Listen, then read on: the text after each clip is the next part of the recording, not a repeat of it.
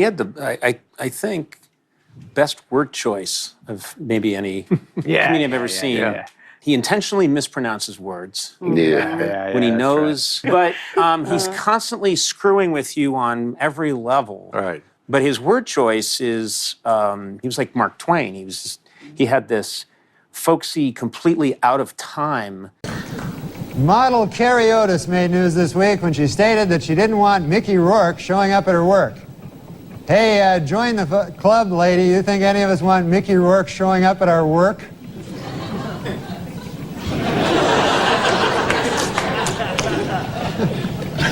According to a poll taken last week, if the presidential elections were held tomorrow, the guy in the funny mask would win.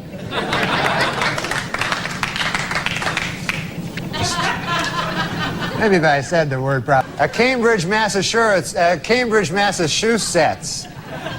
juror found City Councilman William Walsh not guilty of malicious destruction of property after he removed 2 dildos from a sculpture in the City Hall annex.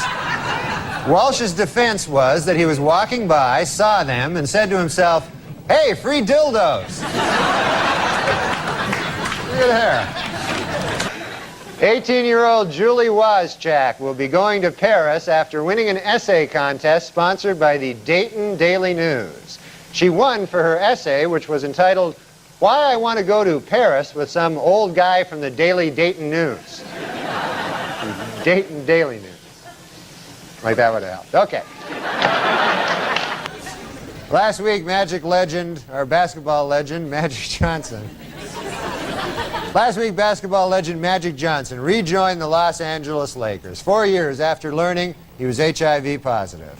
NBA doctors have assured the league's players that they have absolutely nothing to worry about, as long as when they are guarding Magic, they remember not to have sex with him.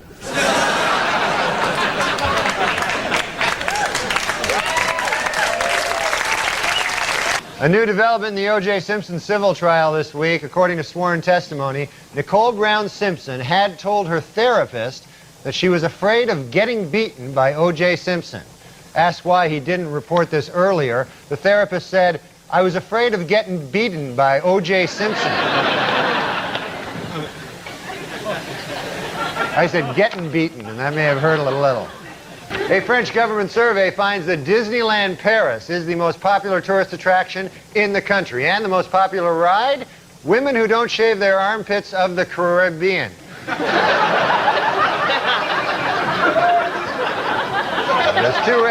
There's two ways to pronounce that, and I got neither. Over the next 2 months, the murder, over the next,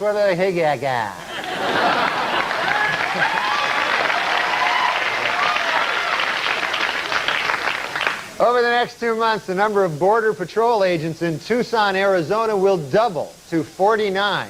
Meanwhile, the number of illegal aliens sneaking into the country will hold steady at 100 million billion.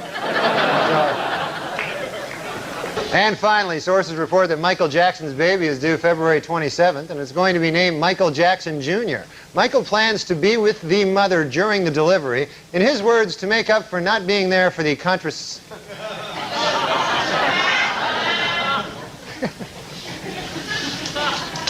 Sources report that Michael Jackson's baby is due February 27th. It's conception. The last word was conception, so. Just hours after, works both ways. Just hours after President Clinton again pledged to clean up the Democratic Party's fundraising operation, the White House announced he will attend a $1 million fundraiser next week. However, spokesman Mike McCurry stressed that at this event, quote, "Donations from Indonesia or other foreign countries will not be accepted unless they are left in a brown paper bag under the sink in the men's room." Unquote. Weekend Update's 1997 survey of the most dangerous jobs in America is out today. The biggest change, last year's #1 West Coast rap star. You know, it'd probably be better if I was over on this camera. Okay, well, now that I'm over on this camera, it'd probably be better if you put the cards over here.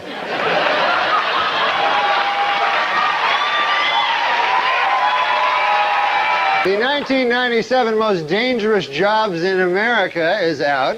And this year, a little bit of a change. Last year's #1 West Coast rap star has been knocked out of the top spot by the new Most Dangerous Job in America, East Coast rap star. Imagine if it had all gone well. Last week in Kansas City, two people... Oh, drats.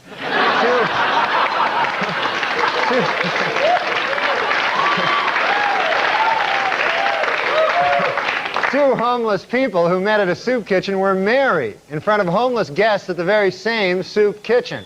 For those who want to give the couple a wedding gift, they are registered at Kansas City's District 5 recycling pen. Last weekend in Washington, a new museum dedicated to broadcast Bah! The fuck was that? Last weekend in Washington, a new museum...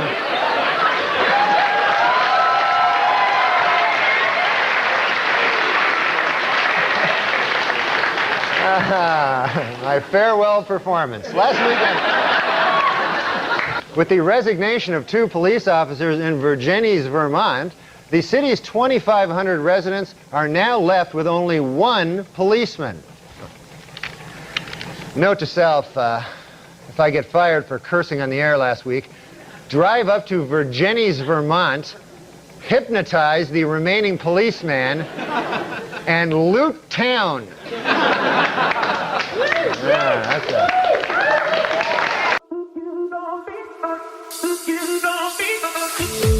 I feel that connection when you touch my body. I know you are something, and I can't ignore it. My friends tell me if I wanna go to them all day. The biggest show right now in the planet is Kate and Ashley plus... What? Kate, John and Kate... Spit all over me.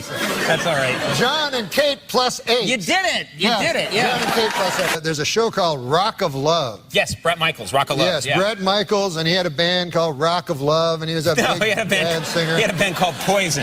Whatever. Yeah. And but Poison. Yeah. But their hit song was Rock of Love. So, anyways, the idea is that he gets these ladies. He says he may pardon the McDougalls. If they're, if they go to jail, he may pardon them. And then they asked him, they said, what about Hillary? If she, if she is, because she's also a co-conspirator. Yeah, if she gets sent away. If she gets sent away, will he pardon her? And Clinton said, you do the time, you do the crime, you do the time, he said.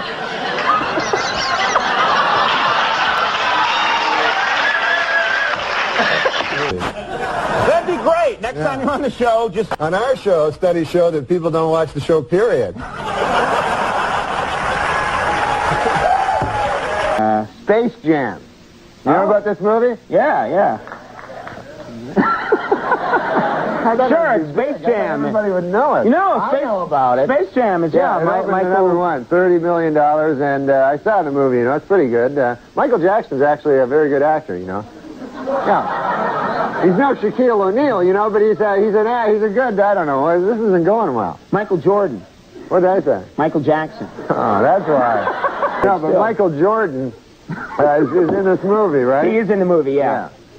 And he made $30 million for it, and apparently he did the movie because there was some money in the world he didn't have, so he had to... Did I say Michael Jordan? You said Michael Jordan that time. Yeah, you did good that time. Okay, that's any other topicals you want to zing out there before we move along? No, it's not going very well. Thanks. Well, hey. Hello. No, you don't have to say hello. Big week for me today. I bought a dog, and man, I don't know about you, but these dogs are getting kind of expensive, aren't they? The hell's going on with the price of dogs? I mean, what's the deal there with the dogs? So I go to this dog store, and a typical salesman there, he's one of them big, high-pressure dog salesman types, So the guy tries to sell me his dog, $500, you know, big $500 dog, and I'm looking to pay, you know, maybe a buck or $2 maybe. I'm thinking $2. That was my ceiling, you know, $2. I figured I'm not going higher than $2. What am I, made of money? So the guy goes, no, he says, buy this dog here. He says, this is a pit bull. It will protect your valuables, this dog, you know. And I don't have anything valuable. I don't own anything. What do I look like? I own stuff, you know? I buy the pit bull. That would be the most valuable thing I own. That would be the thing. Now I have to buy something to protect it, you know. Then I'd be out, be shopping for Wolverines the next day, you know. I'd be going, what do you got in a timber wolf? Show me something in a timber wolf. What do you got? You got anything in a timber wolf there? What do you got? Timber wolves? But you got it, you know. They're an expensive dog, you know. That's my point. Where the hell did that dog even come from, a pit bull? I never heard of that dog. When I grew up, there was no pit bulls, you know. That's not even a... How does that dog just show up like that one day, you know?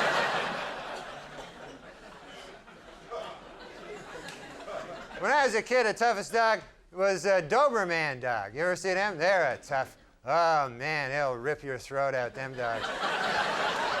Just like a pit bull. That's how they kill you. And they rip your throat out and you die, you know? But I'm not telling you anything you don't know. But they're a dangerous dog. I don't buy no dangerous dogs, I'll tell you that. I always buy a dog that if I have to, I can take him. You know, that's my...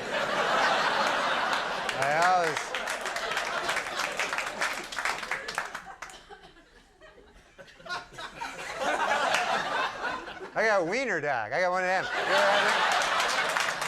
That's a nice dog, a wiener dog. They can't rip your throat out. Unless you're lying down, you know, that'd be the only way. You'd have to be lying down, sleeping. And then late at night, the wiener dog would sneak up and start nibbling at your throat there. Like that. And then you wake up, oh, get away from me, you wiener dog! What the hell, you think you are, a pit bull or something? You're not a pit bull. You're nothing but a wiener dog. Ridiculous. It's all you'll ever be when you think about it. Oh, man, but I love my wiener dog, you know? You don't see Dobermans anymore, you notice that? Pit bulls now everywhere. Doberman's like a forgotten dog, you know? You never see a Doberman. Once in a while you see him, like you'd be on a park bench with a Frisbee. You know? I used to be somebody. I'm a Doberman.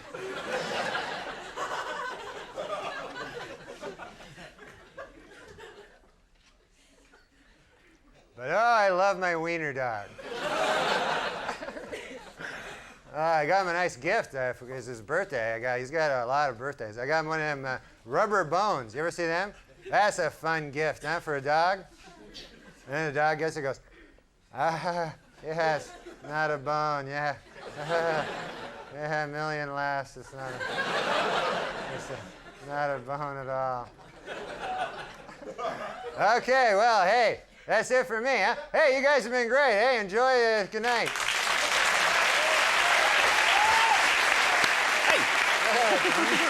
Norm MacDonald, everyone. We'll be right back with the Bug Lady, Betty Fur. We're back. I'm sitting with Norm MacDonald, and now not all your material comes from the news. Is that right? You know. No, some of my material comes. My strongest material comes from real life. Real life? Like, for instance, today I was driving in a car. Mm-hmm. You were kind enough to bring a car to bring this old chunk of coal here to the studio. We send cars for our guests, yes. Yeah, so I got in it, and I get material that way. So my driver... What do you mean? How do you get material that way? You get in the car, and what happens? My driver tells me a joke. The driver we sent to pick you up told you a joke. Yeah. And you're going to tell it now on the show. Yeah, that's how I get a lot of my material. Okay. Why don't we just have him on next time? That guy. That guy. No, wait till you hear me do it. I'm sitting with Norm MacDonald, and now not all your material comes from the news. Is that right? You know. No, some of my material my strongest material comes from real life. Real life? Like, for instance, today I was driving in a car. You were kind enough to bring a car to bring this old chunk of coal here to the studio. We send cars for our guests, yes. Yeah, so I got in it, and I get material that way. So my driver. What do you mean? How do you get material that way? You get in the car, and what happens? My driver tells me a joke. The driver we sent to pick you up told you a joke. Yeah. And you're going to tell it now on the show. Yeah, that's how I get a lot of my material. Okay. Why don't we just have him on next time? That guy. That guy. No, wait till you hear me do it. So the guy, he goes, I say, I'll be the guy. Okay. A moth goes into a podiatrist's office. A moth goes into a podiatrist's office. Right? You are correct. A moth goes into a podiatrist's office, and the podiatrist's office says, "What's the problem?" And the moth says, "What's the problem? Where do I begin, man?" He goes, "I go to work for Gregory Olinovich, and all day long I work." Honestly, Doc, I don't even know what I'm doing anymore. I don't even know if Gregory Olinovich knows. He only knows that he has power over me, and that seems to bring him happiness. But I don't know. I wake up in a malaise, and I walk here and there. The podiatrist says, "Oh, yeah?" And the moth goes, "Yes." And he goes, "At night, I sometimes wake up, and I turn to some old lady in my bed that's on my arm. A lady that I once loved, Doc. I don't know where to turn to. My youngest, Alexandria. She fell in the cold of last year. The cold took her down, as it did many of us. And my other boy, and this is the hardest pill to swallow, Doc. My other boy, Gregaro Ivanilidovich. I no longer love him. As much as it pains me to say, when I look in his eyes, all I see is the same cowardice that I catch when I take a glimpse of my own face in the mirror. If only the cowardice was stronger, then perhaps I could bring myself to reach over to that cocked and loaded gun that lays on the bedside behind me. And end this hellish facade once and for all. How long a drive was this? Do you live in the valley? Where do you live? Please, sorry. He says, "Doc, sometimes I feel like a spider, even though I'm a moth, just barely hanging on to my web with an everlasting fire underneath me." In a highly unusual ruling, the California State Supreme Court declared this week that O.J. Simpson attorney Alan Dershowitz is, quote, "one ugly bastard."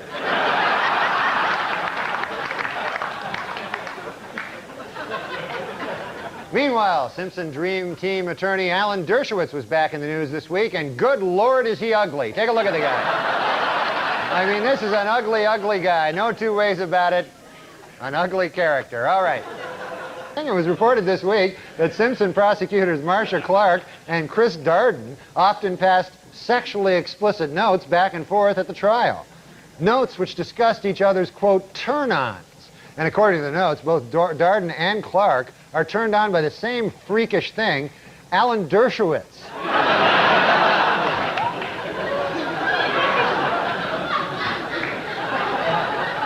Last week at a dramatic press conference about the crash of TWA Flight 800, ABC News correspondent Pierre Salinger displayed a document which he believes is proof that the jet was shot down by a U.S. Navy missile. Later, he proudly showed reporters his solid gold Rolex that he bought on the street for just $15.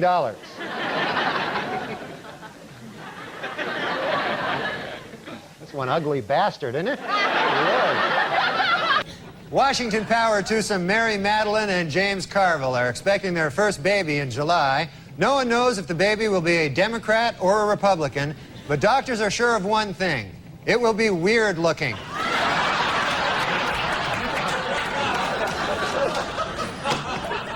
Leona Helmsley fired a maid this week for stealing her Victoria's Secret lingerie. And you think she looks hot here, huh? Imagine, if you would, with the... This week, President Clinton made history when he nominated Madeleine Albright to be first female Secretary of State. Responding to critics who say that she is not the best choice, the president insisted, quote, "She looks a lot better after a couple of drinks."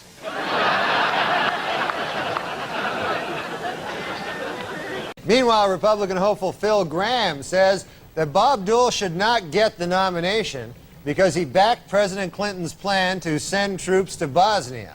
Dole responded that Gramm should not be nominated for president because, well, look at him.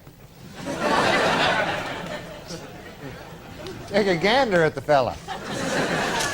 Incidentally, Ms. Maston will be represented in her civil suit by feminist attorney Gloria Allred, who is also quite unattractive.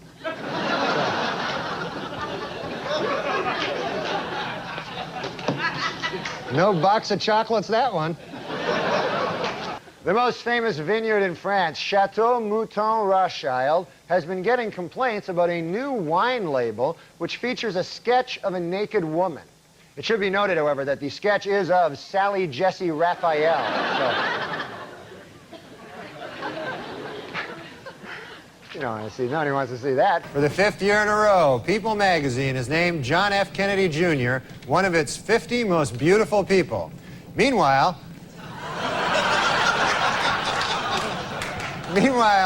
Big Red Nose magazine has named Ted Kennedy one of its 50 faces most ravaged by drink.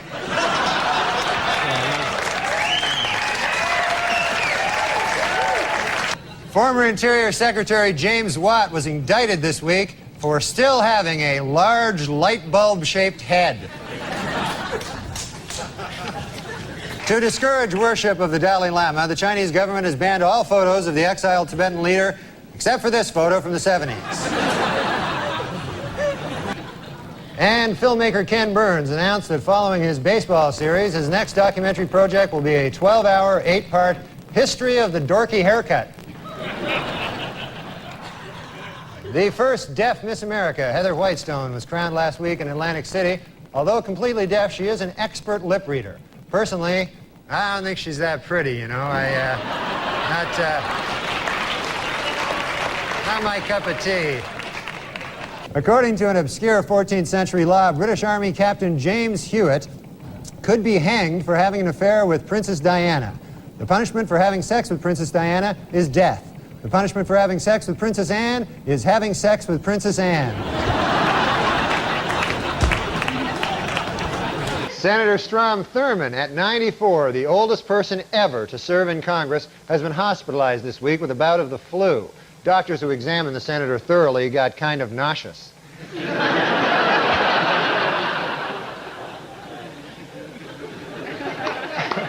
No matter how hard he tries not to, House Speaker Newt Gingrich just continues to scare the bejesus out of little kids. In a recent interview, tenor Luciano Pavarotti says that he is so in love with his new girlfriend that he likes to run nude on the beach with her. Read all about this in this month's issue of Things That Make Me Vomit.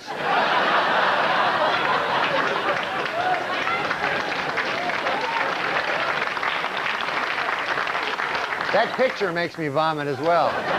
A new development in the Marv Albert story. This week, his accuser, Vanessa Perhatch, decided to go public, allowing news agency to print her name and picture.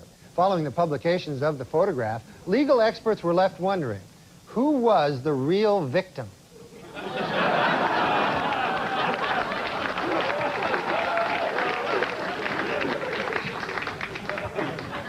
not easy on the eye.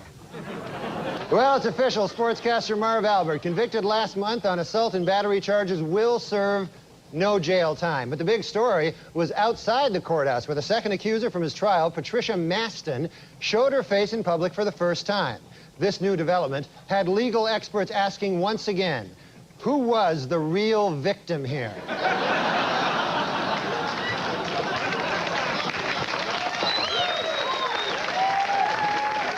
A celebrated Hollywood cosmetic surgeon whose clients include Michael Jackson, Phyllis Diller, and Joan Rivers has been accused of fondling patients while they were under anesthesia. The case has legal experts wondering, who is the real victim here?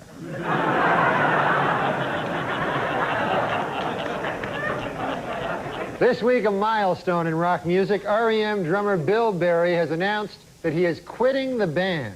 Berry, who has been with REM for 17 years, says the decision to leave was entirely mutual between himself and his giant eyebrow. They talked it over and they decided it was best for both of them. An extremely rare albino lobster found recently in Maine will not end up on a dinner table, but will instead live out its days in a private aquarium. The lobster has already been flown from Casco Bay to Texas, where it will be lovingly cared for by rock legend Johnny Winter.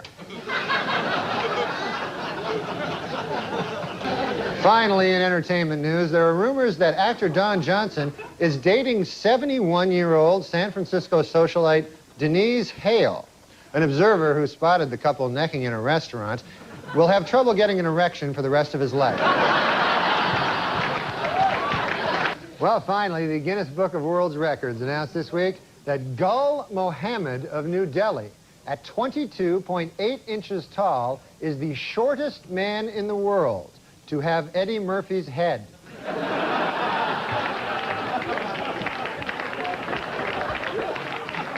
Earlier today, the biggest auction ever of Beatles memorabilia took place in Tokyo. Among the one-of-a-kind items on the block were Paul McCartney's birth certificate, a white Mercedes-Benz owned by John Lennon, and rarest of all, a photo of George Harrison not looking haggard. Have you ever seen one when you think about it? In a recent interview, Paul McCartney confessed that Bob Dylan turned the Beatles on to marijuana. In return, George Harrison turned Dylan on to looking old and haggard.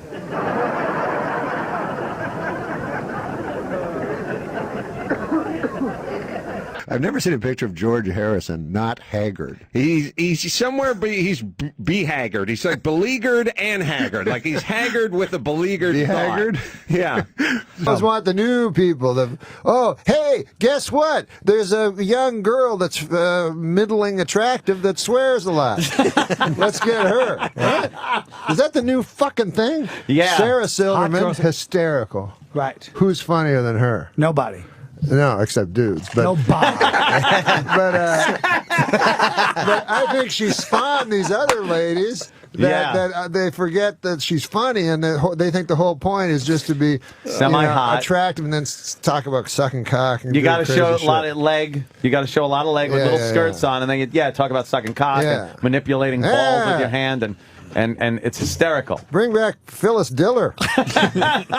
Some ugly old bag. Rosemary. Rosemary. Those are the funny ladies. Wow. Whoa, that is old. The funny ladies always used to be ugly old bags. Or Roseanne. You know what I mean? Let me ask you this. Of all the people that you've ever interviewed over the years, how many people would you say you've interviewed? 40,000. 40,000. That's what they figure 40 years, about 1,000 people a year. 40,000 guests. Now, who was the physically ugliest guest you ever encountered? The ugliest. Ugliest. The Elephant Man. You ever interview the Elephant Man? No, we tried.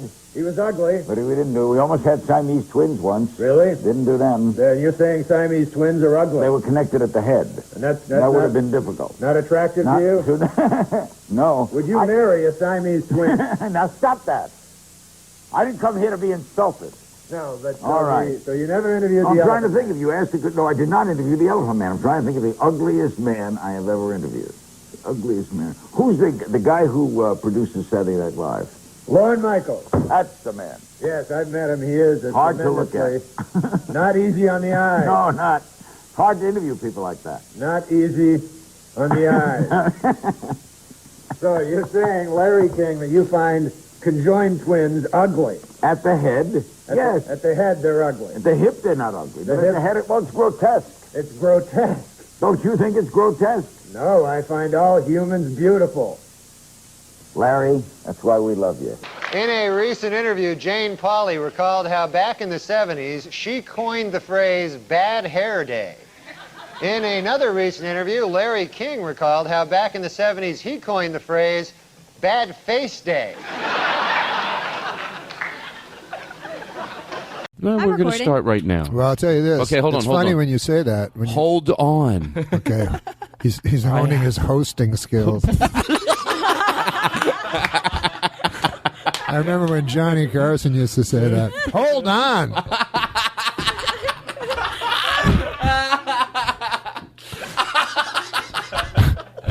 He sensed spontaneity and he panicked. Norm, that's so true. It's mean.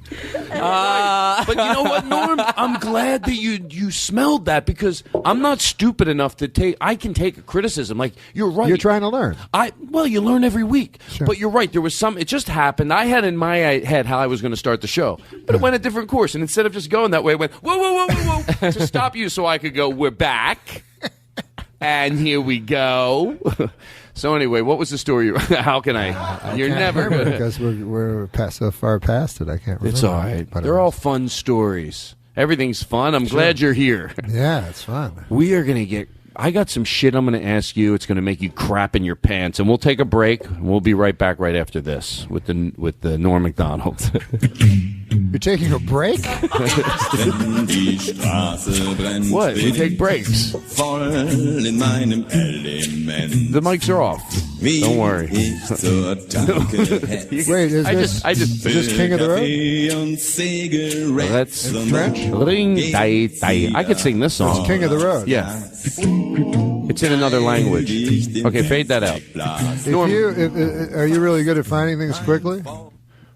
Get Roger Miller's King of the Road English version. I'm going to point out an incredible line in it. All right. I like this. You know, I like taking songs that no one knows the meaning of them. And this first one, I don't know. You guys might go, yeah, Todd, everybody knows that. But I didn't know the Pina Colada song, what that meant. Oh, yes. I just played that on something because I got them to play the whole thing on that stupid man cow, and he still didn't understand. I was listening to this song. Can you so for the hey, wait, Todd, do you mean like you didn't understand the story? I didn't understand. No, well, most people you just hear the. Do you like Pina Colada? That's all. They don't realize it's about adultery. Yes. It's about a guy, but here's the strangest adultery story ever. But here's the part with that song that I always realized. This is if it did ever happen. So for the people that don't know, let me fill them in real quick. So basically, it's saying, a guy takes an ad out. And for the people that know, they're like, Todd. First, he sees an ad in the paper. And it because he goes, me and my old lady, things were getting kind of dull. It's like, huh? Called her his old lady. Yeah, that's the problem. You call her the old lady. No respect at all. Hey, me and my old lady were having problems. Yeah, because you're a fucking idiot. You want to take any responsibility for this at all? No, it's my old lady. So as she lays sleeping, he scours the personal ads. Oh, God. Scouring. Yeah. And then it's an ugly. So explain the song. And then quickly. He finds it one, and the text of it is, if you like pina coladas, getting caught in the rain. If you like something else, walking in the sand, whatever. Yeah. It's enough. I get it. Romantic things people like. Then you're like me, So he goes, this is the lady for me, not this hag of a wife, not my old lady.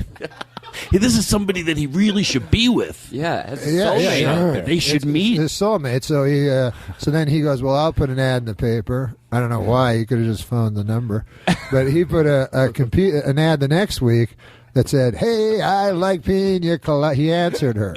Right. Yeah. I like walks in the rain. And then basically what it says is that way. We decided to meet on O'Malley's. We would meet. And then it says, I saw her. And who was it? It was my lovely wife. lady. Now she's a lovely lady. Yeah. Yeah, he got nervous, didn't he, when he fucking saw her?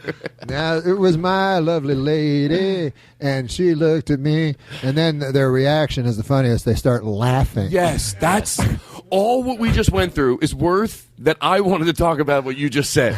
Yes. Dude, think about what happened that night. Like, if that really did happen, well, basically you could say it's a love story about two people that realize the person you're meant to be with, you're with. No, but he also says, he goes, and then I said, I didn't know you like pina coladas. How this escaped him for the fucking 30 years he's been with his old lady. He never took a vacation near a bar. Caught in the rain. Yeah. So there's that. That explains that song. So did you find the other version that he was looking for? Okay, so it's you can speed it. You can play it in about the middle. You know, trailer sale for children in all of their names in the town where he just showed up on a train. That's not true, probably, right? It's just like really disturbing. Like I can understand he knows every engineer and where you can get a free meal, you know. But all of a sudden, every lady he knows every child's name and where they live. No. So the police would go, "Were you in, were you in town last week?" Like, a boy's body was found in a third boxcar 4 miles down. What's his name? He had to have been leaving a lot of child corpses along the way. When he knew their name, the names and where they lived, he knew where they lived. I gotta share something with you. I watched Byron Allen, Comics Unleashed last night. Oh yes, you did that show, right? I did. Did he call you personally? No, I don't know why I did. I think I was with Jamie Massoudi and told me, "Hey, you want to go?" I just went to watch, and then they said, "Oh, you want $208?" So, but I went on. First of all, you've never seen comics more leashed in your life. But the funny thing was, he has no. Real quick, Andy Kindler says, "I think the show should be called Comics on a Tight Choker." Exactly. So now back to Norm. So Byron Allen, he doesn't do like he just gets everybody's like jokes, and he hardly listens to them, and then he has no segues. So it was me, Wendy Liebman, Robert Schimmel, and somebody else. So Robert Schimmel gets the first question. It's like, "So I understand you have cancer." It's all said in the same. It's all said in the same. Like he doesn't even know what he's saying. And so Schimmel goes, "Yeah, cancer. The thing is, I was with my daughter-in-law at the time, and meanwhile, I heard you had cancer. Meanwhile, my ex-wife is on the. You know, I'm fucking the niece." You know, and my ex-wife comes home and all this shit, and then so he goes to me. He goes, "Norm, I understand you bought a dog."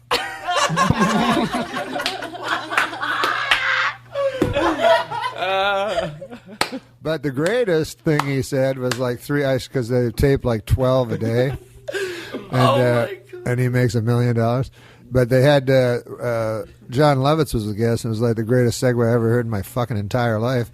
Byron Allen turns to John Lovitz and he goes, "So John, I understand you're getting older."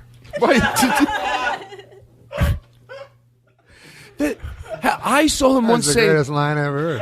I heard him. Understand you're growing older. Yeah. Well, I am actually growing older, and then they told their older joke. I saw him literally ask somebody once, "So what's your thing with Ferris wheels?"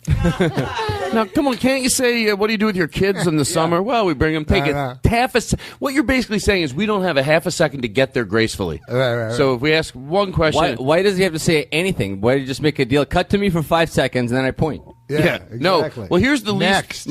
Here's the least we figured out that he could set somebody up, giving it less than he already does. So Daniel, now you like to talk. That's great. So listen to this. The other night. Now listen. Now, Daniel, I understand you like jokes. Telling jokes. I do. You know, it's funny because you have bits about subject. You got bits and pieces. I got bits and pieces. So no. What are we talking about? Talking about Byron Allen. Byron Allen. So the other night on the show, he has a joke. Now I'm willing to.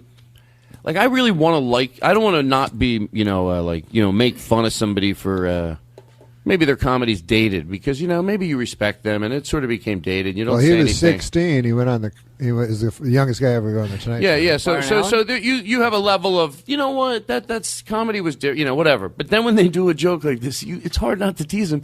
He goes on and he makes a joke about it. He goes, "Yeah, I'm at the payphone." I'm like, oh my God, okay, you held on to the joke. There's still some payphones you could do the joke, right? So you think if you have a team of writers, not one of them talked him out of this joke. It made it onto the air. That means or they're not telling him the truth. Right. It's one or the other. Or they're shitty Okay, writers. here's the joke that gets onto the show. So he goes, so he had to do his payphone joke. I get it. But then he doesn't even think to update what it cost. He goes, she was going to send me a dime back in the mail.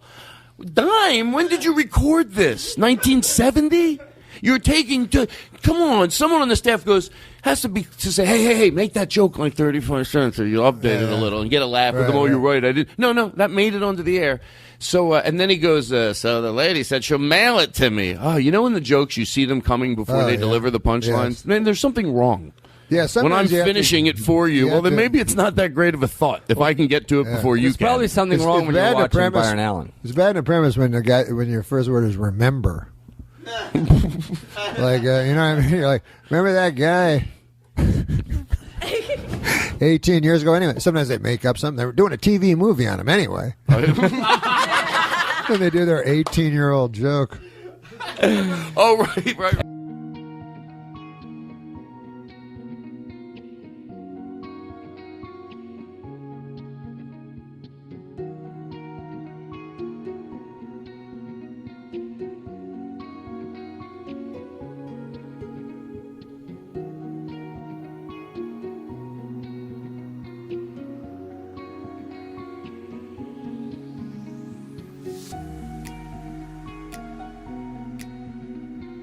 Hey, today's the 20th anniversary of, did you guys remember Lorena Bobbitt? I couldn't even get that out. No, you have to say the whole thing that happened with Lorena Bobbitt for people that don't remember. Yeah. Well, what are you going to do, right? What are you going to do, huh? Right? Hey, you want to hear something that's, what do you got a question? Hey, ask any question you want. You know the questions? I hope you don't mind I'm saying this, Norm. Yes. Sometimes you meet somebody, you have a question, but you're afraid it might be not the coolest question to ask. I know you got 7 of those, Daniel. Yeah, can I go? Sure. All right. I don't even know if it's all right, but I'm saying yes. What if the first one is, what's it like to be on TV? My favorite talk show moment of all time. You probably have heard this a million times. The Conan O'Brien Carrot Top joke. Oh, yeah. That was one of the funniest things. Well, I feel one bad. of my favorite I actually feel bad about that a lot. I don't like to talk about it because it again well, can I just makes fun of something. Backpedal really quick and since it wasn't my intention when I did it, because it wasn't why I went. It was when I was on panel and not other people were talking. To me, it's not because of the joke. It's because of the speed at which you came up with the whole thing. I just admired how fast you did it, and it was just. That's nice. It has nothing to do with who the joke was about. No. But obviously, like if you're not being interviewed and you're just the third person listening in, when you can come in at any point, you can be pretty funny. Yeah. I still get into a little bit of a situation. Anyway. No, but that's it. Like, it wasn't because you made fun of somebody. I just love how fast that was and just clever. And Daniel likes fast. Matter of fact, next to you, his favorite person is a rodeo. What's the guys? What are the guys that bark? They go, over here, we find auctioneer. An auctioneer. He likes auctioneer. He goes I to love auctioneer. I don't think Country auctioneers. Do you watch Storage Wars? No, I don't. Hold on. Can I talk about the auctioneers? I don't think they're doing anything I can't do. Oh, they are. Yeah. Maybe the good ones. I've been to some of these fairs. Hey, we got it over here. We got $1 over here. We got $1. We got $1.05. Hey, we got it here. $1.10. Hey, all you're doing is going. Hold on. They're going. Hey, yeah, that part didn't make any sense. And I understand when you clear up. So the shitty barkers, that's all they do. They go, over here, we need $100.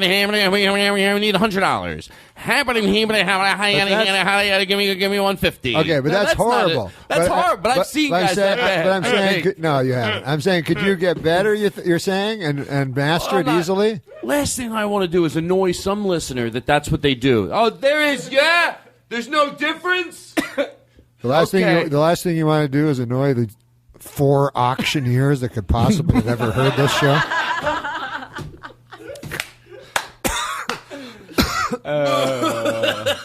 First of all, I am kidding. I don't vision that being my audience. A guy with a donkey. You could lose all the auctioneers that exist, and it wouldn't matter. You could it's do as well or That's as poorly. true. You know what, though? I never even like to piss off an auctioneer. It's the way I run. Are there any modern day auctioneers? Is that a Mark Twain quote? What was it? I forget. I'll never piss off an auctioneer on a steamboat. I don't know. What about, I think Mark Twain was the funniest, but then you fucking hear, they go, Will Rogers, that guy was funny, and then he'll have a rope or something on YouTube. I've seen him on YouTube. And he says these things, they're all horrible. They're not funny at all. He goes, I don't care much for politicians. I have more use for my dog. I go, that's a joke? That was literally a joke of it, like a very famous joke. I got to be honest. I'm a little bit out there. I feel good, though.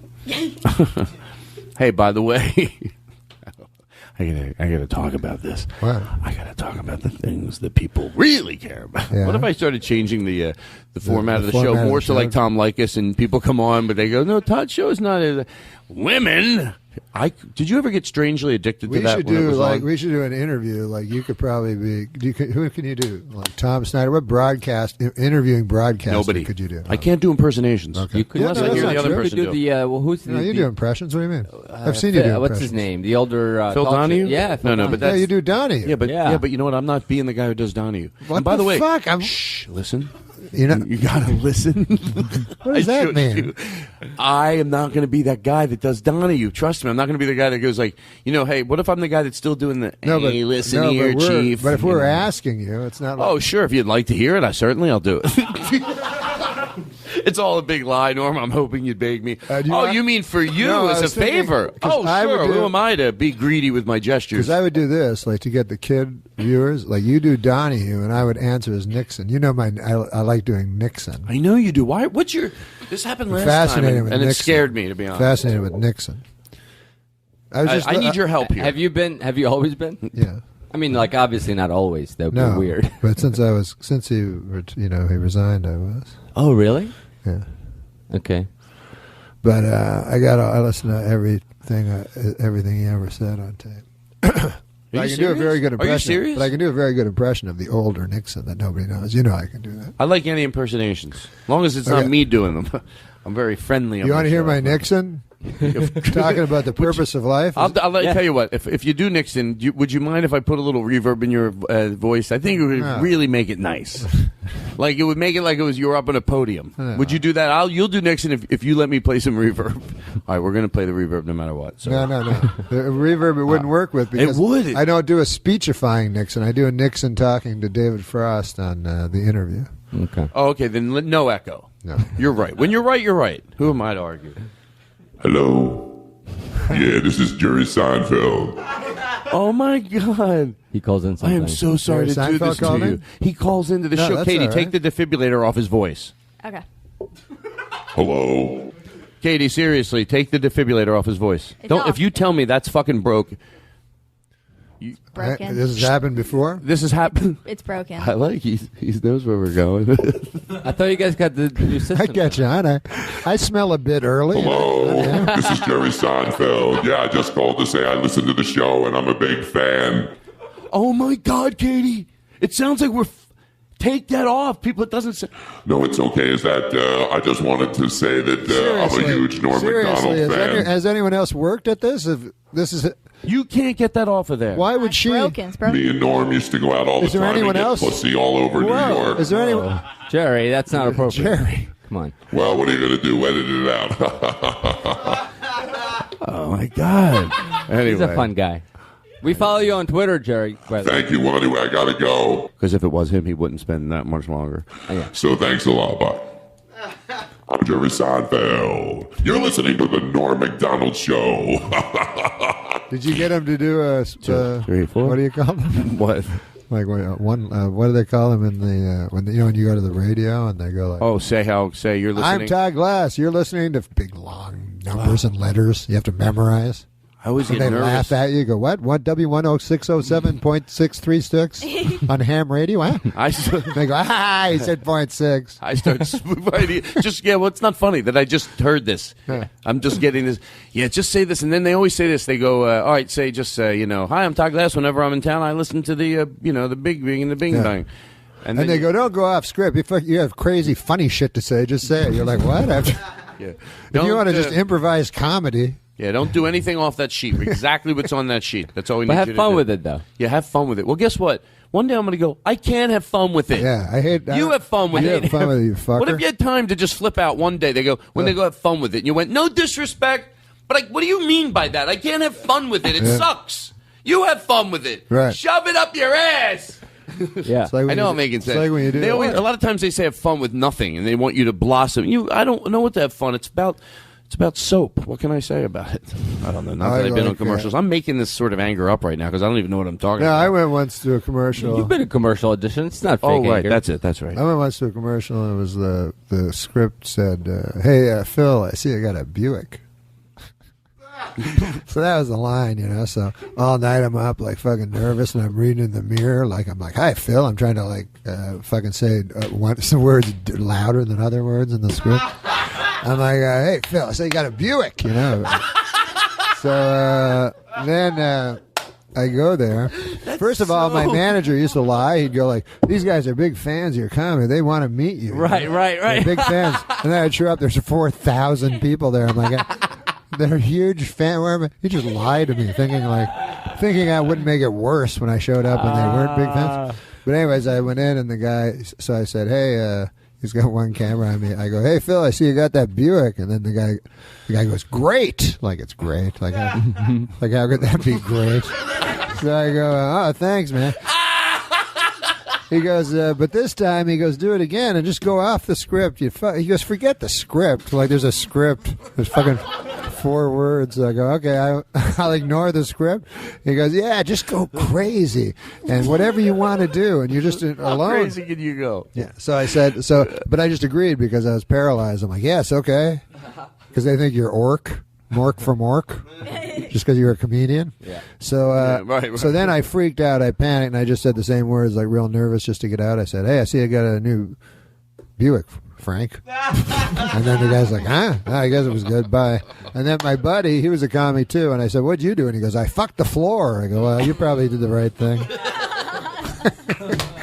Because that's what they were looking for, something like If I had anything, I used to eavesdrop in auditions and walk out on half of them. If I heard the person in the room before me doing anything different than what I thought, now I didn't realize maybe what I was going to do is right. I just figured if they're doing it, it's probably right. Right. So someone would be screaming, and I go, "Oh my god, I didn't know they used an Italian accent and scream," and I would leave because I wasn't. I left. For all I know, the they're in there rolling their eyes Yeah. at this person, and I'm leaving the audition because this person. I left one time because there was for a bad guy and shit, and I was reading it, and then I get there. And I'm outside, and the guy comes in. He was in right before me. It's Powers Booth. Oh, where's that at? The powerful actor Powers Booth. He played Jim Jones and Who is Powers that? Booth? No. Oh, come on. Come Put on. it up on the computer for him. Powers Booth. We can see it over there, right? He's in Tombstone. He's in everything. Probably if I saw him, I would know him. Well, maybe you'll be seeing a picture soon by this computer. Well, he's good. He's quick. That's why he has over 60 listeners on his on his iTunes. He has 60 tweeters. 60 followers on Twitter. 60 followers. Oh, Jesus, I'm so exhausted. How about when they go? Thank you for helping me, everybody. That was so nice the way you all jumped in. Very, very nurturing. Booth. Is he black? No. Hey. How could none of Not on this show. We don't talk like that. How could none of you thought I know knew who that was. veteran actor Powers Booth? Very famous. Oh my God! Yeah, of Everyone course. knows Powers him. Booth. Tombstone. Right there. Oh, yeah, I know him. Yeah, well, I mean, I don't know of course. him. He looks familiar. Deadwood. Well, that's not a good picture. Do another. Oh, is there another Jesus. picture? That sucks. That picture. You know He was what's in nice the- about No, he you? wasn't in Deadwood. You're nice about the picture. He was the pimp in Deadwood, wasn't he? Oh, yes, he was. You're right. Yeah. Oh, this is great. I know. Well, I'm waiting. It's a slow. Oh, there you go. There. Oh, Yeah. sure, I know him. Of course He you know. goes to my gym.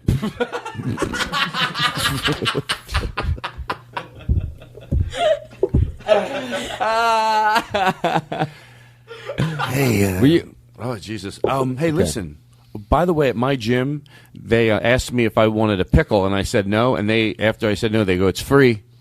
Now, I couldn't help but overthinking this, of course, because it's like, who would even admit that it was because of the price? Like, even if it was, you'd be afraid to go, oh, yes, then, yes, because it was I wanted a pickle, but I didn't want to spend the quarter. Who's giving out pickles at your gym? At the lunch place. Okay, you want to know the truth? You son of a bitch? I know the truth. Listen I'm not up, letting you get away with motherfucker. this. Here's what Daniel knows. I'm trying to take an old joke and use it. You repurposed the joke Yes. from your act. You Yes, raped well, because I haven't done it. You raped your own act and then refigurated it into a true story from your past? Okay, listen. I'm being honest now. You're not going to make me feel bad about it. right. Okay, let me tell you what I've done happened. that before. About 5 years ago. I want to hear this. I was at Einstein's. Here's why I'm not embarrassed about it. Because people, you don't want to seem like you're lying. Was this sidetrack? Yeah. Was this on the list of things to talk about? Yes. And you just chose to bring it up as a thing that happened? Yeah, I just decided. Oh, okay. I just didn't know what you were doing. Well, let the audience in on joke. let the audience in on this. Okay. The part I don't think they're. So anyway, so I took the old bit. You know, it was a bit that happened 5 years ago at the Einsteins. And even though I thought about the pickle, what made me be paranoid was my gym probably wouldn't have a pickle. And that, what gym you go? They give out pickles. I'm like, shut the fuck up. Why you got to be so observant? So anyway, because it was at an Einstein's, and they said, free pickle. So, but the truth, their story's true. I mean, it's just. Yeah. But I think it would be funny that, like you would be on a date, and they would be like, "Would you like a pickle?" "No, she's okay." Oh no, they're free, sir. Oh, have a pickle. Do you want a pickle, honey? I wouldn't prevent you from getting a free pickle. I don't. It's a great joke. Just I'm not going to pay for it. Hey, I'm looking at the bill. I don't want to make trouble, but the pickles weren't on the bill, right? They weren't priced separately on the menu. I always feel like when I go down to that deli and they give you the clump of stuff on the pickles or whatever they throw down there, I always feel like if I eat them all and then I get more, I'm getting one over on them. You know, I'm getting a second bowl of pickles. Well, for a $14 sandwich, I like to. The other day I was at my gym and I had to use the payphone. So so what happened? What happened? No, that's I don't have. Listen, my CB. That.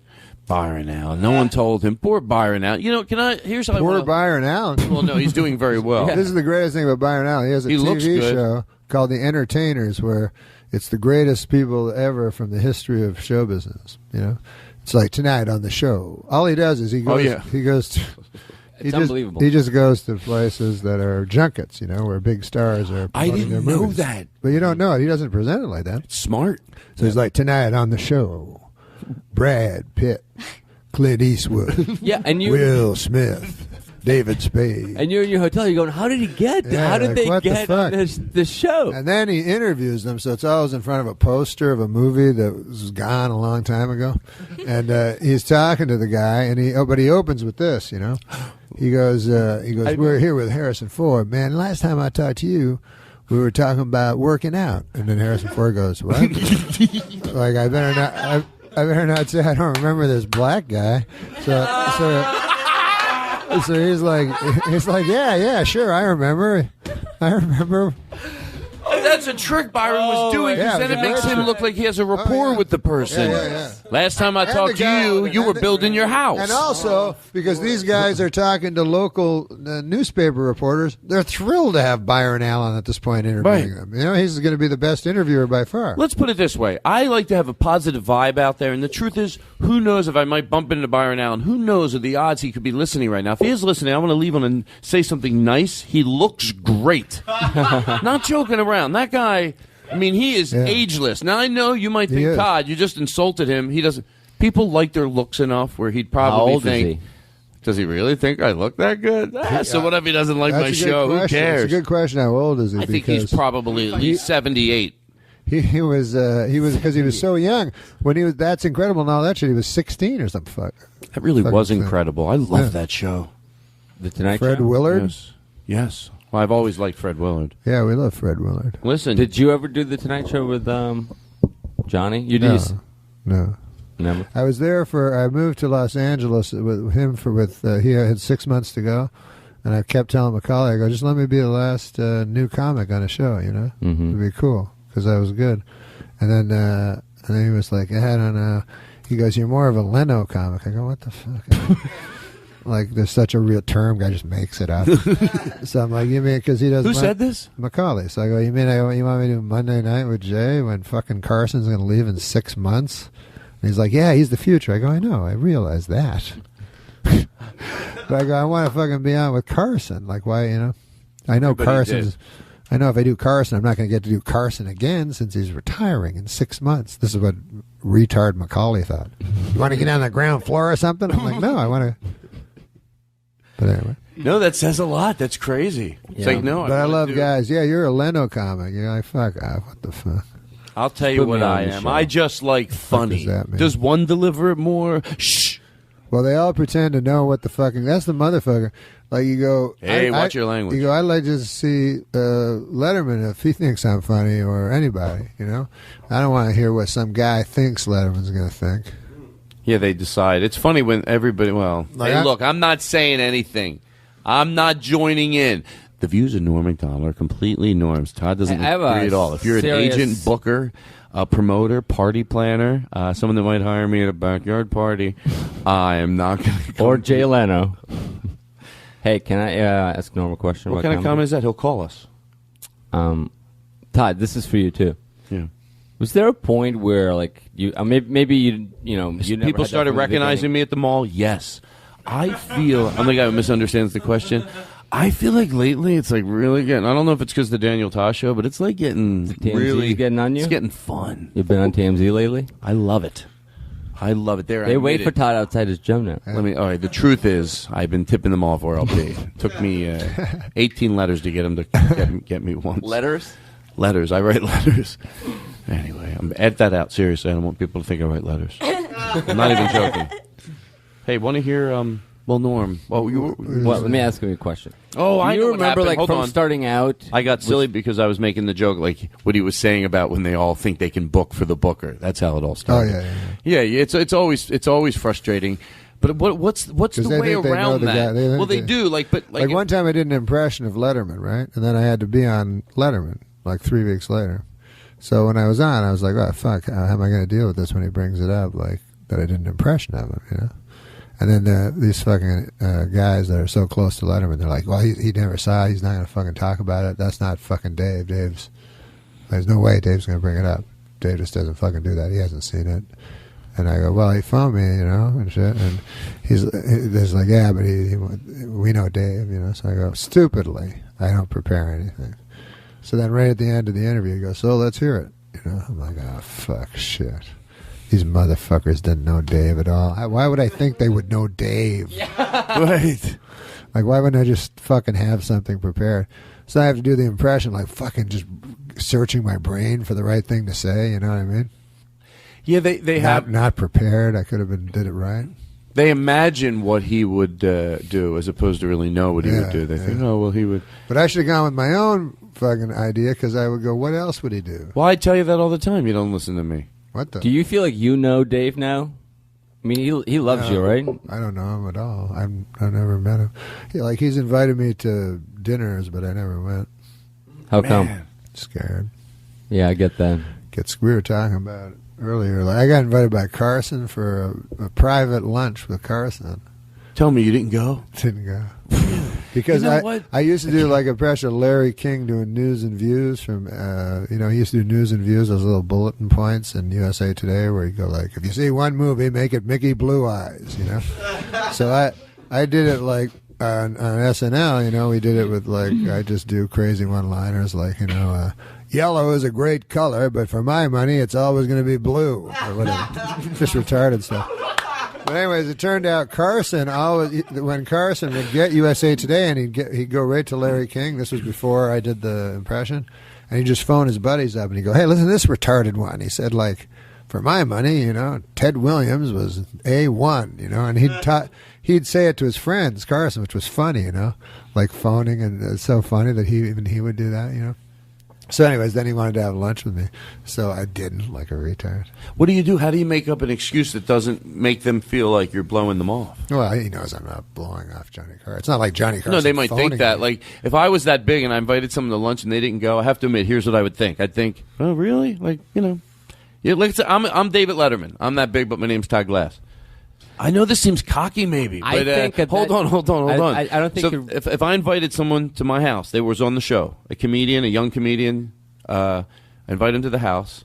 I'm really trying to think, and then I'm that big. I have to keep thinking I'm that big, and then they don't show. I might sarcastically. Some other friends will go, really, Bing Bang doesn't, Bing Bang doesn't show up. What's he doing? I didn't not show up. I didn't have like a. It seems like I'm making. I didn't have a lunch date. No. I get it. Like, I think if Johnny called him personally and said, "You want to go to?" You'd go. Of course. But I think it was like in passing. Hey, Norm. No, I got my management phone. He said Johnny Carson wants to have lunch with you, and I thought I was all thrilled. And I was like, "Holy fuck! What am I going to like? I'll be all alone with them talking, and I won't have any stories. I can't go like." Anyways, one time, Chris Kattan. He doesn't see the cue card. I have no stories at all to tell Johnny Carson, So I go, fuck, it's going to be hard, like 2 hours just with Johnny Carson, like trying to interview him properly or whatever. And then I thought if I brought a buddy, it would be fun, but he can't, I can't just bring a buddy. If I could share it with somebody, but otherwise it would be very hard work. And by the way, but I regret not going. I should have gone. But also, as you're sitting there, I'm thinking my purpose of saying that wasn't I wouldn't do the same thing. Like I could totally see being so nervous that if there's a third person, that makes it a tremendous amount easier. That third person, especially if it's a mutual. If you friend. went with your buddy, you'd go see anybody. Yeah. So, but I for a second thinking what what's here's odd the is reason I think that he's not calling you. What's odd? It's odd to hear you say that you He's don't dead, by feel the like way. you know I'm kidding. Dave at all. Because every time you're on the show, it seems like he's like so excited to see you, and you guys have such great chemistry together. I could have sworn you guys were like hanging out. No, I don't know David. I don't know David Letterman. I like to see when you could tell, and I think it usually, and then we'll move on to something else because I always say it's nice to get compliments, but if it makes you awkward to sit there and just receive them, but you can just put up with it for another second. But it's fun to see your friends when they're on a show like that where you can tell Dave appreciates that they bring their game, and that's fun. I see it with Spade a lot too. I feel like they both know. And same thing with you. I feel like that you came prepared to fucking. Well, it's fun because they have to fucking talk to all these actresses and all the time and shit like that. So, that's a joy for them to hear somebody being funny and shit, and them not having to do all the fucking work of, dragging a story out of the girl from Third In from the new show that got canceled from the Badge. I'm trying to pick a show that doesn't exist because every show exists. I don't want to hit one person. Two women and a duck. Where's a cowbell when I need one? Oh my God, I love all this. I love these. I love any stories when it has to do with the story that you have with Al Roker. Is it with the? I always try to retell it to my friends, and I think I always can't do it right. Story. No, yes, you do with the John Fogerty. Who was that? That's not Al Roker. Oh, who was that about? Not Al Roker. Oh my God, Al Roker. Al Roker. I was like, I would know. I think I would know if I had an Al Roker. I know it was. Who was it? Hugh Hausler. No, I wasn't him. It was No, it was. Who was it? Come on, it was not that big of a Bob deal. Uecker. Bob Uecker. Yeah. Oh Jesus! Oh my God, my show sucks. Oh my God, I'm going off the air. Did we find out this how is so embarrassing? Oh my God, this is. Oh my God, Norm's staring at me like he feels bad for me. I could just see him. He's like, poor Todd, this is all he's got. And Daniel, shut the fuck up. Did that chair when you met David? Oh my God, are you fucking shitting me? Todd, we can hear you. Hello? No, seriously, what's up? No, this is fun. That's the way the guy gets out of it. He's so oh my God, he realizes that his thoughts were going out. Oh my God, look at us, we're having fun. I have no idea what time it is. What time is it? How long have we been going? 7:39. We've been going for close to... Oh, we did... 40 minutes. Oh, that's great. Yeah. Shh, don't When do you take your break? There's no breaks in this business. You told me you took a break. I don't take breaks. I heard you took breaks. Last time I took a break. Yeah, let's take a break. No, what? I changed my mind.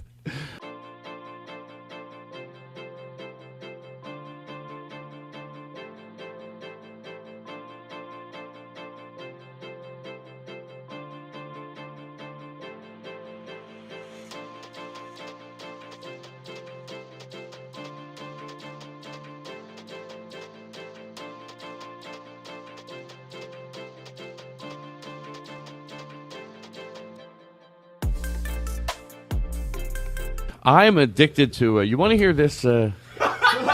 What's wrong? What's wrong? Why are you laughing? You look like you're wearing a bow tie. This okay. I don't know what to do. You want me to do my impression of Nixon talking about rich people? Oh, that's what I was waiting for. You weren't doing the impersonation. I was going to do the impression. Wait, what happened? I was then? going to do the impression of Richard Nixon talking about. I think that's what you were going to do. To be honest, I think it was the guy with the story when. Bob Uecker. No, but I want to hear Nixon. Can we hear Nixon? Yes. Moving on. Edit this out. No, Nixon said this because it was very interesting because I watched I know everything about Nixon, so I listened to I knew all the tapes, the Frost Nixon tapes. I would listen to all of them. You can't even get them anymore. But in the movie, it's all wrong. Like Nixon crushed him in the actual life, and in the movie, like it looked like he beat Nixon, Frost, but he didn't at all. Like it was Nixon's greatest. That would be Do you know about this? Not a very compelling Hollywood story. No, that would. What's be your a good fascination story. with Nixon? So Nixon in the tapes, in the Frost Nixon debates, Nixon's the most fascinating because he's really persuasive, Mm-hmm. and he talks about the meaning of life. He talks about a lot of things. Richard Nixon. Yeah. Do you want to hear Nixon on the meaning of life? Yes. He goes, I see a lot of people say, who would be happy is a fellow that got to golf all the time. And he didn't have to work anymore. But the most unhappy people I've ever met live in the south of France, Palm Springs, Palm Beach. And they golf too much, and they drink too much, and they think too little. And they don't know that life is in the struggle, whether you win or lose. So it's the people in the watering holes. And I know there are people that are saying, well, I don't believe that. I think if I had a car, by God. You talk like me a little. So that's his purpose of life, struggle. Now, this might sound like a stupid question, maybe, but where did you get that from? Like, where does the average? Where are those speeches I collected all the tapes of. I've collected all the tapes of Nixon and all the tapes of Manson. Well, when did he say this stuff? Like most presidents don't get so eloquent. Like He said this on the Frost Nixon tapes. That in the movie it was depicted as Nixon crushing, but actually Nixon was just setting out all these, it was his greatest moment. Like he just made himself completely human. And also what's funny about Nixon is when he does the things about the Watergate, because Watergate was so ludicrous, the things they did, they were so fucking ridiculous, that Nixon just says them sarcastically because they're so retarded. So they'll go like Frost will go now when Ehrlichman talks about the wearing of the wigs and so forth and the disguises and the changes in voice with the machines. And then Nixon goes, well, if you're talking about they're saying that there's listening devices, or in this case, I suppose it would be more hearing devices. Or if you're talking about wigs. How do you say wigs as if it was the most retarded thing ever? Or wigs. But meanwhile, the wigs were true, and that's what's funny about Nixon. Nixon and Manson are both funny because he makes the person interviewing them look like an idiot. Right. Like Manson's like, okay. One time I heard Manson go, the woman said, why did your response? Because I never killed nobody, man. He goes, yeah, but you sent your girls to go kill them. And he goes, let me tell you something, man. Why don't you fly to New York?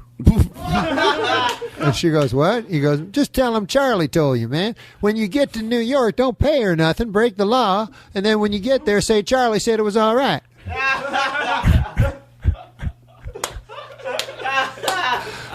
funny. Oh, that is funny. He's a smart guy, right? Well, you have to be. I don't know if he's smart. Diabolical. I don't know if he's smart. He also said, my mother's Eisenhower and my father's an icebox. That's not that smart. See, thank you. Thank you. You don't just take the, the other ones. What about Nixon? He was smart, right? Well, Nixon was really smart, yeah. But the funny thing about Nixon that fascinates me so much is that he was very transparent. People say he was a political expert, but the fact is he was the opposite. Obama's a political expert, or Reagan, people that can hide their feelings completely, and appear. Nixon, you could fucking tell everything he was saying. You could tell when he was lying, and, he was nervous and shifty. Nixon would never get elected now. No, I don't know how he ever got elected. Yeah, that's true also. Who was right before him? LBJ? I have no idea. LBJ. I get lost after how many presidents? That's how he got elected, just how Bush got elected, because, everything was so bad. Yeah, he was around for a long time, Nixon. He was the vice president for 2 terms before Kennedy. Hello, this is Robert Kennedy. I'm calling on the show. Oh, that's it. We have Robert Kennedy. No, let me get a little better. Hold on. Robert F. Kennedy. Listen here. This country that we live in, a lot of great people have done some amazing things. That's pretty good. That is amazing. But we need, listen up. This is the way I always talk, even when I talk to my wife on the phone at night. I say, listen, honey, I will be home, and we will have fun when I get home, but when I'm gone, I cannot be... Wait, is this another repurposing of your act? Pretty good. Is this repurposing of your act? No. Is this when you did the game show host at home, making love? All right, everybody, let's put our money down on the floor. We're going to have some fun That was now. pretty good. How did you do? But tell us seriously that bit, because I remember you doing this. What bit? That early bit you did about the game show host, but he's at home with the wife. Oh, God, that was when I would play the dating game music. I would go, no, I forget. I was saying something really hacky. I didn't think you'd... Oh, no. Turns out he has one. I just cackled. Hey, for the people, I know this seems stupid, but for you...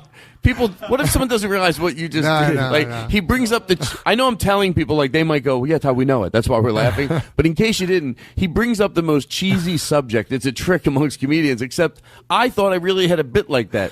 So you make up some horrible premise, and then I literally go, oh, yeah, I remember that bit. And that's where we're at right now. Okay. That is. You're like, no, I didn't do it. What was maybe I didn't hear what you said. I try to get out of it. Maybe I didn't hear what you said. Maybe I didn't hear what you said. All right, I'm having fun. fun. This is my favorite thing on the road. I don't like to be more... This is my favorite thing on the road for pandering. You go like, hey, man, where are you guys again? They're like, we're in East Rutherford or something. And you go, okay, so who should I make fun of? And they go, you should make fun of those fuckers from West Rutherford. And then you go, all right. So then you go up and you go, hey, man, this is fucking nice. Last night I was playing in West Rutherford. They're like, boo. You're like, these fucking retards. And they're like, yeah. And then I'm like, wait a second, you're from you people should be closer than anyone on earth. Like, why is your enemy West Rutherfordian? Right, it's like one town over. Really, you got to be very, very similar. That's great. But how could and I love comedians that really love to work all those tricks too. Like they don't do one after another. We counted a comedian one night. Remember you told me the funniest thing was you going. Because comics, when they go to town, like they'll find out at the gay bar in town, then they'll go like, "Hey, I was just at the mine. They're pretty friendly over there at the mine shaft. I had dinner, and these fellas, remember?" No, that was a bit we used to do. I know, but remember you used to go to clubs and go like, you'd tell the owner that you were doing that joke. Remember?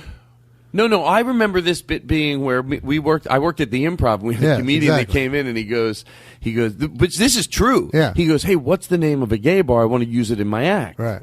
So we're like, so many years ago, I think they told him what one was, and then the joke was that he never did it in his act. So, but he would go like, here's when he got caught. So he's on stage, and he goes, when he asked for it, they go, oh, you want a gay bar? We'll probably go to the give me a mine shaft. Go to the mine shaft. He goes, oh, okay, cool. They have valet parking? Yeah, that's right.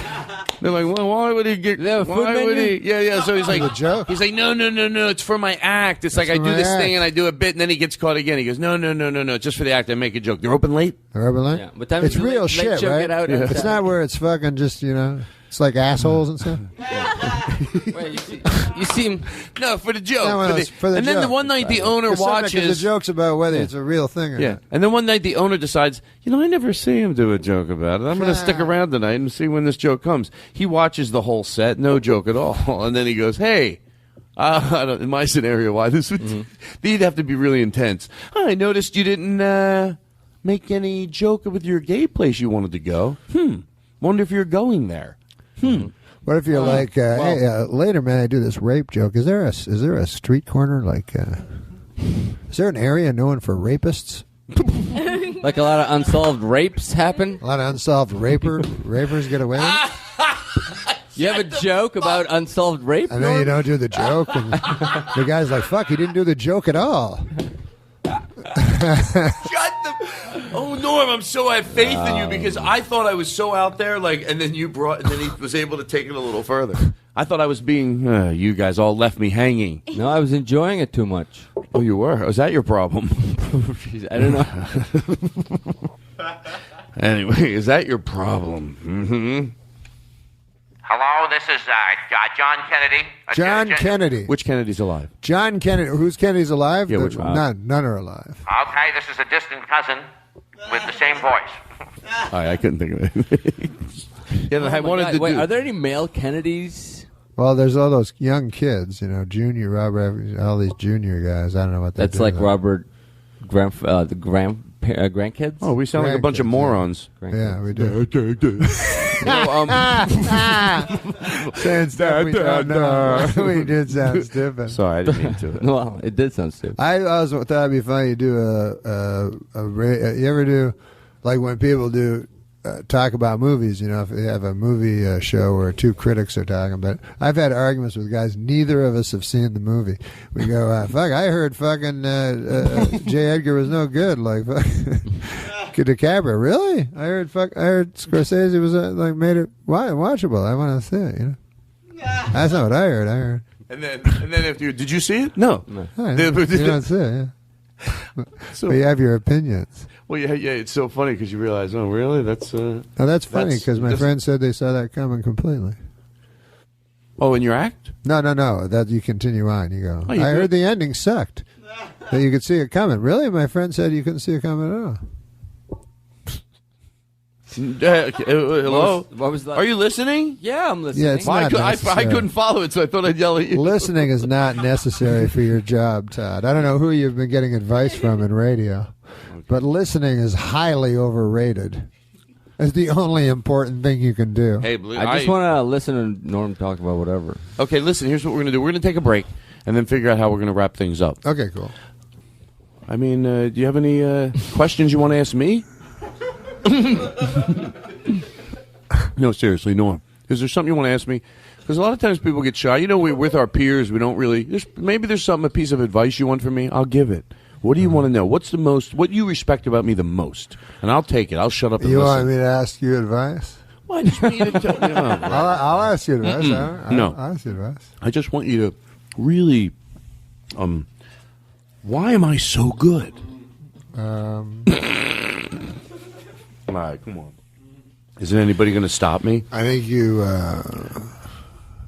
I mean, I didn't mean for you to really. I think have you to- look at comedy a lot. You watch comedy a lot. There you and go. I think you're a kind person. So those two together make you very funny. I know you're going to think I'm just saying this, everybody, but when he's right, he's right. No, seriously, no, I don't usually agree with the thing he says. I'm really, normally I'm like, shut the fuck up, Norm. But in this case, I think he's right. Chris, you're doing a great job, and I've had my second McFlurry. Hey, want to hear somebody? Oh, this is how you want to hear something? This guy sings "Amazing Grace," and he's like a crack addict. It's not funny. There's a crack addict.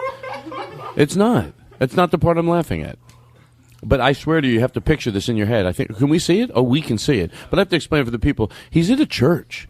And he's not on crack. He's heavily influenced. This is not a joke.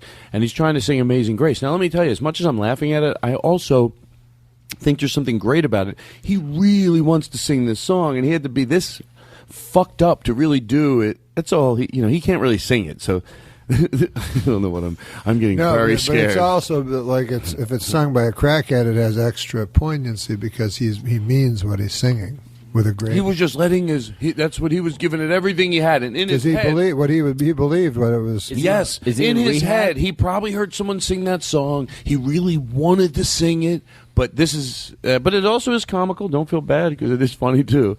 Okay, play it. Praise the Lord, Jesus in the name of the Lord.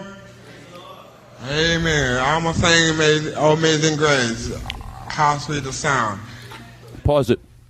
By the way, I'm not even joking. I would not play this if I thought he was mentally challenged or whatever the correct term is. I swear to God, I wouldn't think this was funny. I just think he's, well, I guess it's not that nice that I'm making fun of him for being drugged out of his mind. I think it's Looney Tunes. He's a Looney Tune, right. I'm the guy who doesn't listen. Oh, he's high. No, he's high on something. Okay. So then it's funny. Oh my God, I got lost. I thought you guys were all like fucking throwing me under the bus. No. Norm's the only one that takes care of me. I totally, try to make myself. Norm's the only one who's like, back off. You got a legend in the room. Norm's the only one over there going, you know what you work with every day? Do you realize that this is somebody that's great? Sure, that's what Norm thinks. Problem is nobody else. That was an old trick, I think. All right, so play this. So you're going to play a 3-minute and 20-second? Can I? What happened? No, shut it off. We don't play it now. Those are your friends that show you YouTubes. You're not going like, to play this is 8:41. What the fuck? I know I would ever go, you want to watch a third of a sitcom? You're like, you have to. You know what? You like doing bits that are based on phony premises because that's what you're doing. I wasn't going to play the whole thing, and you know it. I did not. You were just making fun of me. You're getting a cheap I saw laugh at my 321 expense. I was going to watch the whole thing. Like I can't. How many times in this show do we go in and out of songs? We don't play. Look, why am I getting defensive? I would never do that. Rory's over there going, Todd, how does he do it at night after night? Guy's brilliant. I make everybody think I'm great. Yeah. I know. Katie's over there going, this is what I get to work with. It's fun. Anyway. Norm, I'm gonna thank you for stopping by. All right, man. All right. I don't really want to say goodbye, and to tell you the truth, I didn't think Rory was going to show. Oh, my God, it's so rude. All right. Is there anything else, anybody? You want to ask Daniel anything? You don't have to ask anybody anything. Is there anything? How should I end it? Help me out here. What do I do? I know everything. So I can never think of a question. Do you know do you know the secret to life?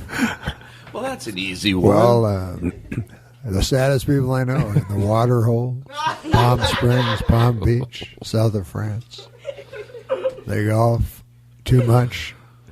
They think too much, drink too much, think too little. I know a lot of people are going to go, by golly, I'd just like to be retired and have a car, and wouldn't that be fine?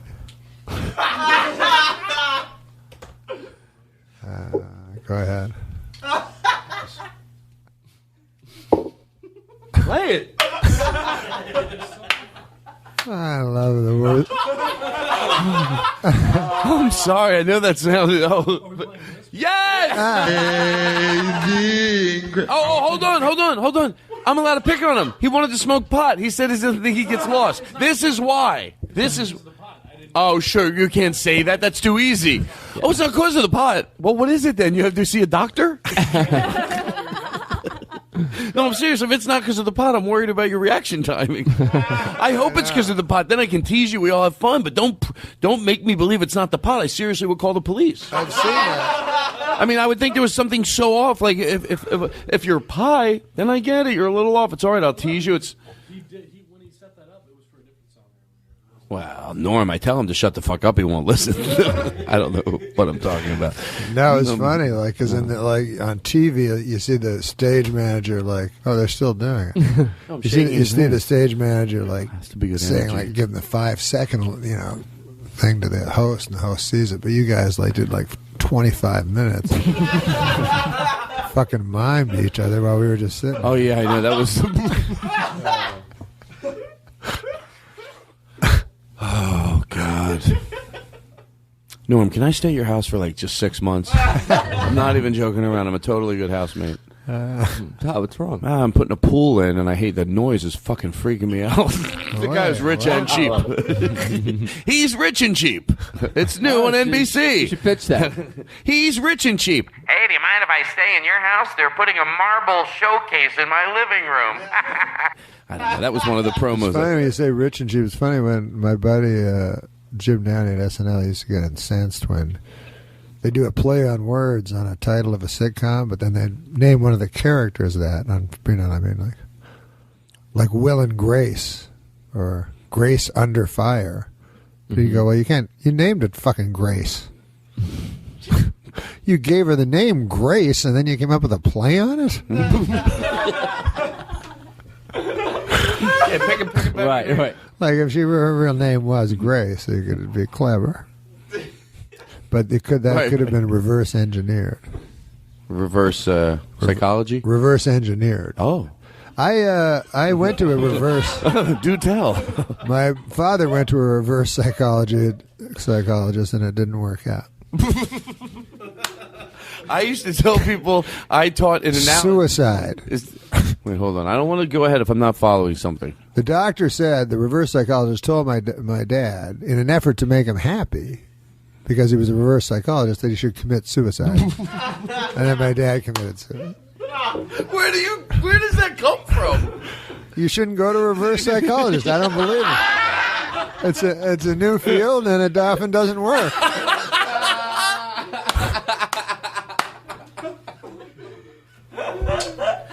That's funny. All right, you know what? That's how you say goodnight. I'm not baby. stupid. What do you think? I'm fucking stupid?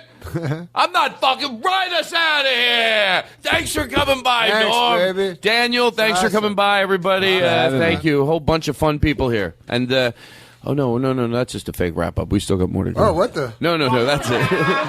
All right, bye.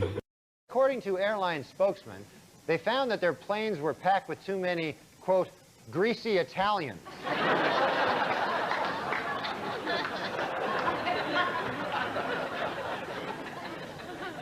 3 years ago, an 11-year-old British schoolgirl put a message in a bottle and tossed it into the Atlantic Ocean. Well, this week, she was astounded to receive a reply from halfway around the world. Sadly, the reply read, "You're 11, what are you wearing?" Update with Norm MacDonald. Thank you very much. Thanks, folks. Thank you. I'm Norm MacDonald, and now the fake news, our top story.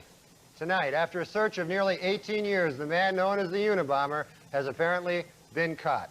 Theodore Kaczynski is described as a genius with degrees in mathematics from both Harvard and the University of Michigan. Well, now perhaps Americans can focus on our real enemy. Fancy book learning.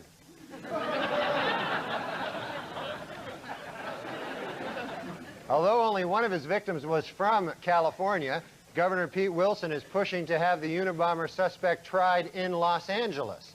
Also pushing to have the Unabomber tried in Los Angeles, the Unabomber.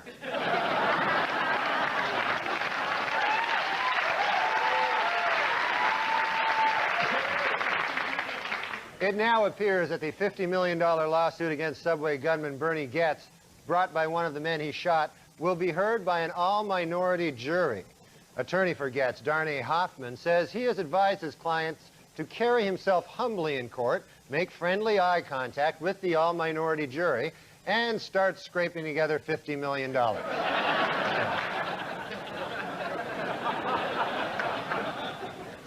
Last week on Larry King Live, Marlon Brando made the shocking statement that Hollywood is, quote, run by Jews. In response, outraged Jewish organizations made it snow in New York in April.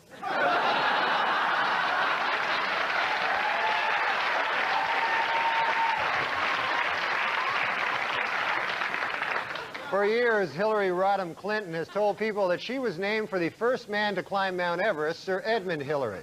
But as Esquire magazine recently pointed out, Sir Edmund did not climb Mount Everest until 1953, 6 years after Hillary was born. However, the First Lady does have a good explanation for the discrepancy. She loves to lie.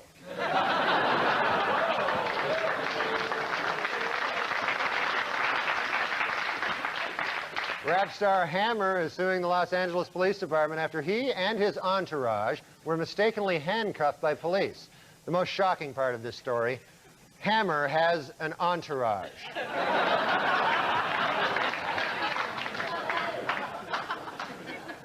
Last week, a jailbreak at the Adams County Prison in Pennsylvania ended with 4 inmates escaping in their underwear. Officials are surprised the escape worked, especially because during the break, the scantily clad prisoners frequently stopped to rape each other.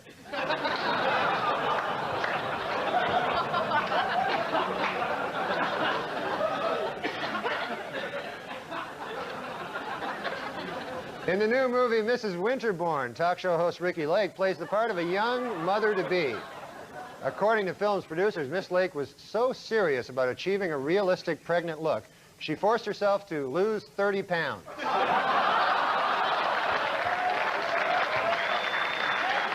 In Montel Williams' new book, Mountain, Get Out of My Way, the talk show host shares insights on how to set and achieve goals in life.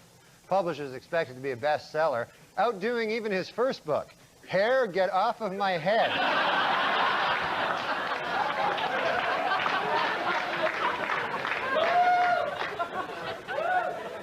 A Nobel Prize-winning scientist has been arrested on charges of sexually abusing a 15-year-old boy. Though the arrest really shouldn't come as a big surprise, his Nobel Prize was in child molesting.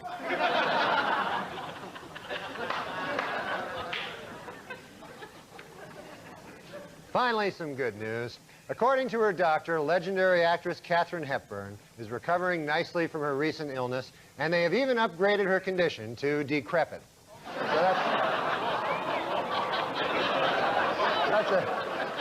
So that's nice. Well, you don't like her? You don't like Katharine Hepburn, for God's sakes?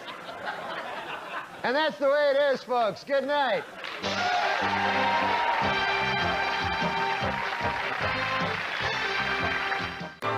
Weekend Update with Norm MacDonald.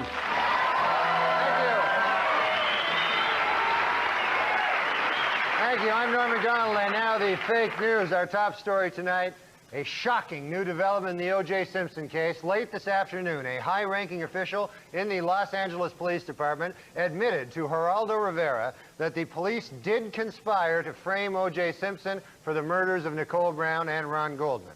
However, they called the conspiracy off when they got to the murder scene and found that O.J. really did do it.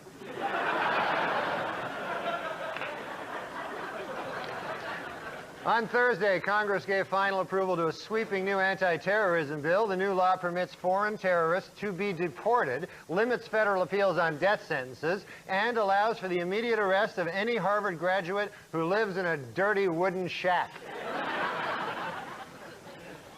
Well, earlier this week, actor Marlon Brando met with Jewish leaders to apologize for comments he made on Larry King Live. Among them that, quote, Hollywood is run by Jews. The Jewish leaders accepted the actor's apology and announced that Brando is now free to work again.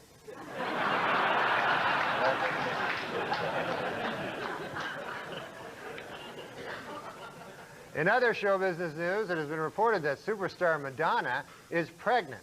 Although personally I find this a bit hard to believe. I mean, Madonna isn't even married. It's like crazy. This week, a New Jersey woman, Rita Glusman, was charged with hacking her husband to death with an axe, cutting the body into pieces, and having a cousin dump them in a river. According to police, Glusman learned how to do this by watching the program Martha Stewart Living.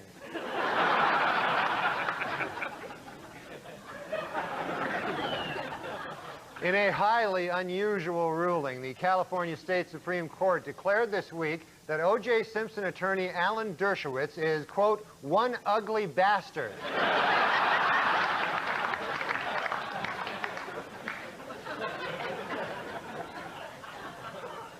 In sports, distance runner Uta Pippig set a record by winning her 3rd consecutive Boston Marathon, despite suffering from both her period and diarrhea throughout the 26-mile run. In addition, Pippig also set a record for causing the most spectators to make this face at a Boston Marathon. And in basketball news, Magic Johnson was suspended for 3 games and fined $10,000 for bumping official Scott Foster. Said a distraught Johnson after the game, "This is the worst thing that has ever happened to me."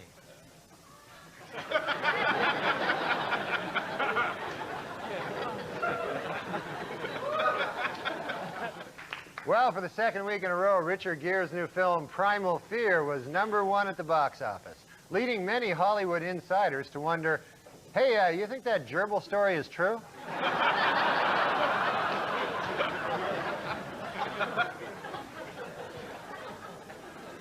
Magician David Copperfield has announced plans to open his own theme restaurant. The theme, I don't deserve my girlfriend.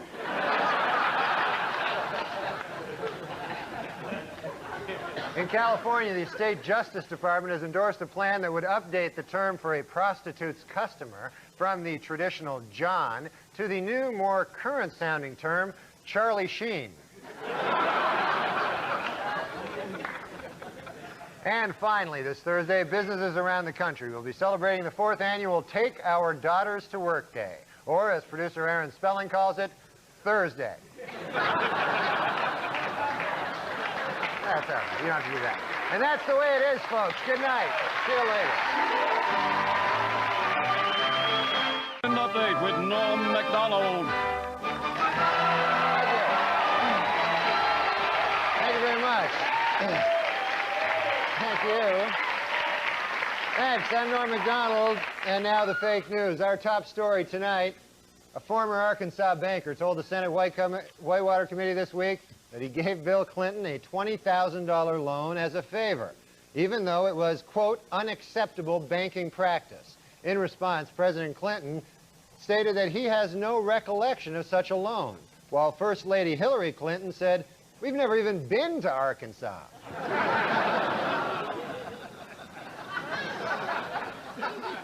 In Cincinnati, is Cincinnati Reds owner Marge Schott an anti-Semite? Well, it is beginning to look that way. According to a report out today, on the entire Cincinnati Reds team, there is not one Jewish player.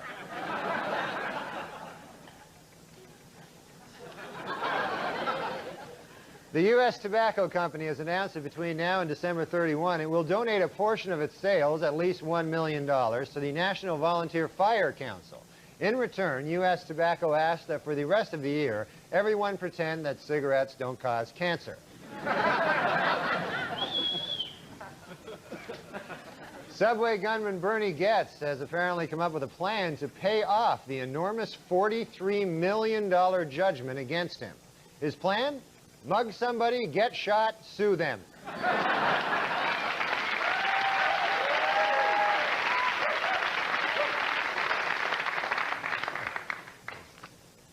Last week, during his latest trial on charges of assisted suicide, Dr. Jack Kevorkian startled a Michigan courtroom when he stood up and shouted, "This is a lynching." Everyone turned to look, and sure enough, he just lynched some old guy.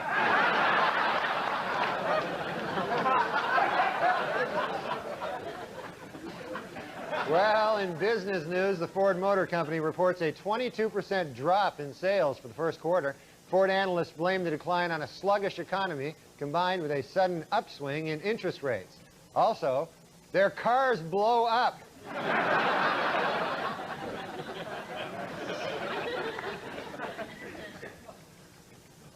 Last night, the epic disaster film Twister opened to big box office and some controversy.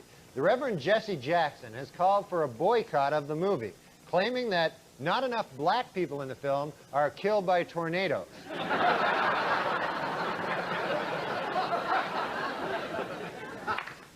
In overseas news, an attempt to lift the ban on gays serving in the British Armed Forces has been defeated in Parliament.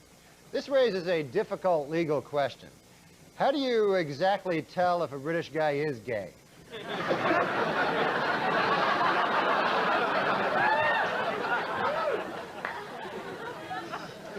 A berry found only in the Amazon rainforest and commonly used as an aphrodisiac is the base ingredient for josta, the new soft drink Pepsi is marketing to teenagers. According to a Pepsi spokesman, the new drink will solve a problem that has long baffled researchers: how to make teenagers more horny.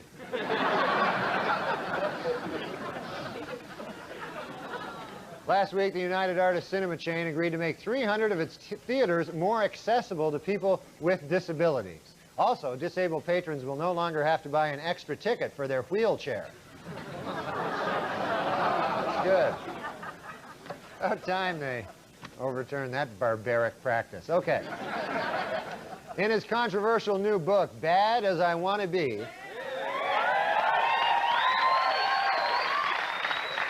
Chicago Bulls forward Dennis Rodman says that the NBA is, quote, 50% sex.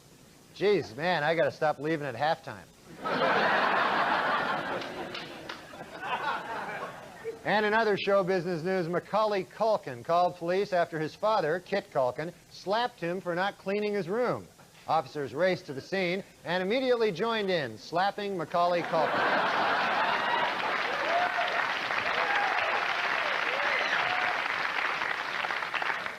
Well, tomorrow is Mother's Day, and the results of the weekend update, Why My Mom is the Best essay contests are in.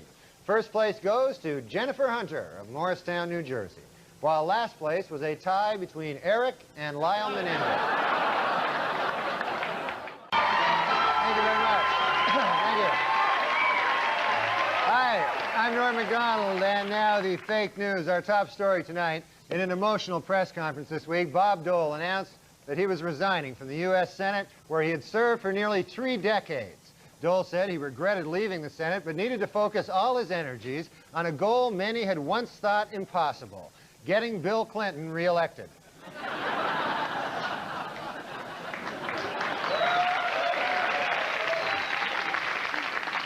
Meanwhile, the Clinton administration has charged that the new Republican budget contains hidden tax breaks for big business and the wealthy. In response, Republican lawmakers said, shh. Arriving back in the U.S. after his week in London, O.J. Simpson was asked by a reporter why he hadn't spent Mother's Day with his children. A visibly annoyed Simpson replied, "Idiot, I didn't spend Mother's Day with my kids because I killed their mother."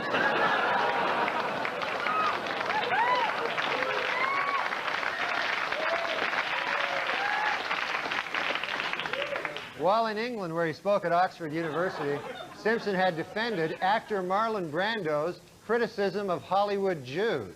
Later, from his island hideaway, Brando sent O.J. a telegram which read, "You're not helping."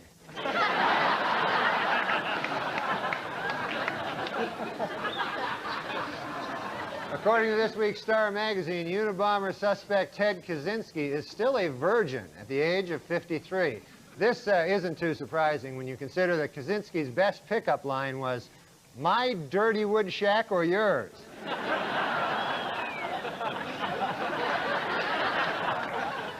At the White House this week, President Clinton officially came out against same-sex marriages. What's more, the president said he is not too crazy about opposite-sex marriages either.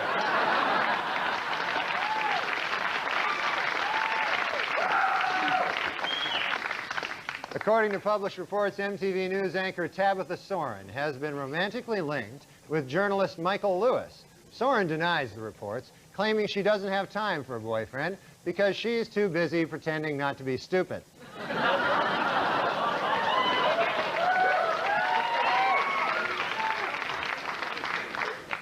It was revealed this week that mass murderer Richard Speck, while serving a life term in prison, was videotaped with hormone-induced breasts, snorting cocaine, and having sex with a man. The film was apparently made with prison video equipment and a $300,000 grant from the National Endowment for the Arts.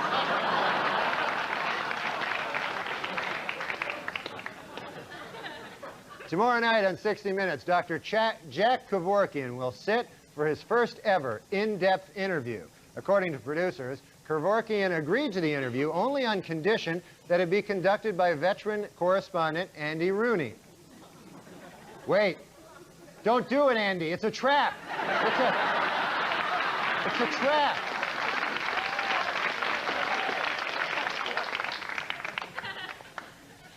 In an interview in this month's Vanity Fair, actor Tom Cruise attempts to end once and for all rumors that he is gay.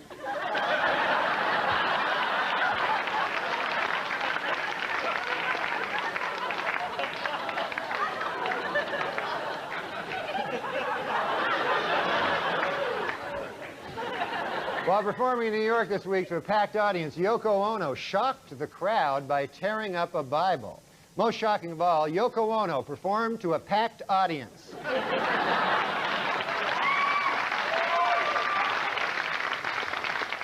This week, the FDA gave final approval to a device that prevents heart attacks by blasting the heart with a powerful jolt of electricity. If the device works properly, you will not have a heart attack. If it doesn't work properly, you will have a giant heart attack.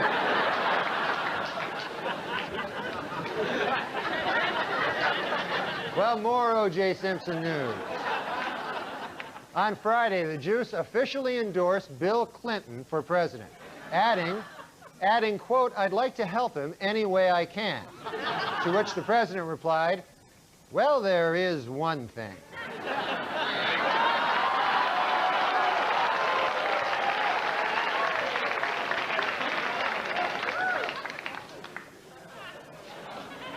And finally, tonight we at Weekend Update salute a fellow journalist on his retirement.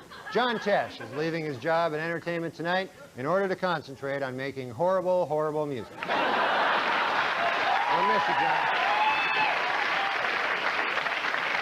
And that's the way it is. See you next year, folks. Have a good summer.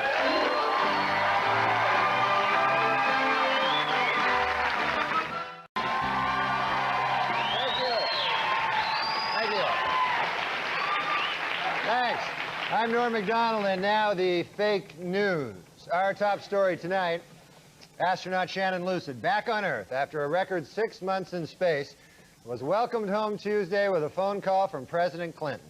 Said the president, quote, "This is just the beginning. One day we'll be able to send an American into space indefinitely, and I hope it's a woman."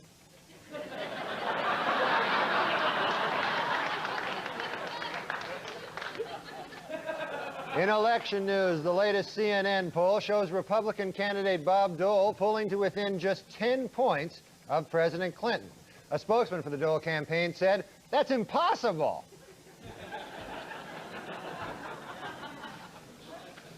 In Los Angeles this week, the defense suffered a setback in the second O.J. trial when Simpson was ordered to turn over a secret videotape which lawyers say contains proof of his guilt. What's on the tape? The first O.J. trial.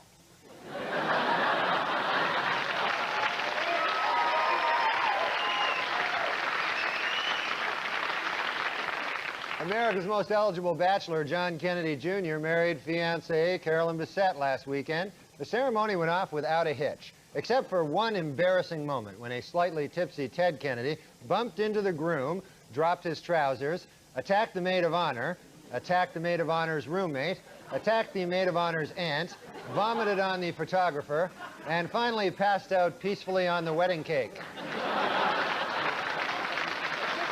We at Weekend Update wish the couple well. This week, fighting along the northern Iraqi border escalated. 20,000 Turkish troops, backed by warplanes and helicopters, launched a massive attack against a tribe of Kurdish rebels. In retaliation, the Kurds fired back with their secret weapon, the tiny clump of dirt.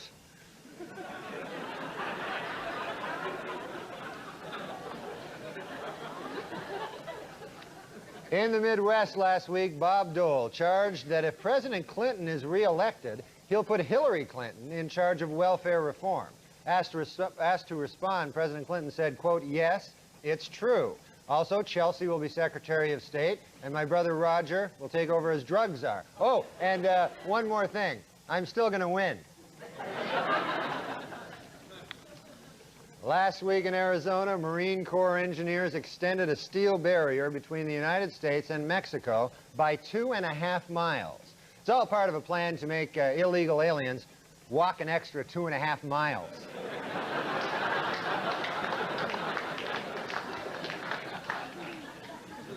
This week, Dr. Jack Kevorkian was granted an emergency 30-day permit to carry a handgun after telling a court that he fears, quote, right-wing nuts. But if you ask me, you know, I think Kevorkian's just getting a little lazy, you know?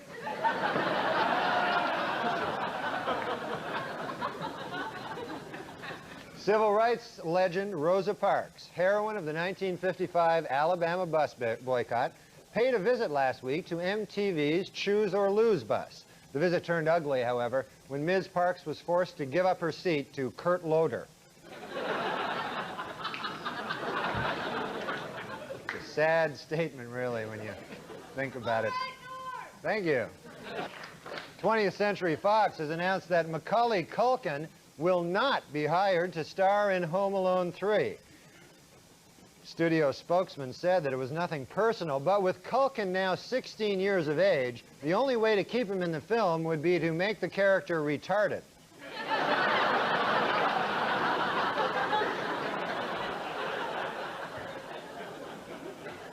Speaking in Florida earlier this week, Bob Dole launched his harshest attack yet on President Clinton, accusing him of a, quote, naked failure of leadership and moral confusion in the fight against drugs. In response, President Clinton said, everything you say is true, but hey, guess what? I'm still going to win.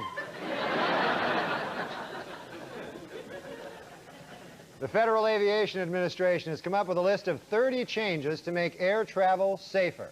Number 1 on the list, no more crashes. They've decided to...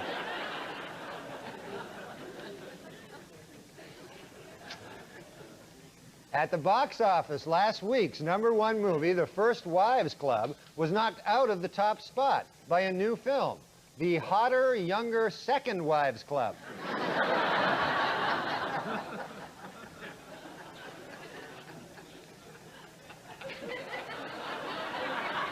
In business news, 2 of the nation's leading office supply retailers, Office Depot and Staples Office Supply, have announced a merger.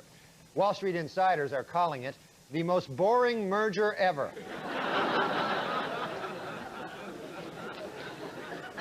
Boxer Tommy Morrison, who is HIV positive, has announced plans to come out of retirement for one last fight. When asked about the possible health risks that his opponents face, Morrison said, they might get AIDS.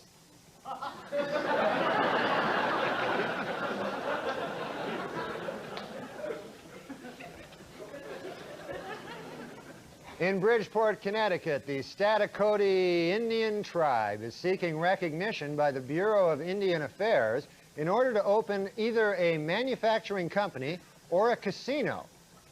I wonder which one they'll choose. Manufacturing company or the casino?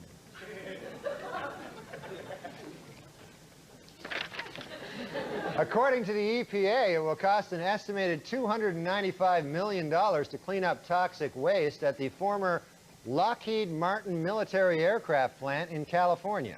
The cause of the toxic waste? You guessed it, Frank Stallone.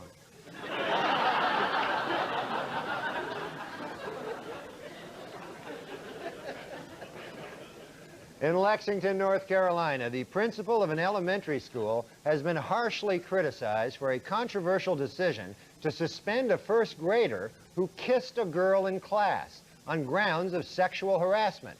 Now, while this may sound like an overreaction, it should be noted that this is the first grader.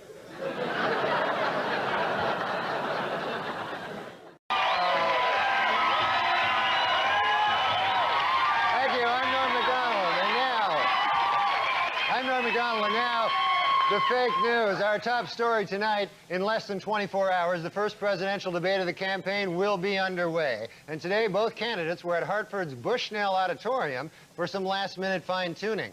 President Clinton is still deciding which themes to emphasize in his opening remarks, while Bob Dole is deciding whether to pull the fire alarm or phone in a bomb threat.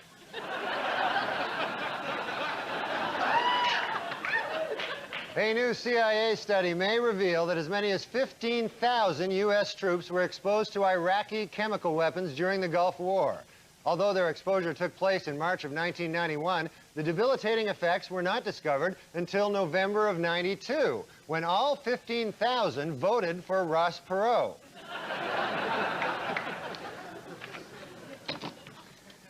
As Baltimore and Cleveland met this week in divisional playoff action, the big story in baseball continues to be Orioles second baseman Roberto Alomar. Under a dark cloud. Yes, none of us like him. Under a dark cloud for spitting in the face of umpire John Hirschbeck, then telling reporters the umpire's performance has been sloppy ever since the death of his son. Asked to comment, Cleveland catcher Sandy Alomar, not to be confused with Roberto Alomar, told reporters, "I'm Sandy Alomar, not to be confused with Roberto Alomar."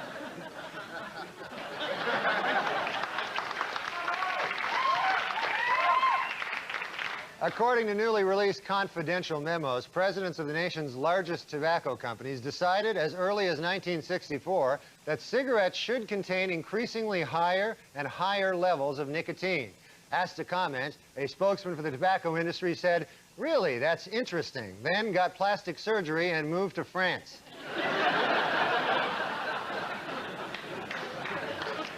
Despite pressure, jailed Whitewater swindlers Jim and Susan McDougal are still refusing to testify about President Clinton's role in the scandal. And some are charging that the president has secretly promised them a pardon in return for their silence. Well, in a candid interview this week, the president admitted that he might consider pardoning the two, but only after making, quote, every effort to have them killed in prison.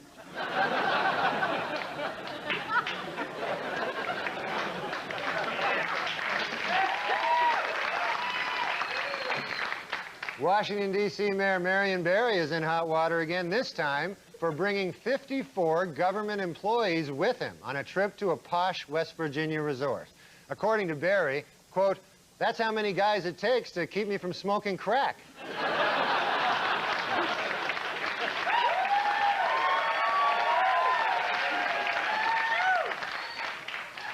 Last week in Calcutta, India, Mother Teresa suffered a slight concussion when she slipped and bumped her head. Doctors say the 86-year-old nun is completely back to normal, except for one interesting difference. She now hates poor people.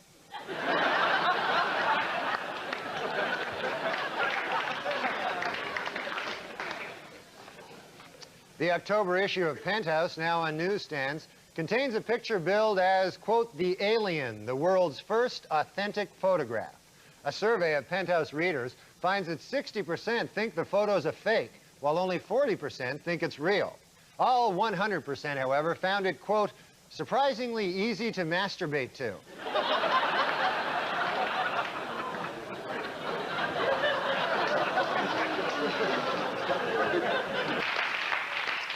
Well, according to a new Entertainment Weekly poll, 72% of their readers say they would not be offended if a TV show lead character were gay. Though that figure shrinks to 1% when these same readers are reminded that being gay can involve anal sex.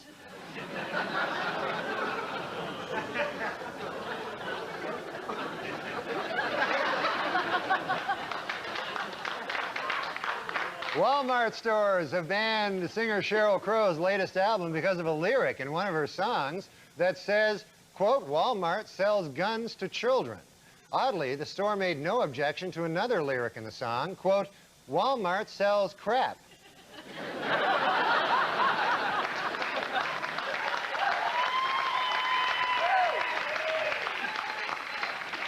After numerous requests, the National Institute of Health has finally granted funds to the University of New Mexico in order to test mice for the deadly hantavirus.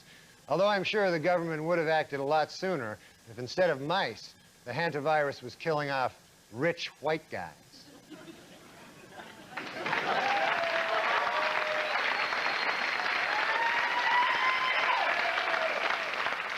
In Connecticut this week, Glastonbury High awarded Thomas Hennessy his high school diploma at the age of 102. Way to go, Thomas. In today's world, you know, without a diploma, you've got no future, really, you know? So good for him. Finally this week, lawyers in the new O.J. Simpson trial actually found a prospective juror who claims to know nothing about O.J. Simpson, the murders, or the first trial, and who told the court, quote, "I don't even know when it started or ended." Unfortunately, the man had to be disqualified when it was learned that he had been a juror in the first O.J. trial. And that's it for now. Good night, folks.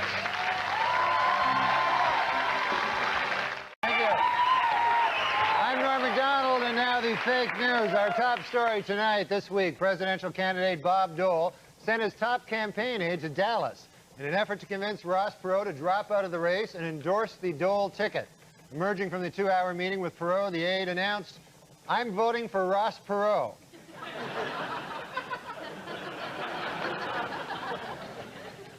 In the final days of the presidential campaign, Bob Dole has $19 million left to spend, while President Clinton has more than $32 million. Dole plans to use his $19 million for TV ads, radio spots, and mass mailings, while a confident President Clinton has allotted all of his $32 million to a crooked Arkansas land scheme. Though more indictments are likely in the Whitewater investigation, President Clinton is still refusing to say whether he will pardon former Whitewater associates Jim and Susan McDougal. But when asked if he would pardon First Lady Hillary Clinton, the president was crystal clear, quote, "She does the crime, she does the time." At his civil trial in Los Angeles this week, O.J. Simpson attorneys began their case with an attack on Nicole Brown Simpson's character. Outraged Brown family lawyers responded, quote, "Nicole is a victim. No matter what she did, she certainly did not cut her own throat." To which Simpson's attorneys replied, "On the contrary, that is precisely what we intend to prove." A new study funded by tobacco giant Philip Morris claims that the nicotine in cigarettes may actually help prevent Alzheimer's disease. Executives at Philip Morris caution that the study is not conclusive, but just to be safe, everyone on Earth should start smoking.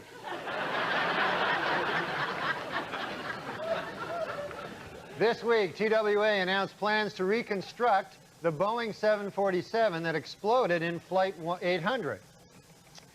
Man, talk about cheap, huh? These characters. Trying to save a few bucks by rebuilding a... It's ridiculous. I don't know what I'm talking about. At a campaign stop in Florida Thursday, a frustrated Bob Dole told a reporter, quote, "Something's wrong with America. I wonder sometimes what people are thinking about, if people are thinking at all." At which point the reporter said, "Can you repeat that? I was thinking about how I'm voting for Bill Clinton, and I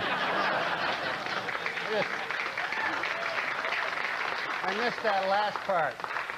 Pop singer Madonna was outraged this week when a tabloid photographer snapped her picture while she was breastfeeding her new baby. Apparently, the baby was blocking her nipple.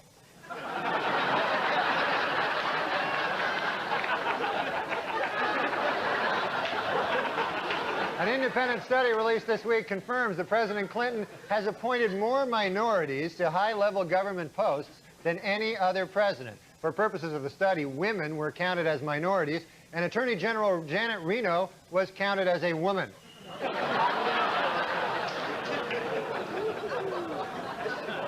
Against the Jets last week, Buffalo Bills running back Thurman Thomas broke O.J. Simpson's career rushing record, and the week before, he surpassed Simpson in career touchdowns. Next up for Thomas, an attempt to kill 3 people at once.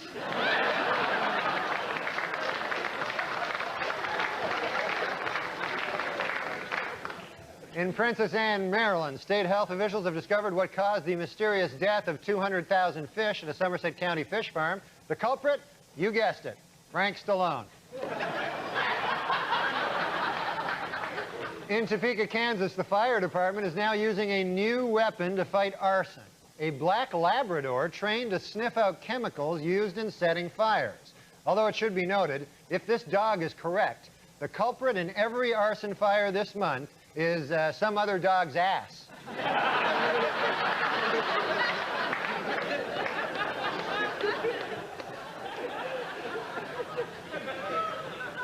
And in Madison, Wisconsin, a painting that depicts a large rat sucking at the breast of the Blessed Virgin Mary was removed from a high school art display due to complaints by local residents. The artist blamed the complaints on a lack of art education. while I blame the complaints on the fact that it was a painting of a large rat sucking the breast of the Blessed Virgin Mary. So, you know, we both have our, you know, all right. Finally, this week, fire destroyed the home of Latin singing star Julio Iglesias. Music lovers everywhere had the same reaction. Yes! Yes! They burned down his house. Well, that's all the news we have now.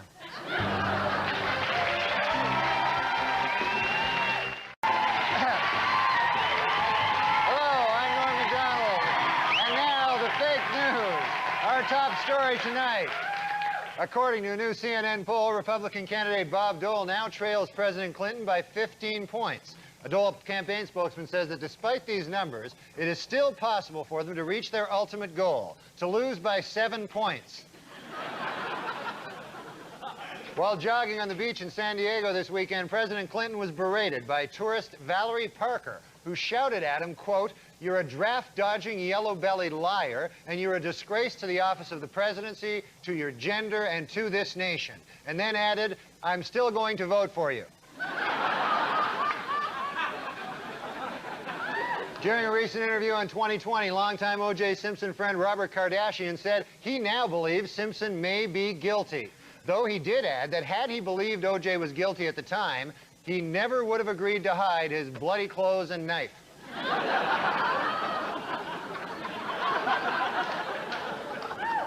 Well, Jocelyn Elder's new book, Jocelyn Elder's M.D., came out this week. I read it.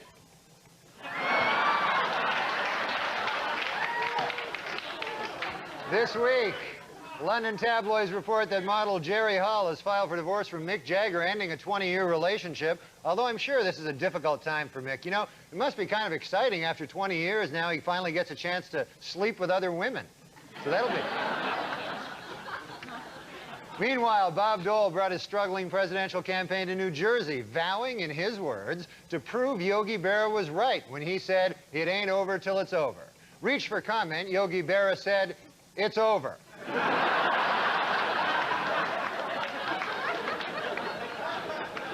Well, after a 15-year absence, the New York Yankees are back in the World Series.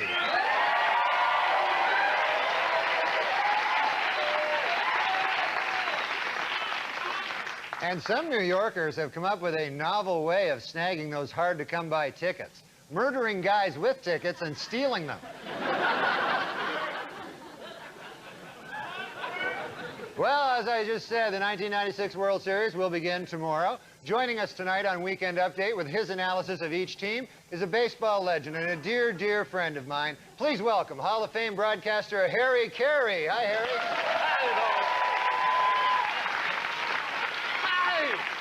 Hi, everybody. Harry Carey here. I gotta tell you, folks, it's gonna be one heck of a series. These are two fantastic ball clubs with outstanding pitching. You've got Andy Pettitte and David Cohn for the Yankees. And, of course, the Braves have 24-game winner John Smoltz and Tommy Glavine. He's always tough, Norm. These teams are so evenly matched. Let's start with the Yankees. They play in New York City. Wow, what a town. This place is crazy. You people are nuts. I once saw an Armenian woman give birth to a baby in a subway. Beautiful, beautiful 8-pound, 3-ounce boy named Tanzu. He's now 11. We still keep in touch. Okay. Well, Harry, what can you tell us about Atlanta? Oh, Atlanta's a beautiful city. Many consider it the jewel of the South. You know, it's in Georgia. Yeah, that's true, Harry, but hey, let's get back to the Braves and Yankees, buddy. Norm, actually, I'd like to give a quick shout-out to Gail and Ron Anderson. They run Anderson Hardware out in Waukegan, Illinois. They're actually here on vacation. They wanted me to say hi to their beautiful daughter, Colleen, who's watching the store. Hey, Colleen. Okay. Harry, listen, buddy, let's talk about the lineups for both teams, huh? Hey, no. What about those hot dogs they serve at Yankee Stadium? Aren't they delicious? Yeah, sure, yeah. I love them so much, I once ordered 12. 12? 12 hot dogs? Yeah, I only ate 2. I don't know what I was thinking. To this day, I still laugh at the idea that I thought I could eat 12 hot dogs. You can't do it, Norm. You can't. No, I imagine not. Well, Harry, I know you have to run, but before you leave, hey, let's get your prediction on who'll win the series. Yankees in 6. Wow, how about that? That's great, that's great. So that's your prediction, huh? Yankees in 6? Or the Braves. You never know, dog. That's what makes baseball such a crazy game. Okay, Harry Carey, everybody. Harry Carey. Thanks for joining us, Harry. Yeah, nice to have you with us. Good you could drop by. The New York Post reported last week that a prostitute charged with leaving her 4 youngest children alone in their roach-infested Brooklyn apartment had been under investigation for years as a negligent mother. What's more, apparently the woman was also a really lousy prostitute.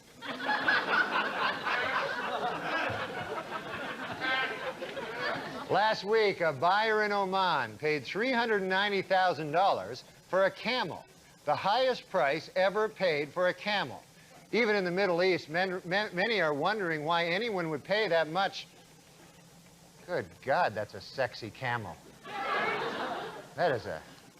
Let me take a look at his... I think it's his eyes. In Virginia, police are looking for a stripper who stabbed a man for telling her she was too fat to strip. Police warn that the woman is armed and extremely fat.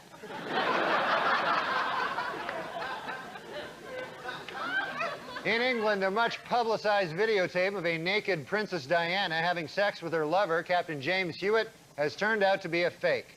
But on the bright side, it's still a video of 2 naked people having sex. And in Brunswick, Maine, an outbreak of the deadly canine parvovirus has led to the local Humane Society killing many of its dogs. Gee, I wonder if the Humane Society would kill off victims of canine parvo if instead of dogs, they were rich old white guys.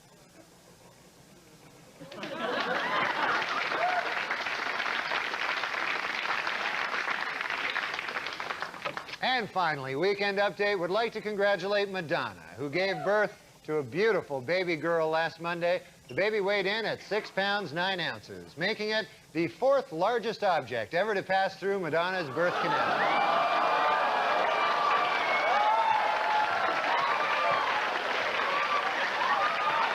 Congratulations, Madonna. And that is it. Good night. Good news. Take care.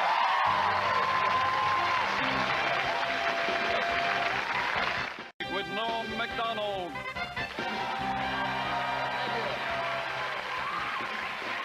Thank you. I'm Norm MacDonald.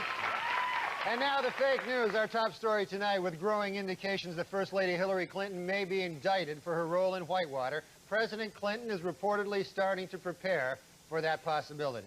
Plans so far include renting a hall, hiring a band, and making a giant bathtub with margaritas. This week, President Clinton made history when he nominated Madeleine Albright to be first female Secretary of State. Responding to critics who say that she is not the best choice, the president insisted, quote, "She looks a lot better after a couple of drinks."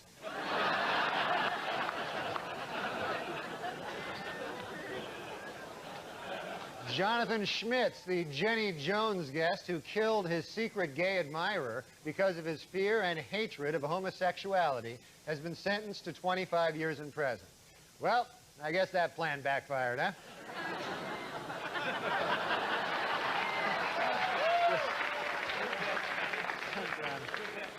Well, the annual list of most dangerous holiday toys is out. Number 1 this year, Mattel's Eye Poker Outer.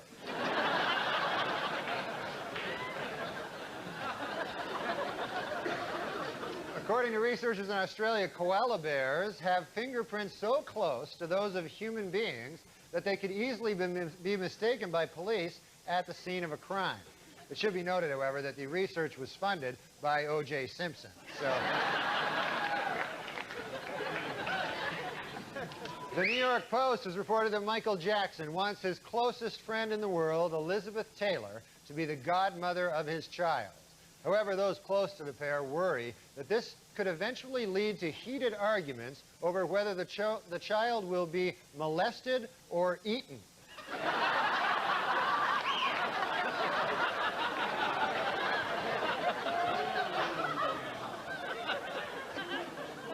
This week, Donald Trump announced that he won $20 million by betting on Evander Holyfield in his recent fight with Mike Tyson.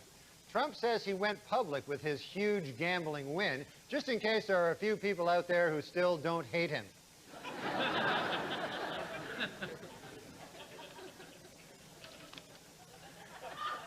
And it's been reported that Keanu Reeves is engaged to actress Amanda Decadina. Asked to comment, Keanu said, "What? I thought I was gay. I'd always heard I was gay.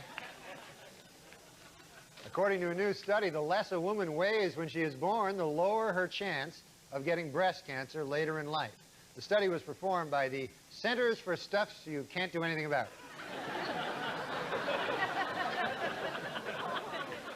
In New York City, the city council has introduced a plan to give motorists 10 free minutes at parking meters. Cars left longer than 10 minutes will be stolen.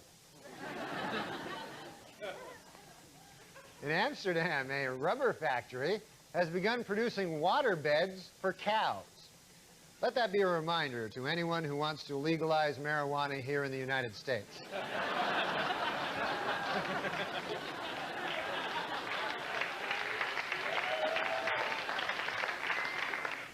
The newest trend in funeral homes across the nation is a casket with an outside layer that allows friends and family to write messages to their departed loved ones. The most popular message so far has been, "Stay as sweet as you are, have a great summer." With Norm MacDonald.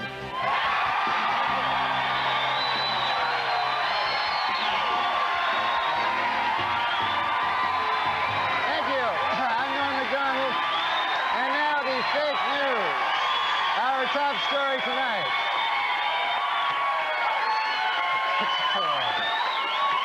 Texaco Oil, reeling from the public outcry over racist remarks made by some of its top executives at a tape-recorded meeting, today announced a dramatic change in company policy. No more tape-recorded meetings. Meanwhile, the U.S. Army is dealing with a scandal of its own as dozens of female recruits have charged drill instructors with sexual harassment, intimidation, and even sexual assault. Analysts are calling it the best argument yet for gays in the military. Attorney General Janet Reno has assembled a task force to determine whether federal campaign finance laws were violated by Democrats, Republicans, or both. Another task force will attempt to determine whether Attorney General Reno is a man, a woman, or both.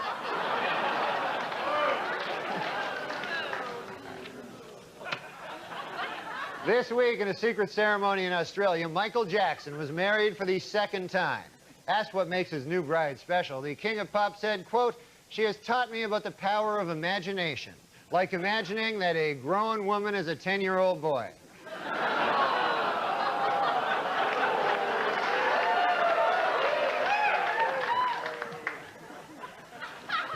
You know he's a homosexual pedophile, right? You understand?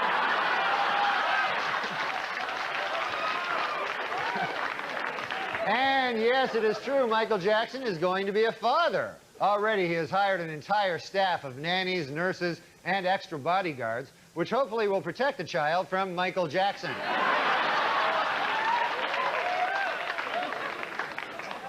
This weekend, veteran news anchorman David Brinkley apologized to Bill Clinton for an election night commentary in which he called the president, quote, "boring and uncreative." Admitted Brinkley, "There was certainly nothing uncreative about the way you moved Vince Foster's body." The president's a murderer. You didn't know that? Nikki Barkutis, a young woman whose wealthy family owns a chain of profitable restaurants in New York, has won $23 million in the New York Lotto. This raises an interesting question. Nikki Barkutis, will you marry me? O.J. Simpson was in a different courtroom this week, attempting to regain custody of his 2 children. In order to prove to the court how much he loves his kids, O.J. pointed out, quote, "Hey, they're still alive, aren't they?"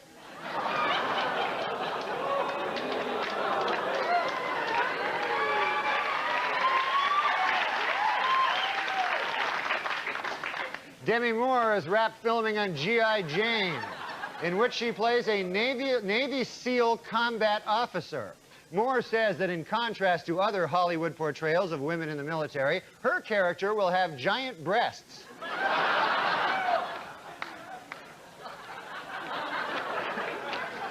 Wildlife officials in Maryland say that increased hunting will be necessary to control the state's black bear population.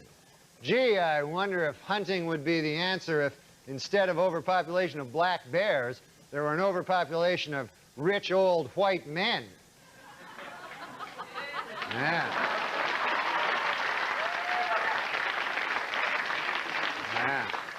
Then I wonder.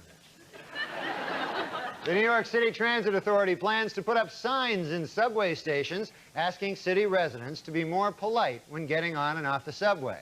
Most New Yorkers say the idea sounds great and that the new signs will make excellent urinals.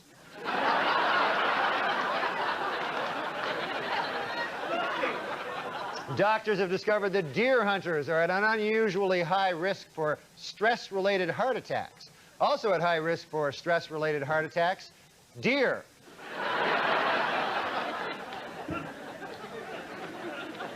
In Washington, D.C., reporter Alan Etter was doing a story on violence at a local high school when he was attacked and severely beaten by a gang of students. The assailants say they have nothing against the reporter. They just love irony.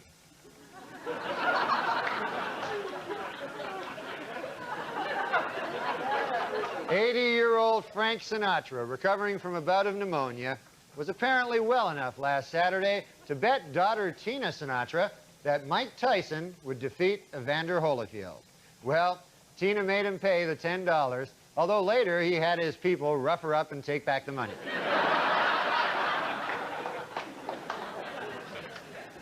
Well, just when you thought things couldn't get worse for Bob Dole,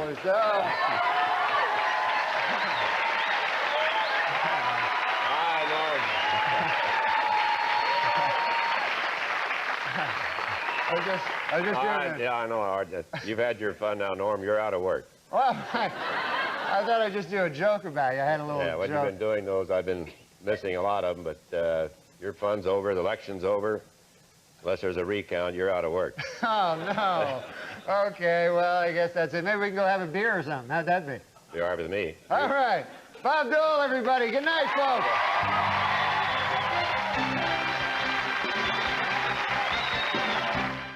With NORM MACDONALD.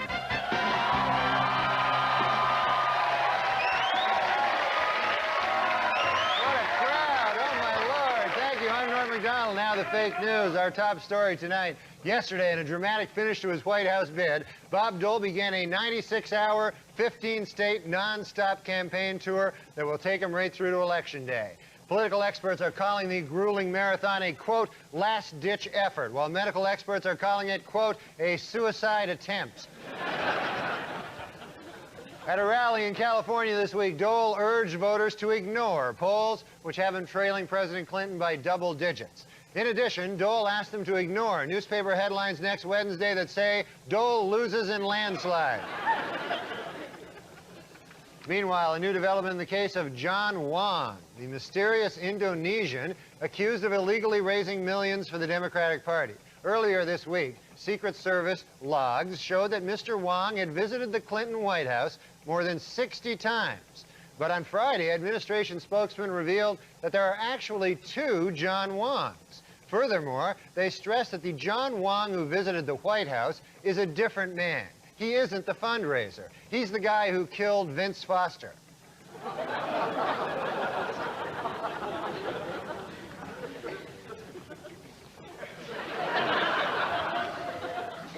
Well, the New York Yankees are the 1996 World Series.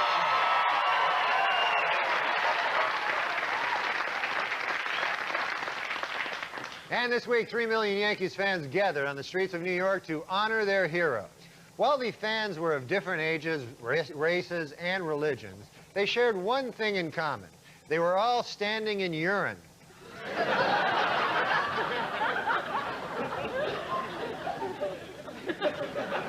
The giant ticker tape parade for the Yankees left nearly 4 tons of confetti on Manhattan's streets and sidewalks.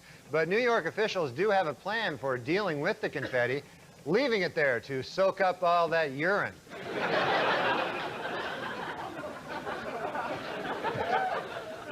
At an emotional press conference this week, a now exonerated Richard Jewell spoke about his ordeal as the chief suspect in the Olympic Park bombing. Quote, "I couldn't think straight, I couldn't sleep, I couldn't eat," he said. Then later he admitted, "All right, I could eat.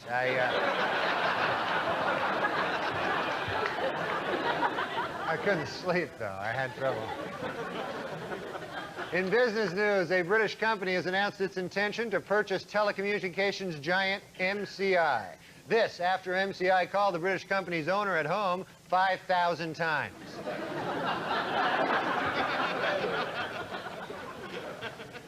Ballots will be mailed out next week in the election for president of the Teamsters Union, with incumbent Ron Carey squaring off against Jimmy Hoffa Jr. Hoffa is eager to follow in his father's footsteps, except for that last footstep where he disappeared forever. That's the footstep he wants to avoid, just that last one. Otherwise, he's right there. Now that John F. Kennedy Jr. is a married man, who is the world's most eligible bachelor? Well, when reporters asked JFK Jr. himself who he thinks is the world's most eligible bachelor, he said, "Actually, it's still me."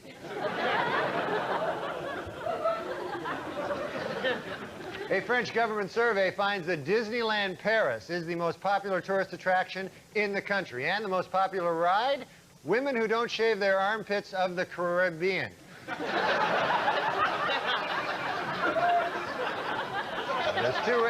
There's two ways to pronounce that, and I got neither. At the Simpsons civil trial this week, O.J. and Fred Goldman got into an explosive shouting match. Mr. Goldman bellowed at O.J., "Don't give me that damn look," while O.J. shouted back, "I wasn't even looking at you. You're just mad because I killed your son."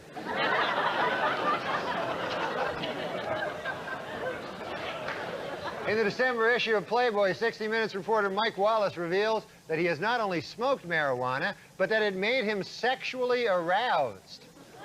According to Wallace, he made these comments in an effort to frighten young people off sex and drugs forever.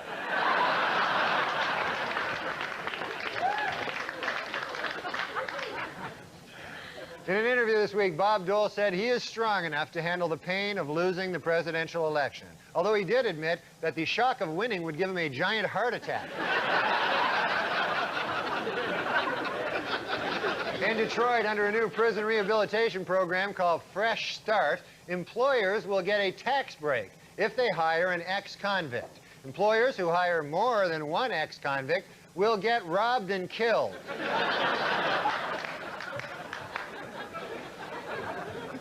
In economic news, unemployment figures rose slightly for the month of October, with declines in the Dow Jones and NASDAQ.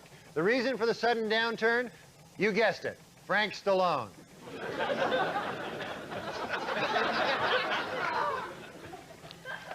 Finally, psychiatrist Kurt Freund, one of the world's leading experts on the study of deviant sexual arousal, passed away last week at the age of 82.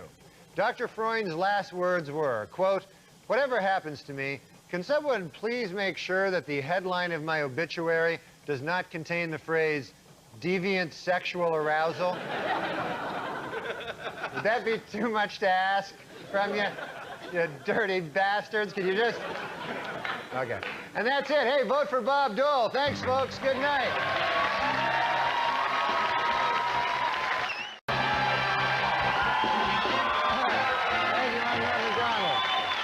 And now the fake news, our top story tonight. This week in Los Angeles civil court, an FBI expert testified that shoe prints left by the killer exactly match shoes belonging to O.J. Simpson. In response, O.J. stood up and exclaimed, "Wait a minute. Wait a doggone minute. I just figured it out. The real killer is me." Speaking in Australia this week about the problems of being America's first lady, Hillary Clinton joked, quote, "Perhaps I'll walk around with a bag over my head when I come out into public and have no opinions and never express them publicly or privately." To which the president replied, "Yes, yes, oh God, yes." Last week at a dramatic press conference about the crash of TWA Flight 800, ABC News correspondent Pierre Salinger displayed a document which he believes is proof that the jet was shot down by a U.S. Navy missile. Later, he proudly showed reporters his solid gold Rolex that he bought on the street for just $15.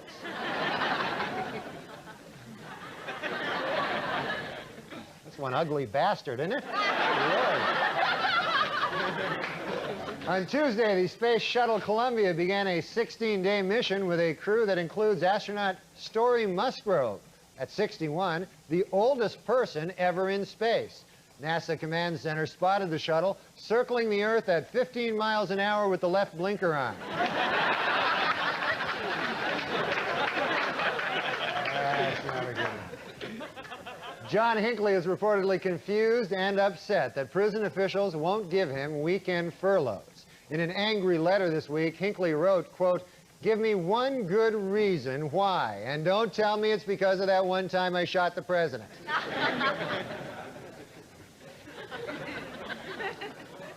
Due to his recent heart bypass surgery, Russian President Boris Yeltsin is now restricted to 1 glass of wine a day. It should be noted, however, in Russia, this is a wine glass.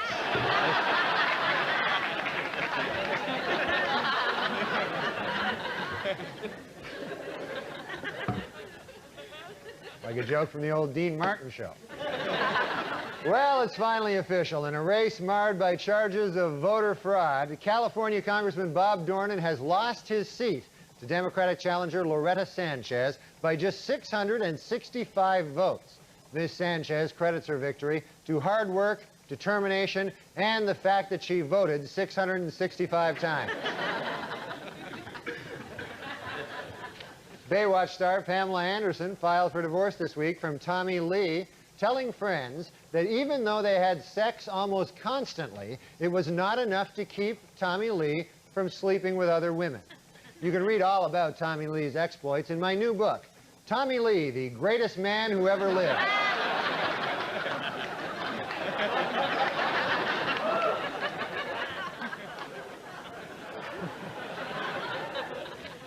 After Space Jam's smash opening last weekend, Michael Jordan's promoters have good reason to turn him into a movie star. Apparently, there is still some money in the world that he hasn't got yet.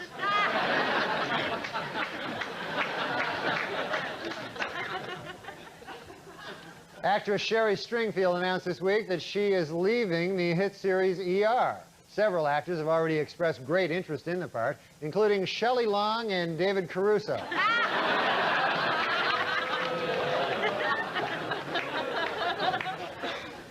In order to cut down on in-flight fatalities, American Airlines has decided to upgrade the medical kits on all its planes. Each kit will now contain common life-saving drugs, a heart defibrillator, and a spare plane.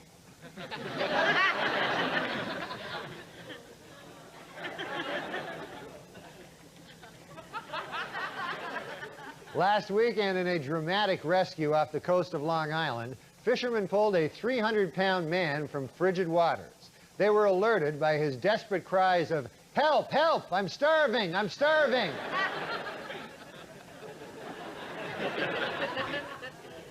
Big fat guy. Entertainment Weekly's list of the 101 most powerful people in show business is out.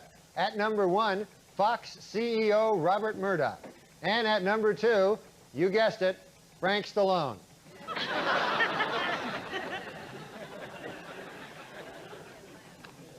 A Connecticut hotel where Bill Clinton spent the night has donated to a charity auction a bagel the president ordered from room service but never ate. Though potential bidders should be advised, while the president never actually ate the bagel, he did have, quote, relations with it.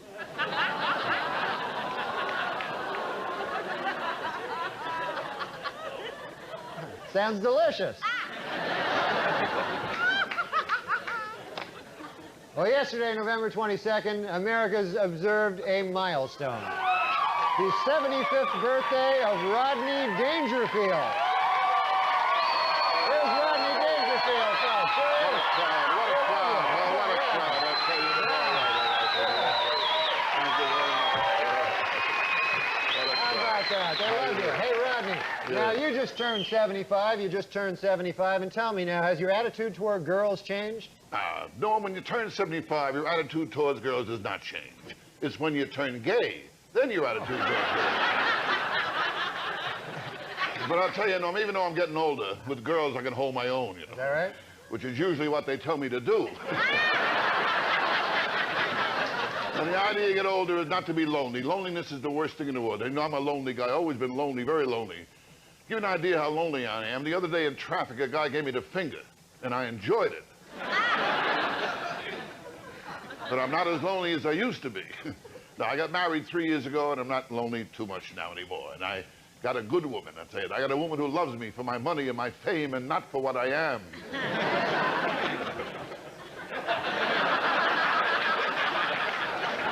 Now, when I tell you, before I got married for years, I was just playing the field. Or to be more accurate, I was playing with myself in the field. Well, you're 75 now, Rodney. This should be a happy time in your life. I mean, now you're into the golden years. The golden years, golden years. That means you go to the bathroom 5 times a night. That's the golden years. When your toes outnumber your teeth, that's the golden years. And when a daily double is prune juice and enema, that's the golden years. If you get older, you get arthritis, too. Arthritis, that's a beauty. You get stiff in every place except the place you need it. You know when you're really old? When your family talks about you in front of you. Ever see those families? The guy's sitting right there. What do you want to do with Pop? Pop can't stay here. And Pop just sits there dribbling. Harry, put Pop in the garage. We got company coming. Okay, that's when you're old. Now, Rodney, I understand you got a new movie coming out. Oh, yes. You know about that movie. Got a new movie coming out. It opens in January. It's called Meet Wally Sparks, and it's funny. In fact, it's freaking funny. Freaking funny. Freaking funny. That's the I cleaned that one up nice, too, didn't I? Okay, baby, all right. And I got a good deal with this movie, too. My lawyer, Nicky Pumpanese, took care of it for me. Nicky's a great lawyer. Had a rape charge reduced to tailgating. Well, Norm, I really have to run along. I have so many important things to do. I got nothing to do. I think I'll go backstage and hang out with the debris. Maybe I'll stand outside the ladies' room for a while. Hey, honey, you know me? But before I go, I want to leave you with one last thought. One last thought. Every man has his tale of woe. Unfortunately, in life, there's more woe than tale. Oh, sad comment. All right. Rodney Dangerfield. My pleasure seeing you, baby. Thank you so much. All right, baby.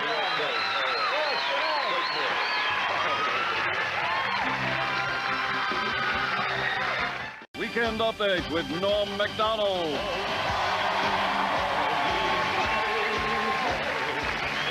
Thank you, folks. I'm Norm MacDonald, and now the fake news. Our top story tonight comes from the O.J. Simpson civil trial, where this week it was revealed that in his first interview with police, Simpson had refused to take a lie detector test. His reason? It detects lies. Meanwhile, Simpson defense attorney Robert Baker argued that a dark spot in a crime scene photo was a, quote, mystery shoe print, suggesting that there were actually 2 killers. O.J. hopes this will support his theory that he did not act alone.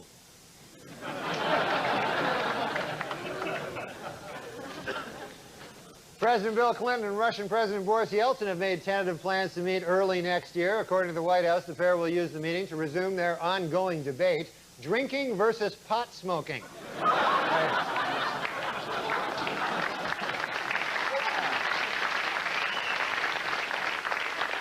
The FDA has approved a drug used for antidepressant to help people quit smoking cigarettes. Although it should be noted, the drug is crack.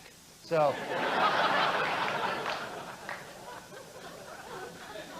A top aviation watchdog group warned this week that the nation's airlines are vulnerable to terrorist attack. The biggest problem, apparently, watchdog groups pointing out to terrorists that airlines are vulnerable to attack. That's all right. Over the next 2 months, the murder, over the next,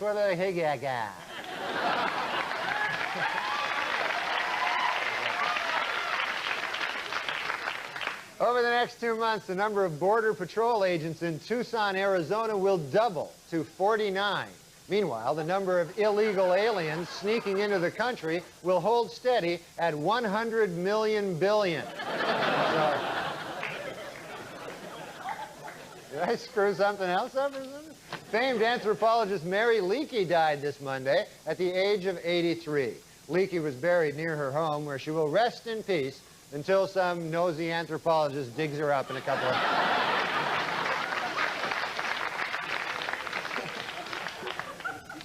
That's a nice obituary for the lady.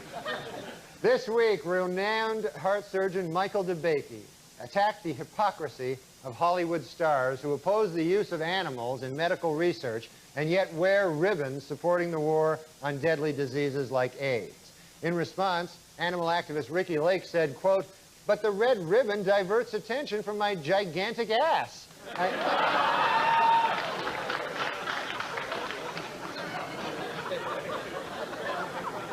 If it wasn't for the red ribbon, people would notice my gigantic ass more. By wearing the red ribbon, less people...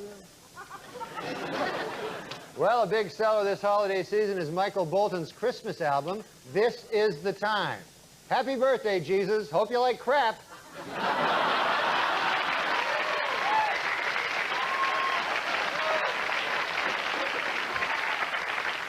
This week, security guard Richard Jewell, who had sued NBC over comments by Tom Brokaw suggesting that he was the Olympic Park bomber, settled out of court with the network for an undisclosed sum. Meanwhile, the FBI has a new 800 number for tips on the case. And curiously, the first call was from Mr. Jewell, who suggested that they check out Tom Brokaw. This week, the chairman of the board, Frank Sinatra, turned 81 years old, and he was honored by having the Empire State Building lit in blue. Also in Mr. Sinatra's honor, the Empire State Building had the Twin Towers rough up the Chrysler Building.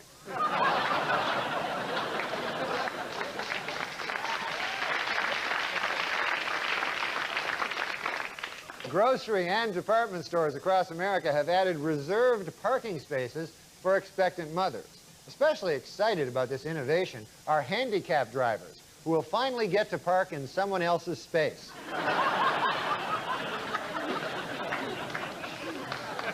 In a recent interview, actress Goldie Hawn says that she does not mind if the man she's married to cheats on her, explaining, quote, "Sexual experimentation is a basic need of all men."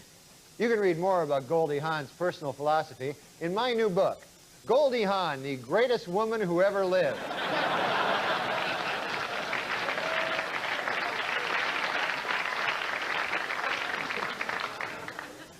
And finally, the #1 selling doll this Christmas is Tickle Me Elmo. And the least popular selling doll? You guessed it, Tickle Me Frank Stallone.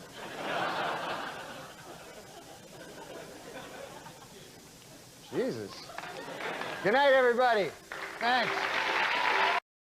Thank you. I'm Norm MacDonald, and now the fake news, our top story tonight. This Monday, the Supreme Court will begin hearing arguments over whether Paula Jones' sexual harassment suit against President Clinton may proceed. Jones, who claims that while governor of Arkansas, Clinton exposed himself to her in a hotel room, says that she can accurately and precisely describe the president's genitalia. But White House spokesman scoffed, quote, "Any woman who's worked in the state of Arkansas for the last 20 years could do that."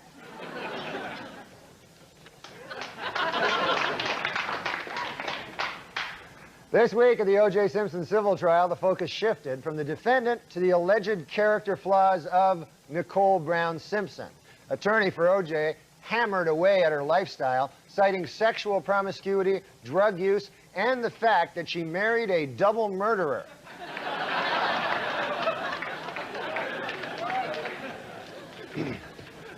Eight letter bombs sent into the United States last week appear to have been mailed from the Middle East. FBI expert says that it is too early to jump to conclusions, but then added, it's Richard Jewell.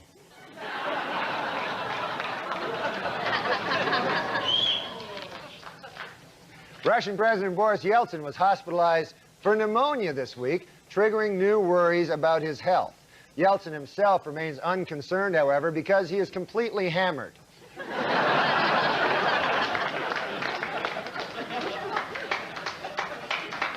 As of next week, ValueJet Airlines says it will discontinue service to Mobile, Alabama. According to airline executives, this cost-cutting measure is expected to save the company over $200.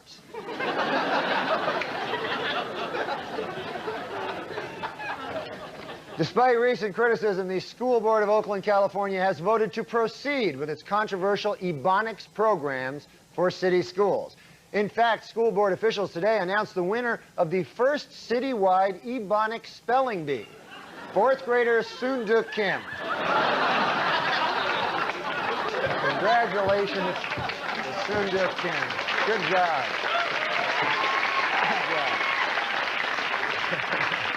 Dallas Cowboys stars Michael Irvin and Eric Williams were cleared of sexual assault charges yesterday when their accuser admitted that she made up her story. According to the woman, she concocted the hoax under duress after being kidnapped and held at gunpoint by Green Bay Packers Andre Rison and Reggie White. Dallas police promise a thorough investigation. The artist formerly known as Prince says he now wants to be known as simply the artist. Meanwhile, I will continue to refer to him as simply the fruit.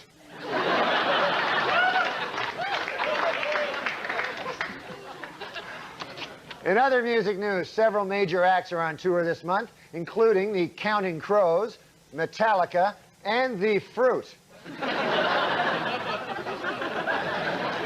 The FBI, still pursuing its investigation of the Olympic Park bombing, has decided to launch an internet web page. Net users can log on to view crime scene photos, leave tips, and try to guess Richard Jewell's weight.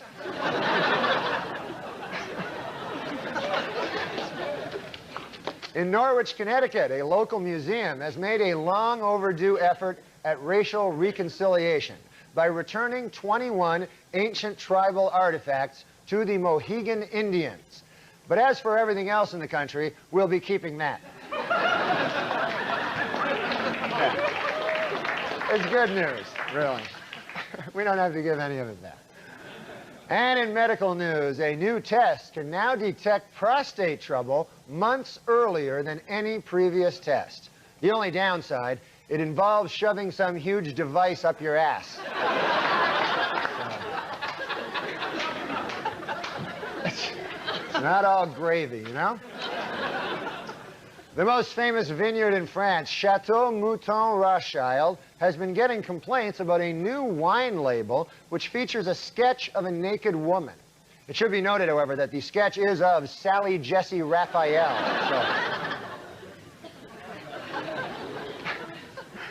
You don't want to see, nobody wants to see that. Finally, after 40 years in California, the Los Angeles Dodgers are for sale. And many New York fans are calling for the team to return to Brooklyn. It's all part of a plan to mess with Bob Dole's mind. Good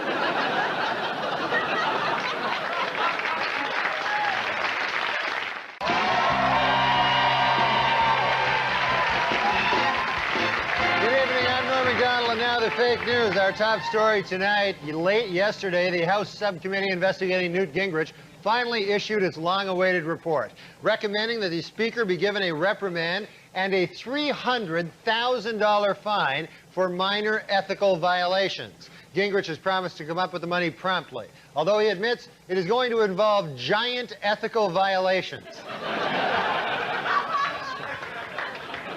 Meanwhile, with President Clinton's second inaugural approaching, attention has turned to what the women will be wearing at the festivities. According to the White House, First Lady Hillary Rodham Clinton will wear a gown by Oscar de la Renta. Tipper Gore will appear in a Jennifer George ensemble, and Attorney General Janet Reno will be outfitted by Rochester Big and Tall.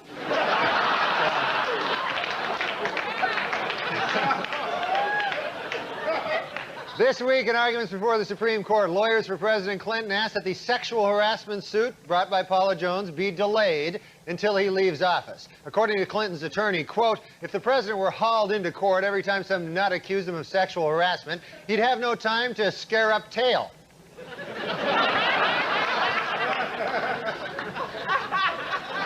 You like scaring up the tail. Okay. In dramatic testimony this week at a civil trial, O.J. Simpson said he didn't commit suicide only because, quote, my mother told me you don't go to heaven if you kill yourself. Oddly, his mother did say, quote, it's okay to kill other people.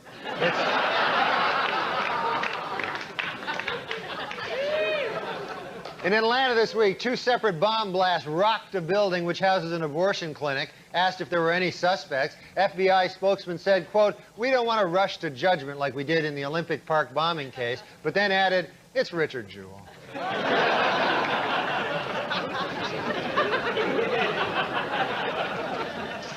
Basketball superstar Michael Jordan has scored a slam dunk with his new men's fragrance, selling 1.5 million bottles of Michael Jordan cologne in the first 2 months.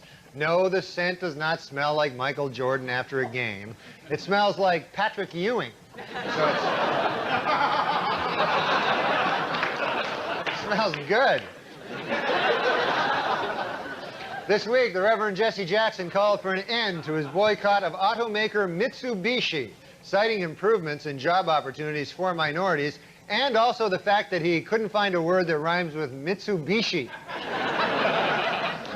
In New York, state-of-the-art self-cleaning public toilets may soon appear on city streets. In a survey, New Yorkers expressed their enthusiasm for the outdoor toilets, noting that they are very easy to urinate on.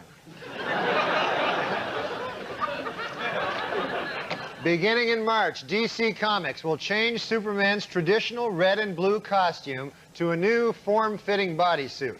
The problem with the old costume? Not gay enough.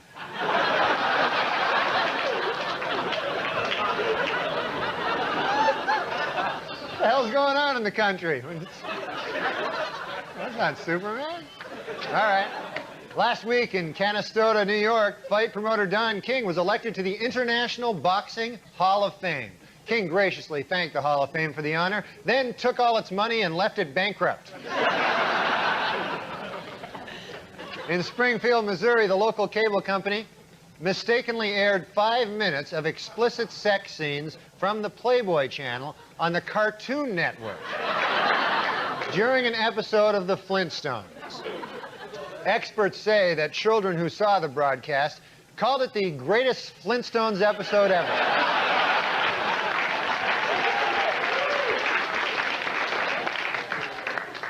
In literary news, the ever-reclusive J.D. Salinger will publish his first book in 34 years. Asked what inspired him to finally write again, Salinger said, "Get the hell off my lawn."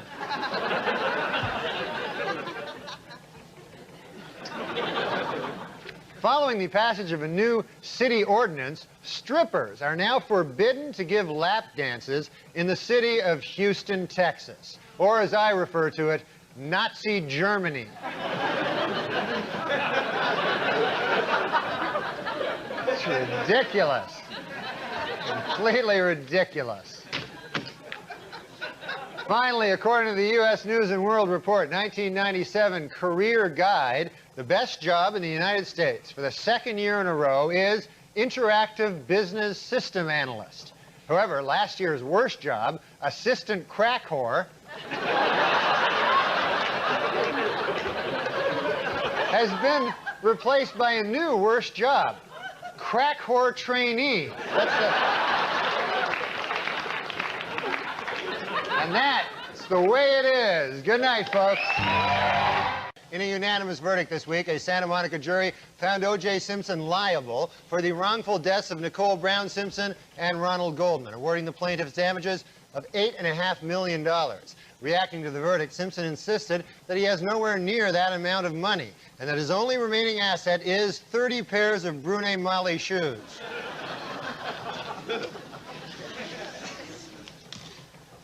As the jury's decision was announced, Nicole Brown's sister Denise Brown told reporters, quote, "I feel ecstatic," while Johnny Cochran said, quote, "I accept the verdict and now we must move on." Meanwhile, Cato Kalin said, quote, "Please, God, don't let it be over."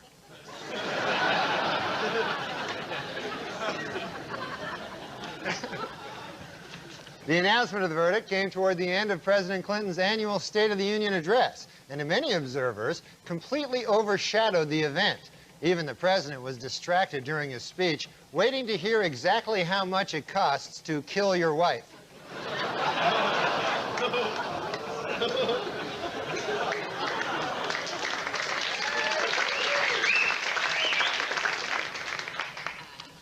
In other news, authorities in Pontiac, Michigan are trying to determine if Dr. Jack Kevorkian was involved in the death of a woman whose body was found in the back of his suicide van. You know, I'm no expert in police work, but yes! Meanwhile, 5,000 disabled Americans were in Washington last week to protest doctor-assisted suicide. On a sad note, the demonstration turned ugly when all 5,000 disabled people fought over 2 handicapped parking spaces. I told you, it was sad. Disgraced former presidential advisor Dick Morris revealed this week that President Clinton phoned him 2 days after the election. Pressed as to what the two men talked about during their 3-hour conversation, Morris said, "Horse."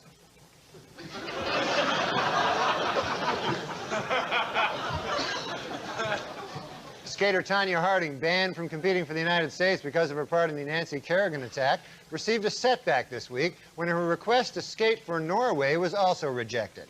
However, Harding remains optimistic that she'll get the okay to compete for the Republic of White Trashistan.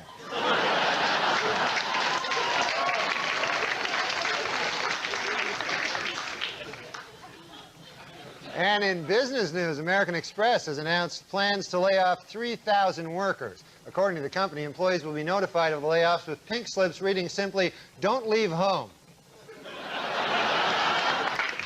This week, the California Department of Corrections confirmed that Lyle Menendez and model Anna Erickson were married in prison.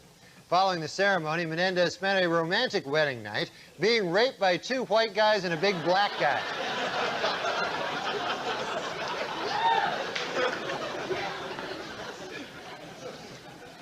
TriStar's Picture is planning a film about the 70s disco act The Village People.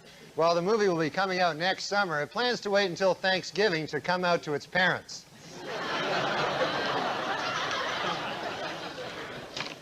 Actor Bruce Willis is filming his next movie, The Broadway Brawler, in Wilmington, Delaware. Meanwhile, his wife, Demi Moore, is taking a break from movie work, saying she wants to spend more time with her huge breasts.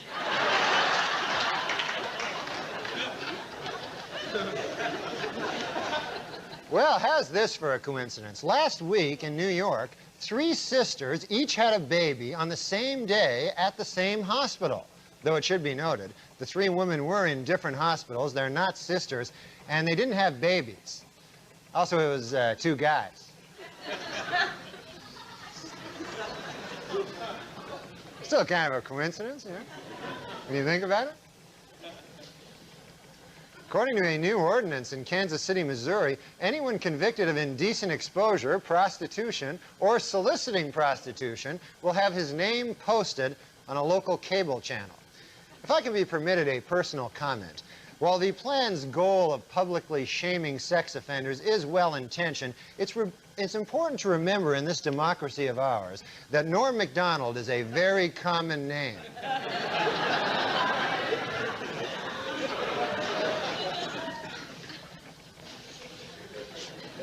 And finally, sources report that Michael Jackson's baby is due February 27th, and it's going to be named Michael Jackson Jr. Michael plans to be with the mother during the delivery, in his words, to make up for not being there for the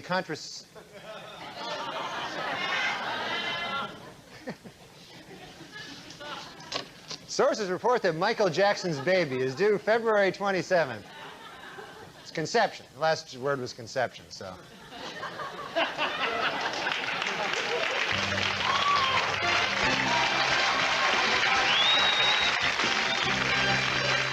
McDonald.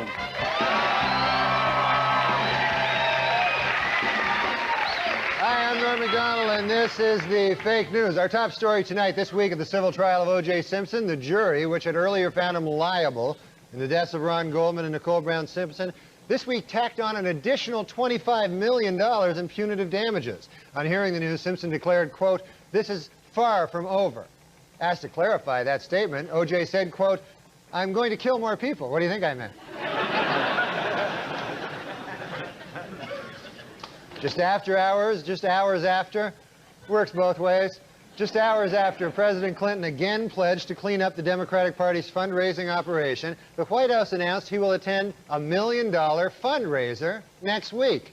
However, spokesman Mike McCurry stressed that at this event, quote, "Donations from Indonesia or other foreign countries will not be accepted unless they are left in a brown paper bag under the sink in the men's room." Unquote. More bad news for the president. This week, convicted Whitewater swindler James McDougal claimed that his ex-wife, Susan McDougal, had an affair with Clinton while he was governor of Arkansas. The president denied the charges, adding, quote, "If you really knew me, you'd know that I was always faithful to Jennifer Flowers."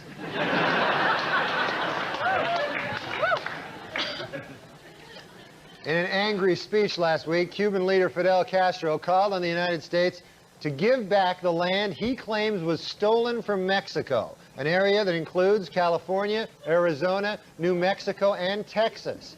U.S. officials immediately denounced the idea, insisting that it would only lead to Mexicans sneaking into Nevada.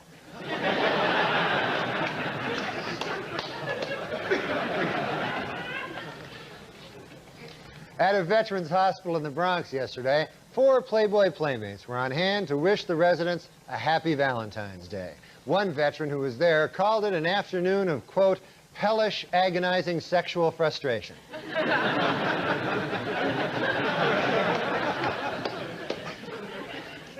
On Wednesday, Michael Jackson and wife Debbie Rowe became the proud parents of a 7-pound, 10-ounce baby boy. Asked about the baby's appearance, a family spokesman said he's got Debbie's eyes, LaToya's mouth, and one of Michael's noses.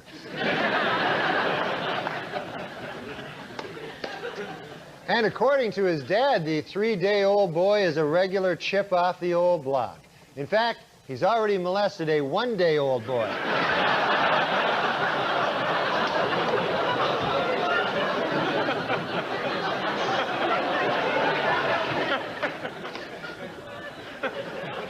Here's an interesting sidebar to the story. During the delivery, the doctor allowed Jackson himself to cut the umbilical cord. Michael then took the cord home so that the Elephant Man's remains would have a new playframe.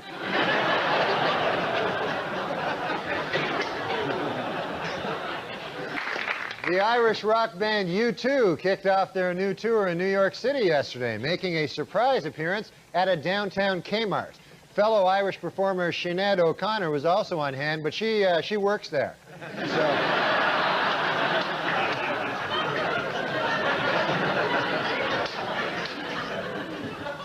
Well, it's Oscar time once again, and Breaking the Waves star Emily Watson was nominated for Best Actress. Asked to comment, Watson said, "Who the hell am I? I've never heard of myself."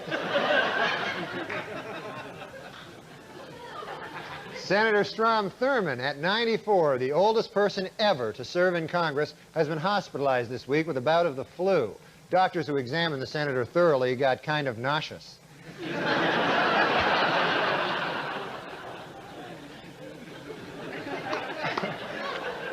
Prince, the black Labrador from New Hampshire, sentenced to death for killing a rooster, won a reprieve this week. But although Prince is now officially off the hook with local authorities, he still must face the family of the rooster in the civil trial. So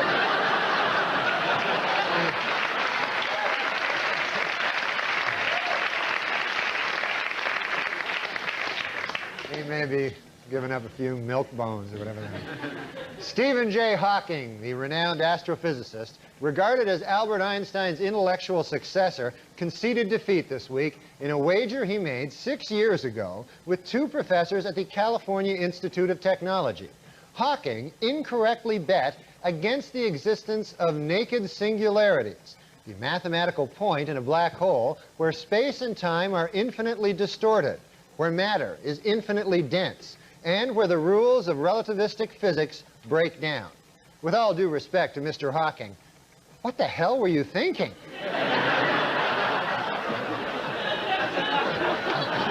I would have taken that bet, made a quick $20. In northern Florida, refuse from a paper mill has caused female fish to develop male sex organs. And in a related story, Attorney General Janet Reno.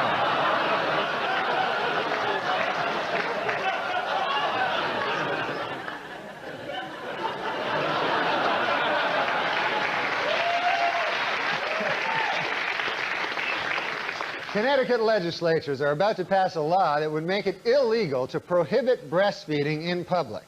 Then, hopefully, these legislatures will also change the fascist law that the person being breastfed in public has to be a baby.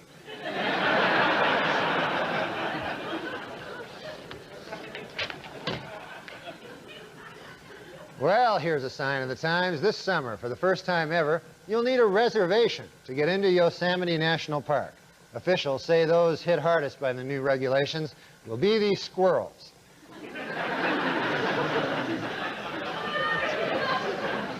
Gary Larson's writing for the show now. And finally, first place in Weekend Update's Most Romantic Valentine contest goes to David Della Fera of Kearney, New Jersey. Yesterday, Mr. Della Fera, who works as a fireman here in the city, climbed the ladder of a fire truck up to the 3rd floor office window of his girlfriend Alexandra. There, with a dozen roses and a wedding ring, he proposed to her in front of all her co-workers. Congratulations, David. And coming in last place for the 3rd year in a row, O.J. Simpson. And that's the way it is. Good night, folks. Enjoy your summer.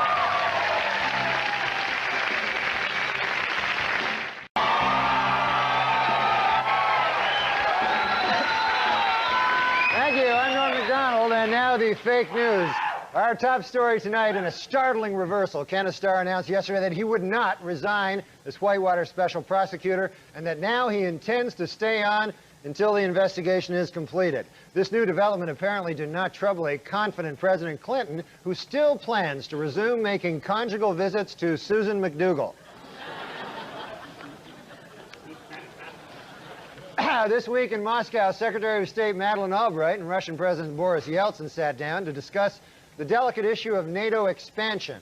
On emerging from what was described as a tense meeting, Ms. Albright said, quote, "For this, I traveled 5,000 miles to meet with some drunken Meshuggah. My worst enemy, I wouldn't wish this." Meanwhile, the Indogate scandal continues to widen. Internal Democratic National Committee records now show that fundraiser John Wong was responsible for bringing 2 Chinese businessmen to the White House for a $180,000 coffee with the president. That works out to $90,000 for a cup of coffee. Although in the president's defense, the coffee was Starbucks. So Starbucks is a little pricey. Also this week in Washington, several prominent Democrats joined Republicans in pleading with Attorney General Janet Reno to investigate fundraising abuses and also to shave.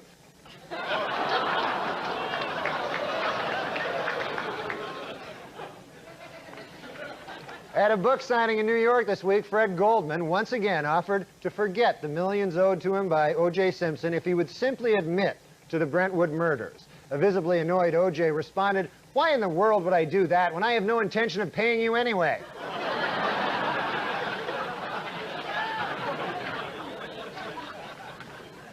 After American Airlines decided this week to cut fares by 50%, the 4 other major airlines said they would match the bargain ticket prices. Also fighting to stay competitive, discount carrier ValueJet announced that it will now accept stolen credit cards and bad checks.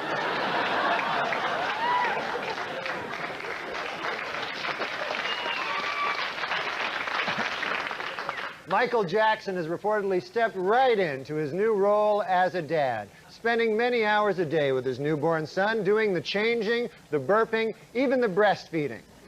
So, it's nice when a fella does that. In Wisconsin, students at Menominee High School are desperately fighting efforts by the politically correct to change their team nickname the Indians. Already, opponents of the name have rejected the students' first compromise, the Drunken Indians.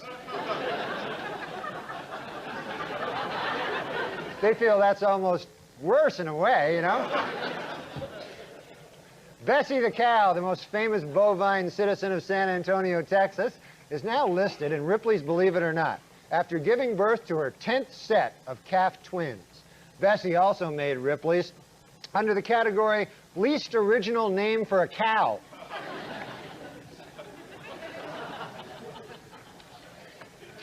And finally, in medical news, there are reports that suicide doctor Jack Kevorkian is considering retirement. As Kevorkian put it, "I always said I'd quit the day it stopped being fun."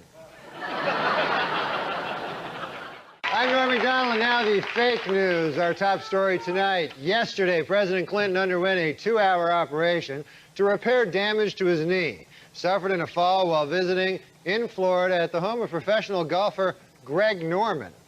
Many were surprised to hear that the two were on friendly terms, since Greg Norman had once threatened that if he ever caught Clinton with his wife again, he'd smash his kneecap with a 5-iron.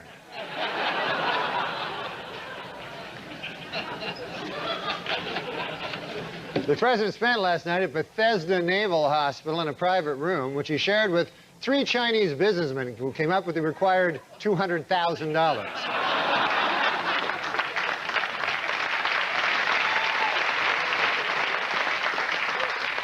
More bad news for O.J. This week, HarperCollins reached an agreement with the Brown family to publish his late wife's diary.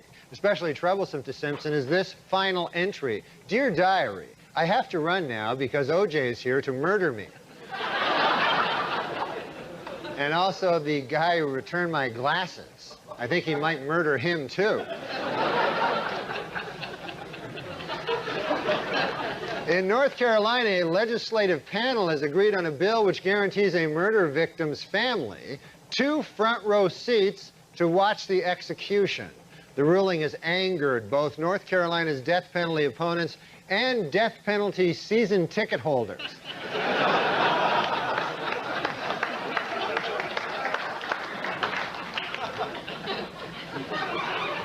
And in Fairbanks, Alaska, a new high-tech emergency phone system will give operators the name and address of anyone who calls 911.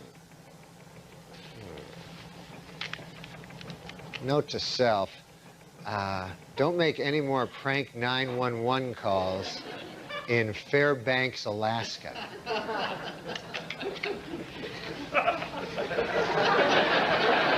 I know I have a pocket here somewhere.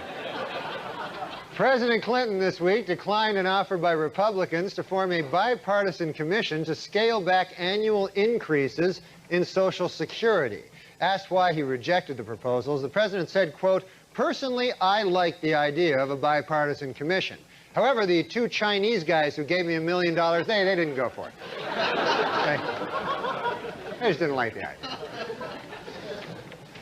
And in financial news, H.J. Heinz has announced plans to lay off 3,000 workers. According to company spokesman, employees who refuse to budge will be turned over and shaken vigorously until they slide out.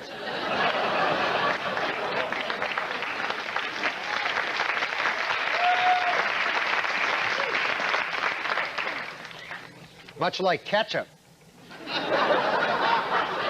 In Portland, Oregon, 8 anthropologists are in court arguing the constitutional right to study a 9,300-year-old Native American skeleton, which a local tribe wants to rebury.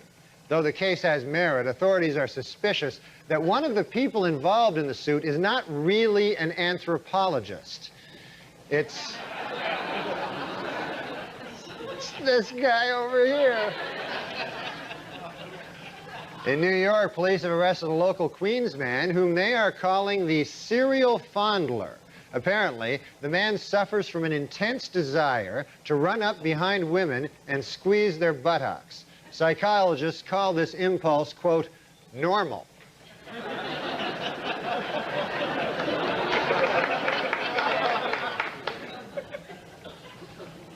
This week, the White House asked Congress to authorize $175 billion in funds for highway construction, mass transit, and other transportation projects.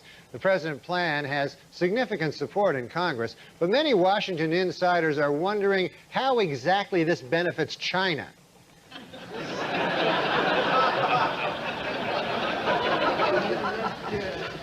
In New Mexico this week, lawmakers passed a measure to abolish the state's 15-year statute of limitations on first-degree murder.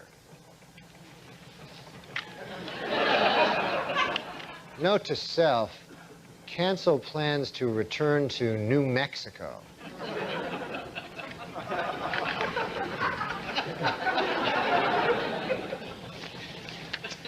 Asked recently what will set his new Batman film apart from its predecessors, Batman and Robin director Joel Schumacher said, quote, in this one, all the costumes will have nipples.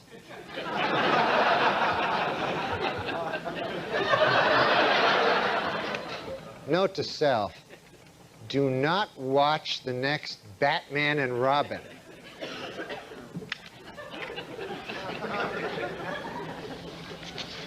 In Duluth, Minnesota, authorities suspect arson was to blame for a fire that destroyed a mobile home and killed 73 cats.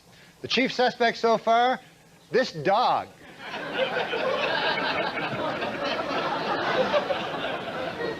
Dogs don't care for cats much, you know. What's that? Yeah, I know. Oh, you want me to say that?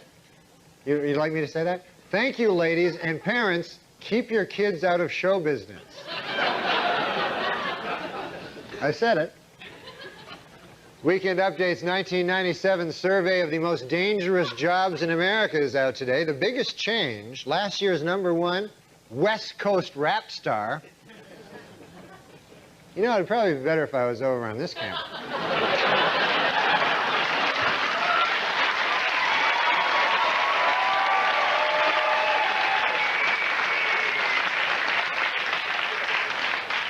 Okay, well, now that I'm over on this camera, it'd probably be better if you put the cards over here.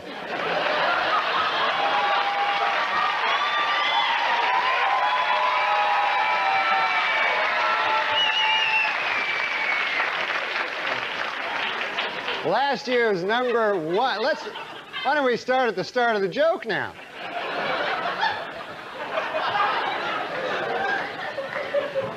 Okay, no, that's all right. I'll just make it up.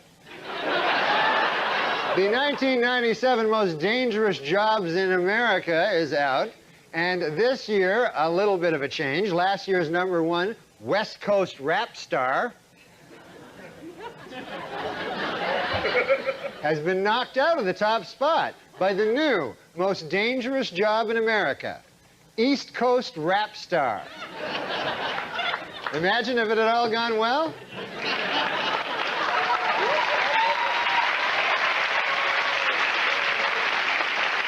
And finally, next week, people everywhere will celebrate St. Patrick's Day, or as alcoholics refer to it, Monday. That's it, folks. Good night.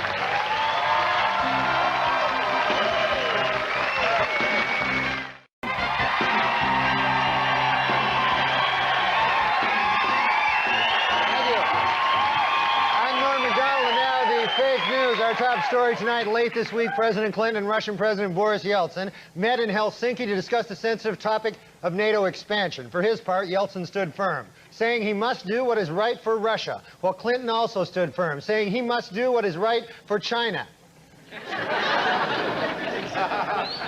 On Thursday, in a stunning admission, the Liggett Group, makers of Chesterfield, Lark, and L&M cigarettes, acknowledged publicly that their cigarettes are addictive and do cause cancer. Hours later, the 4 other major tobacco makers, Reynolds, Philip Morris, Lorillard, and Brown & Williamson, issued a joint statement saying, quote, today's announcement comes as no surprise. Everyone knows Liggett cigarettes cause cancer. Also this week, a California newspaper revealed that O.J. Simpson was awarded custody of his children mainly because a court-ordered psychological test showed that he is a loving father. It should be noted, however, that the same test also showed that he was a loving husband.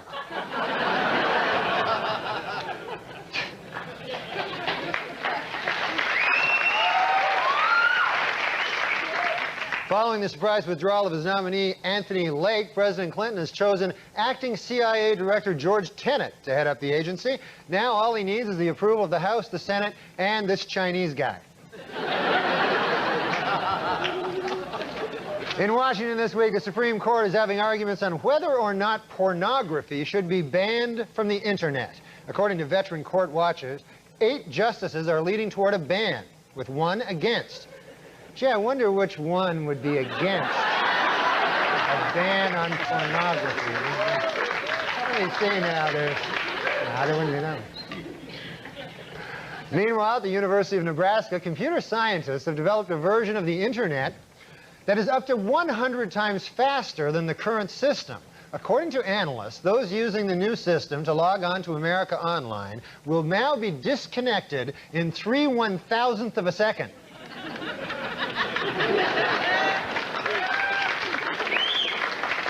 You ever get on the computer? Do you know anything about them? In Congress, members of the House Women's Caucus say prosecution of sex offenders must be the Army's top priority, despite concerns of racial insensitivity on the part of investigators, which would be the second priority. Then I guess the Army's third priority would be defending the nation. That would, you know, that'd be third. Well, this coming Monday is Oscar night, and 3 films, The English Patient, Secrets and Lies, and Shine, are locked in a tight race in the category Best Picture There's Not a Chance in Hell I Will Ever See.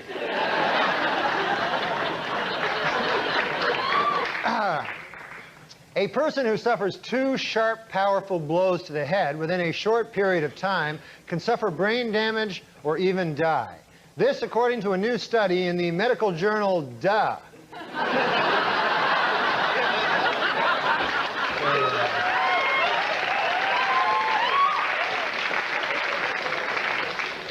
This week, a London tabloid published the first exclusive pictures of Michael Jackson's baby, secretly taken by a guest at the King of Pop's Neverland Ranch. Upon seeing the pictures, Michael said, "This is not my baby." Then quickly added, "I'm not saying he isn't hot. He's hot. It's just not my kid." "I'm not saying he's a very sexy infant. It's just not mine. I would love to have sex with him. He's just not my child," is all I'm saying. This week, pilot Linda Finch marked the 60-year anniversary of Amelia Earhart's attempt to fly around the world by setting out on her own round-the-world flight.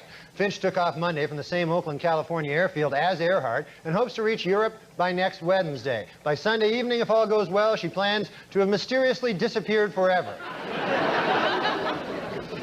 In music news, Dr. Jack Kevorkian has performed and recorded a 1-hour CD of his own jazz compositions for the flute. You know, Dr. Kevorkian, I've listened to your CD, and I've got some advice. Don't quit your day job, all right? You know, murdering old people, stick with that. Stay away from the flute and stick with the murdering old people. This is my advice. A report by Assistant Treasury Secretary Jim Johnson shows that the arrest rate for church arsons is more than twice the national average for arsons in general. Note to self, start setting fire to something other than churches.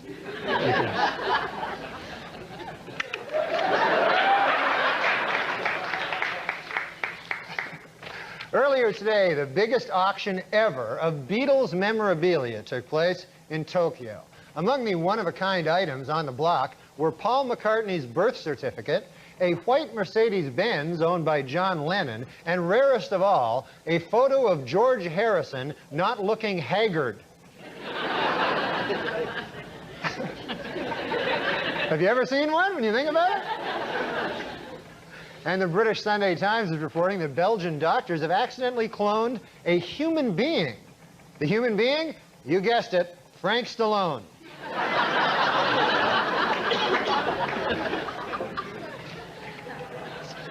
Well, Reader's Digest has released its 1997 list of the best and worst places to raise a family in the United States. The best place? Sheboygan, Wisconsin. While the worst place in America to raise a family? The Neverland Ranch.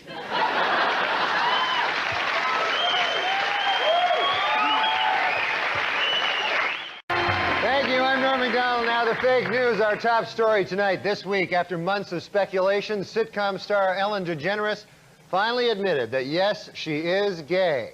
Inspired by her courage, today, diet guru Richard Simmons admitted that he is really, really, really, really gay.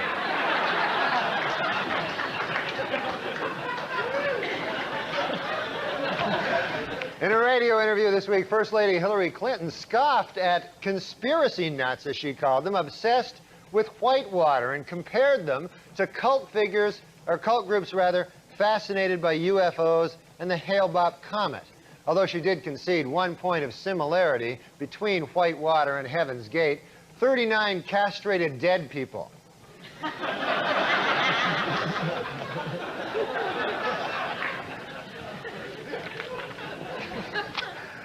Two professors of medicine at Rutgers University say they are developing a pill which can give women orgasms without having sex.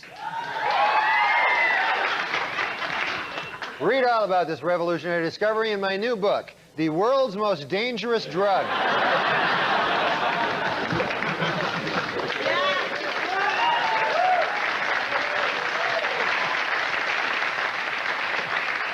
The women clapped at the premise and the men clapped at the punchline.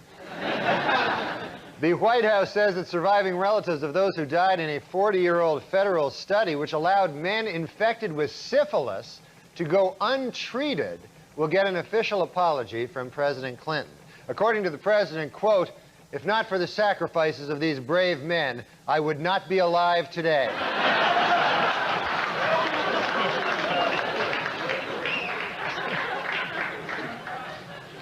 On Capitol Hill this week, the House unanimously passed a measure which would prevent prison inmates from being counted as household members for purposes of food stamp eligibility. Note to self, find new way of fraudulently obtaining food stamps.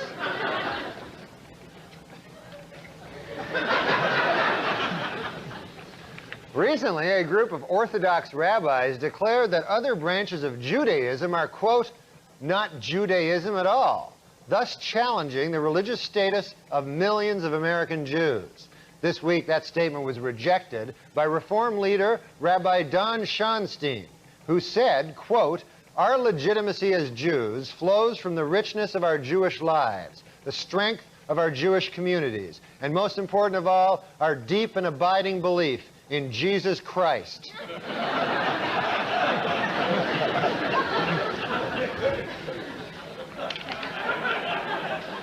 Recent photos sent from the Galileo space probe orbiting Jupiter's moon Europa suggests that it meets the conditions necessary to support a primitive life form.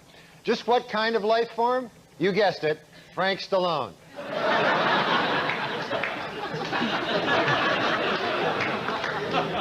Oprah Winfrey's longtime boyfriend, Stedman Graham, has written a new book called You Can Make It Happen, a 9-step plan for success. Step number 1, become Oprah Winfrey's boyfriend.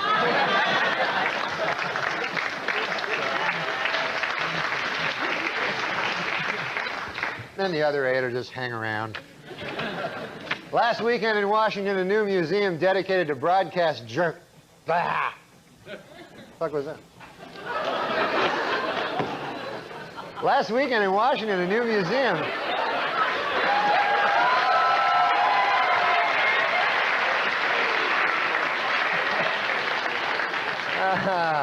My farewell performance. Last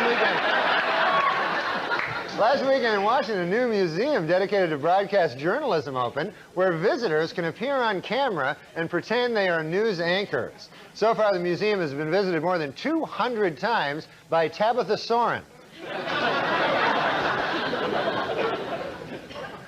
In St. Louis, Missouri, a father who lost joint custody of his 2 sons after undergoing a sex change operation now plans to ask an appeals court to reconsider its ruling that gave sole custody to the boy's mother. I wonder who's going to win this case. The mother of the 2 children or the guy who had his penis twisted into a fake vagina?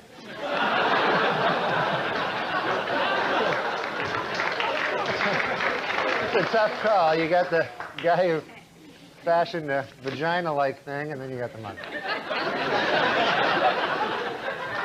In Michigan, State Historical Commission officials say they will not interfere with the building of a new major sports stadium, even if construction unearths historical artifacts.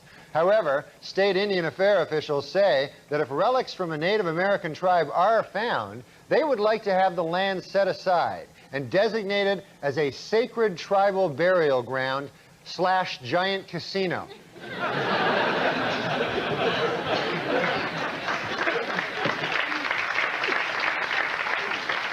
The Nuclear Regulatory Commission has warned that an industrial camera stolen from a Montana company could pose a radiation hazard if its casing is open.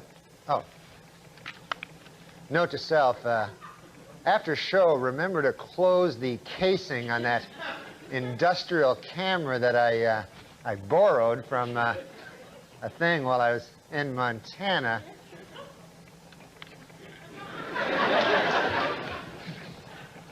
And finally, in California.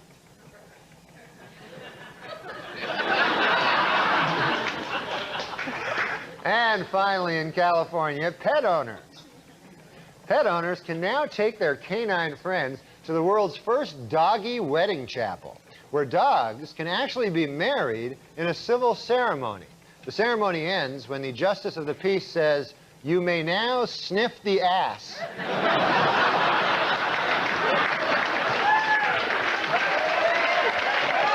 All right, folks.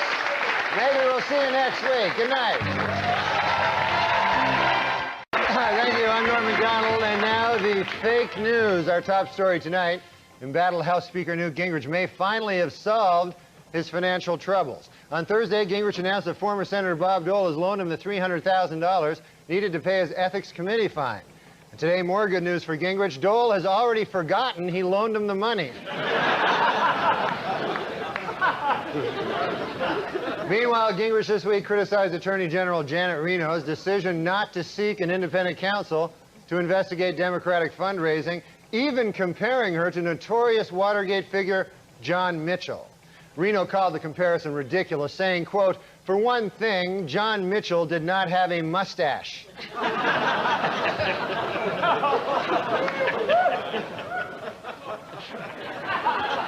In an interview this week with Diane Sawyer, Mafia turncoat Sammy the Bull Gravano revealed that John Gotti once considered trying to buy a presidential pardon for $5 million.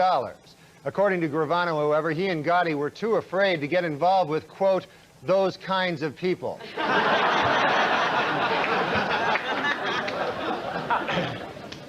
According to O.J. Simpson niece Terry Baker, when O.J.'s mother, Eunice Simpson, first heard about the slaying of Nicole Brown, she exclaimed, "He did it." Reached for comment, O.J. said, "My mom was just guessing. I hadn't even told her yet."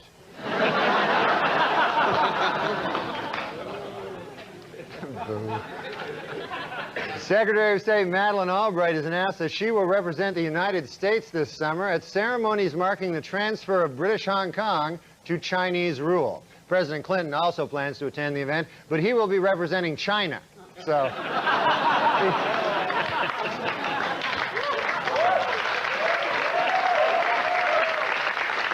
This week, as America marked the 50th anniversary of Jackie Robinson's entry into Major League Baseball, there was a sobering reminder that racial prejudice in sports is not yet a thing of the past. In a shocking move, today, all but one of the 125 playing members of the Professional Golf Association has signed a petition to ban African American golfers from the tour.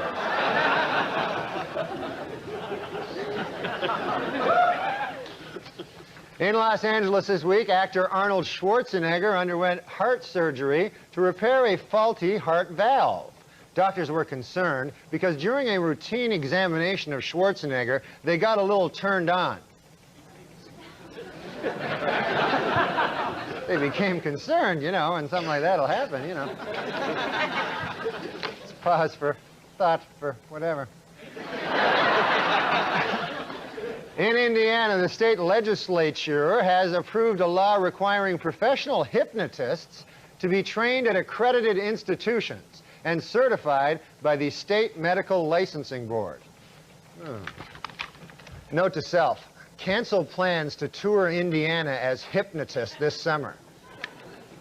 Oh, wait. Ignore previous note.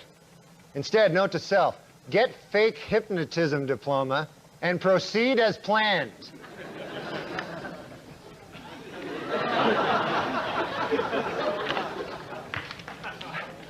According to a survey in the new issue of Men's Health magazine, men are more likely to procrastinate than women, except when it comes to having orgasms.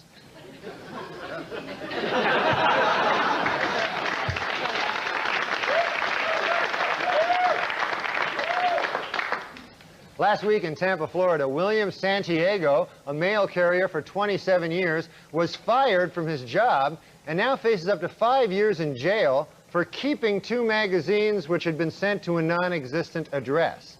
Postal officials admit that they could have let him off with just a warning, but then he wouldn't come back someday and shoot 30 people. So they decided to be a little strict. Last week in Kansas City, 2 people that were oh, drats.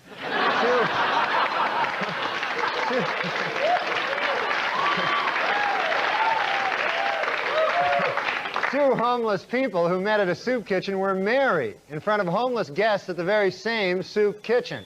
For those who want to give the couple a wedding gift, they are registered at Kansas City's District 5 recycling pen.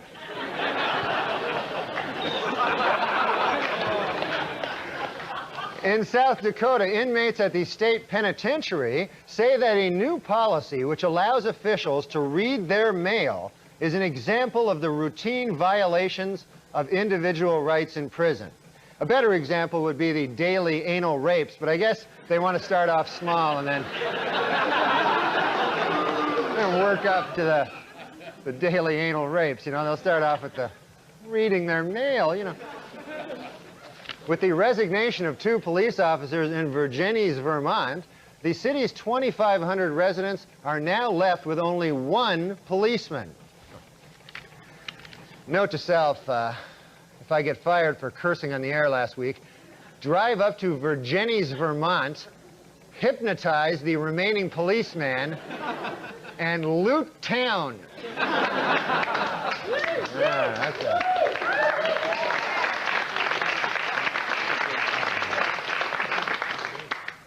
And finally, the votes are in. And Entertainment Weekly has chosen its funniest man alive. And who is the funniest man alive? You guessed it, Frank Stallone. Congratulations, Frank Stallone. And that's the way it is. Good night.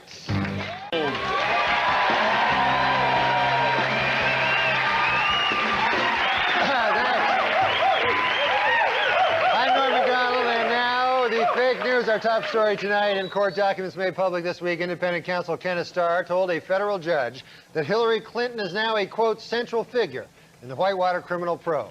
Reacting to the news, President Clinton called the investigation a partisan witch hunt, vowing, quote, if the First Lady is somehow convicted and has to go to jail, I will do everything in my power to wait 2 weeks to start dating.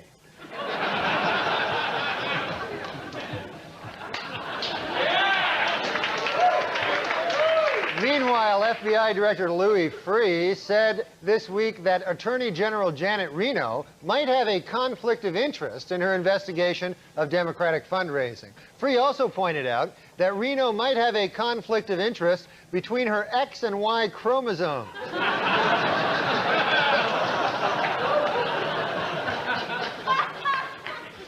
There was some good news for Michael Kennedy this week when the parents of the teenage babysitter with whom he had a 5-year affair decided not to pursue criminal charges. However, a lawyer for the babysitter's family called Kennedy a, quote, sick, pathetic individual, while the county district attorney described him as a, quote, alcoholic cradle robber. The only kind words came from his uncle, Senator Ted Kennedy, who called him, quote, an inspiration.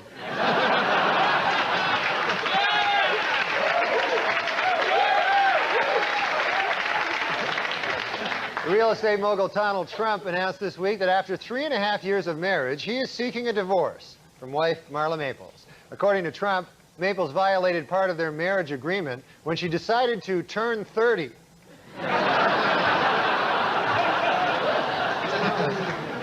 Unacceptable.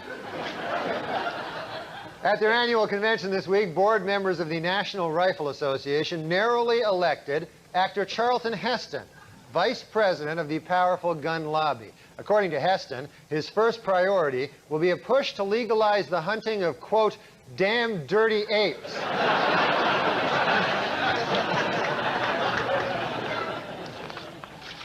In Alabama, a new state law will dramatically increase the penalty for bouncing a check. Note to self, cancel summer vacation plans in Alabama. Find state more accommodating to the NORM MACDONALD lifestyle.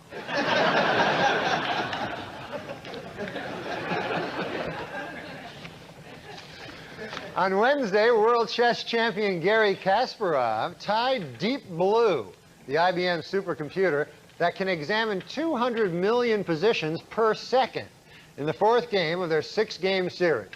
Earlier in the week, Kasparov admitted he made a catastrophic blunder in Game 2 when he failed to force a draw by moving rook to e8, opting instead for a Caro-Kann defense that soon transposed into a Pribble defense, which, after Deep Blue moved bishop to e7, gave him the advantage with his knight position. With all due respect to Mr. Kasparov, what the hell were you thinking?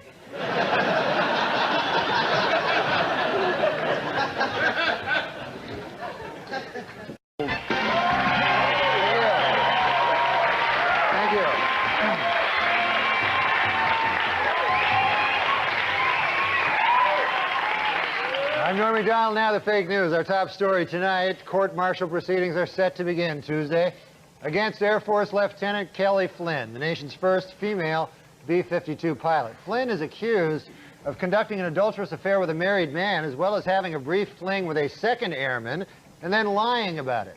An Air Force prosecutor called her, quote, a sexual predator, while her commanding officer called her a, quote, lying sex addict. Meanwhile, President Clinton called her.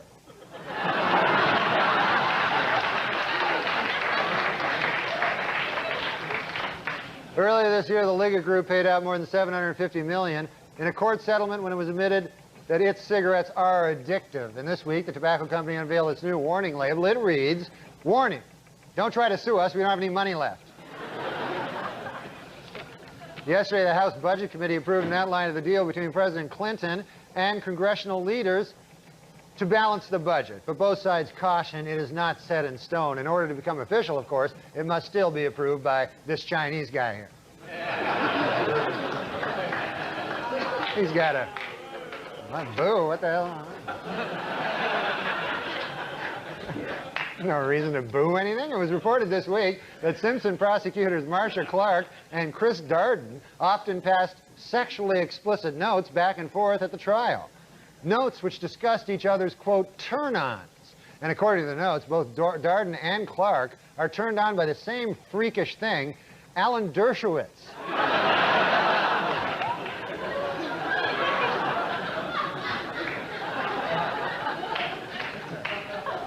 Meanwhile, O.J. himself may have some explaining to do. For months, he has denied hiding financial assets, including valuable sports mementos, from the Brown and Goldman families. But earlier today, Simpson pal A.C. Cowlings was stopped as he tried to leave the country.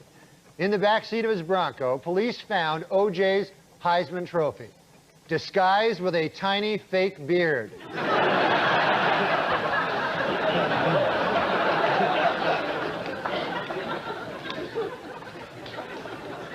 According to prosecutors in Tulsa, Oklahoma, Henrietta Collins, a 90-year-old widow, was bilked out of her life savings by the trustees of her estate.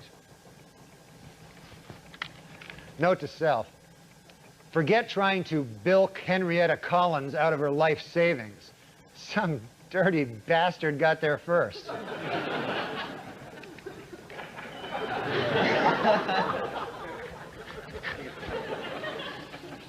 This week, talk show host Kathy Lee Gifford addressed published reports that her husband had an extramarital affair, saying, quote, Frank did and always does what is right.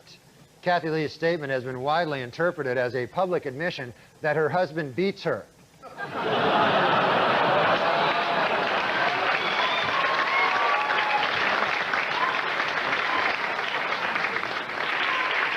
In San Francisco last week, a birthday party for one of the area's leading political figures, attended by the city's mayor, sheriff, and members of the Board of Supervisors, culminated with a performance in which a dominatrix used a razor blade to carve a satanic star into the back of her male partner, then urinated on him, before finally sodomizing the man with a liquor bottle. After learning of the incident from press reports, San Franciscans expressed shock and outrage that the liquor bottle was not recycled.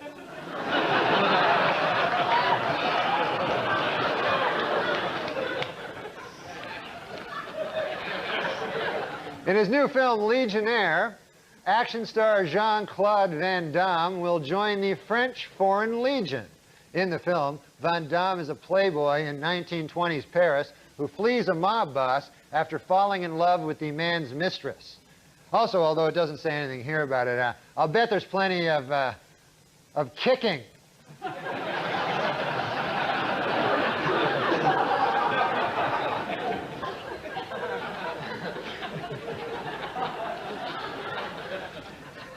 Tonight we are proud to present a new feature on Weekend Update, In Their Own Words. As you remember last month in the televised town meeting on kids and drugs, President Clinton moved Peter Jennings and the audience as well when he said, quote, I've received many letters from 5-year-old kids around the country telling me that they are frightened and asking for my help. Earlier this week, the White House released the text of some of these letters. Walker D. of Connecticut, a 5-year-old child, writes, Dear Mr. President, when the Republicans are finished wasting taxpayer money on their Whitewater witch hunt, perhaps they can join you in your efforts to protect Medicare and the environment and to expand the Earned Income Tax Credit. P.S. Paula Jones was asking for it. Here's one from Elizabeth A. of Long Island, who wrote, Dear President Clinton, Newt Gingrich is a bad, bad man. Also, Paula Jones was asking for it. In their own words. Under a new law passed by the State Assembly, effective next year, Michigan will set aside an allotment of hunting licenses for blind people. This after years of relentless lobbying by deer.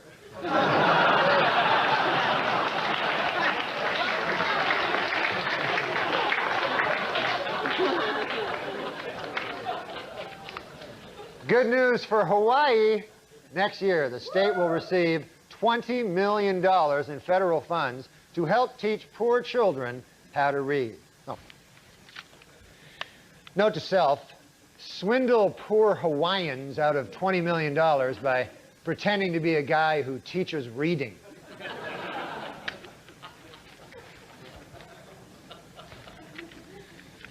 Note to self, before I start, also learn to read.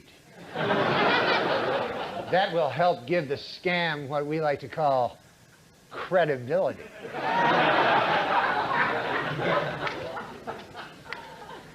That's a big word.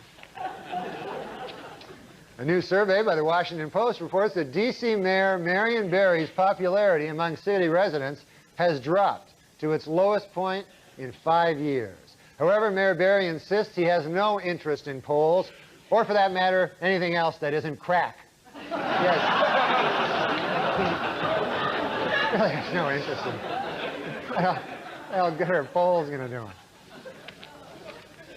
Finally, reports out of Germany continue to indicate that David Hasselhoff is a major recording star in that country, where his concerts routinely sell out and his albums turn platinum. Which once again proves my old theory, Germans love David Hasselhoff. And it's been fun, folks. Thank you.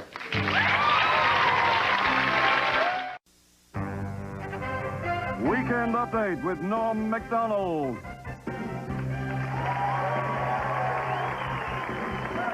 Thank you. I'm Norm MacDonald. Now the fake news. Our top story tonight. This Thursday in an Arlington, Virginia courtroom, sportscaster Marv Albert accepted a plea bargain in his trial on forcible sodomy charges. This following revelations of Albert's compulsion for biting women, three-way sex, and wearing panties and garters. Said Albert about his decision, quote, "At least I've still got my dignity."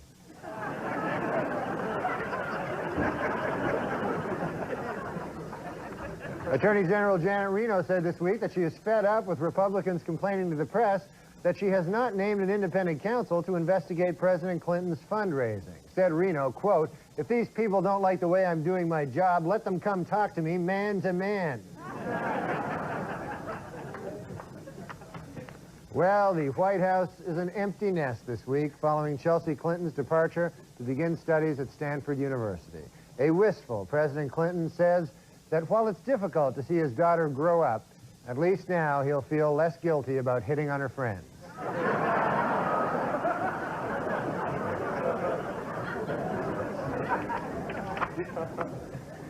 According to the U.S. Bureau of the Census, California's population is expected to grow nearly 18 million by the year 2025. Also by the year 2025, it will be much easier to find a vacant apartment in Mexico.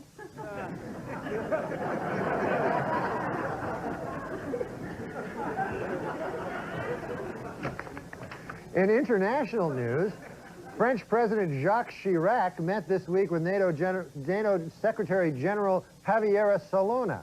During their meeting at the Élysée Palace, the two discussed possible reasons why Marv Albert would dress up in lingerie and bite women on the back while another guy watched.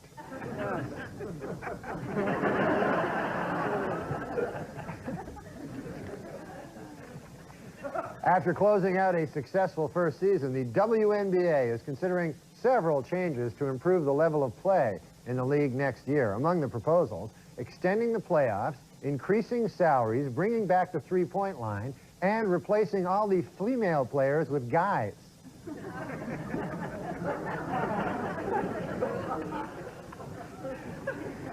Well, as you're no doubt aware, Elton John's musical tribute to Princess Diana, Candle in the Wind 97, has become the fastest-selling CD in history. Well, in Dayton, Ohio, a local music chain had a wonderful idea to donate all its profits from the single to a local AIDS group. However, in a tragic piece of irony, Weekend Update has learned that the local AIDS group now plans to spend all of the money on landmines.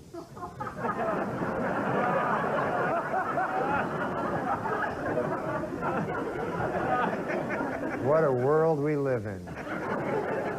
Dirty, dirty landmine.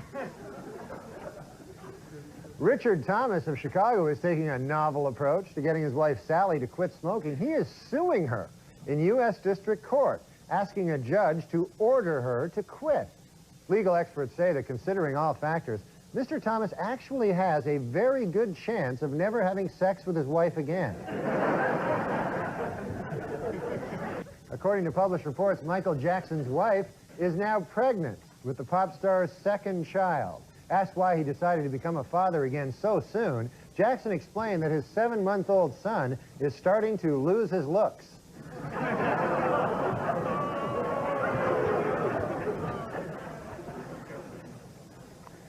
Next month, the U.S. Postal Service will begin issuing stamps depicting Dracula, the Mummy, and Frankenstein's monster. These stamps are part of a new series called People Who Abbott and Costello Have Met.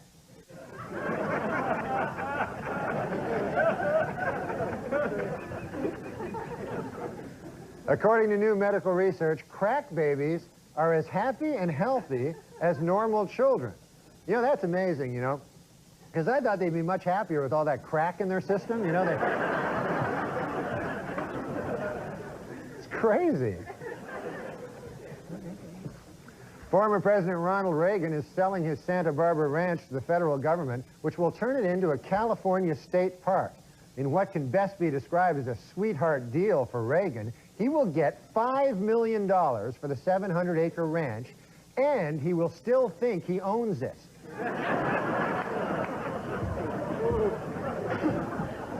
The rich get richer, you know? Ridiculous. David Kaczynski, the brother who turned in Unabomber defendant Ted Kaczynski, said he plans to share the $1 million reward money he will receive with the bombing survivors. He says roughly $400,000 will go to the bombing victims, and the other $600,000 he will blow on whores and cocaine.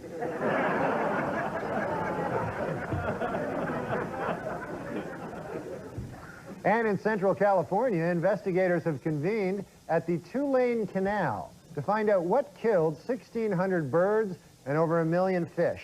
Experts say ammonia poisoning is the probable cause, but if you ask me, what really killed them was the paparazzi.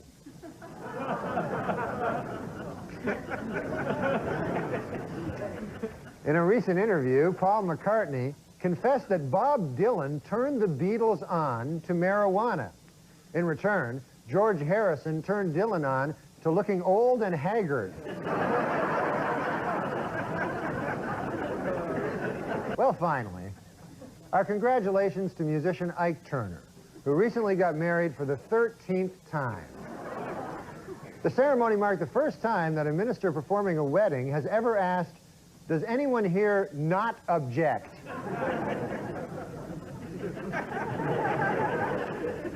And that's the news, folks. Good night. I'm Norm MacDonald, now the fake news. Our top story tonight, just yesterday, in a letter to Congress, Attorney General Janet Reno absolved President Clinton of almost all charges of campaign finance reform. According to Reno, there is no evidence he misused his office to raise money, improperly allowed contributors to stay overnight at the White House, or sought contributions in exchange for political favors. You know, it's hard for me to believe this, but for Janet Reno to send this letter, I guess it must be true. The president's sleeping with her, too. It's beyond comprehension, but earlier today, some 600,000 members of the Promise Keepers, the evangelical men's group, convened in Washington, D.C. for a day of prayer and repentance.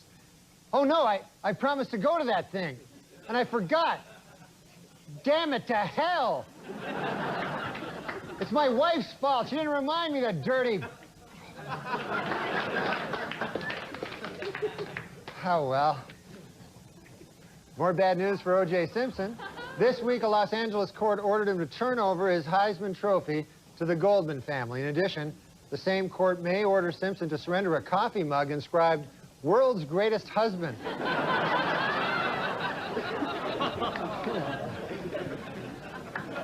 A new development in the Marv Albert story. This week, his accuser, Vanessa Perhatch, decided to go public, allowing news agency to print her name and picture. Following the publications of the photograph, legal experts were left wondering, who was the real victim?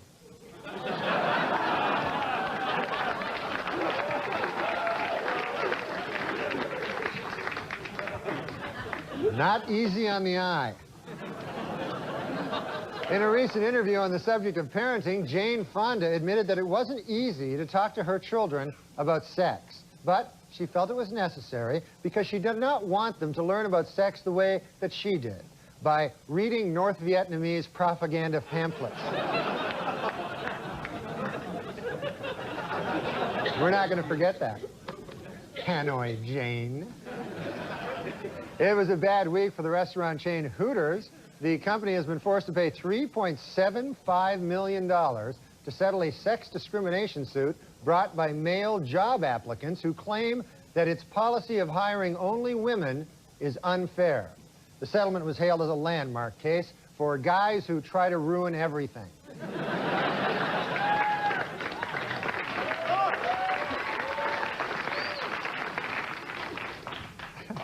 You want to go to Hooters and a dude shows up at your table, you know?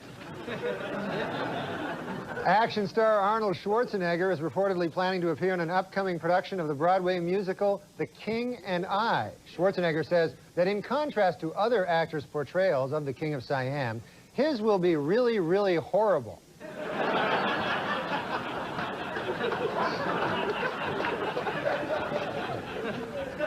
Also in entertainment, the play Hiroshima, a tribute to the victims of the first atomic bomb, with music and singing by Yoko Ono, opened in New York City this week.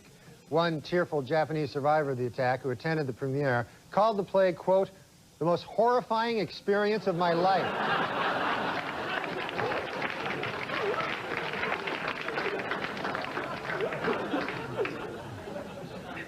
And in entertainment news, Ellen DeGeneres and lover Anne Hesh have announced that they want to have a baby.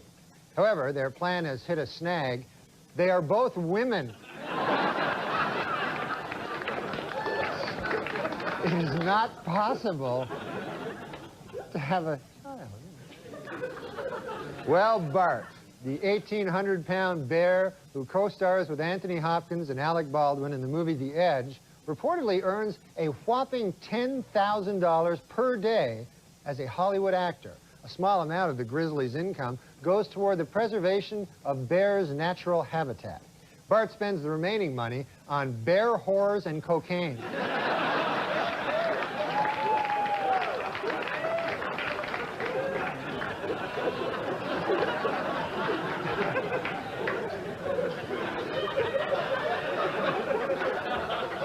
And on a happier note, in Massachusetts, the 119-acre Dunn Pond State Park has the state's first nature trail designed for the handicapped.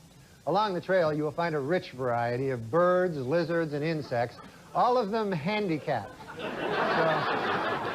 it's not really a very good trail, you know?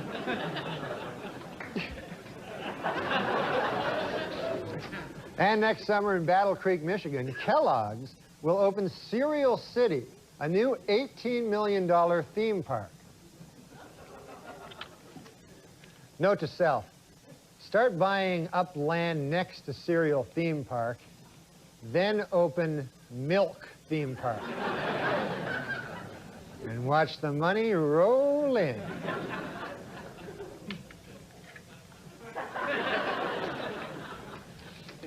Well, finally, the Guinness Book of World Records announced this week that Gul Mohammed of New Delhi, at 22.8 inches tall, is the shortest man in the world to have Eddie Murphy's head.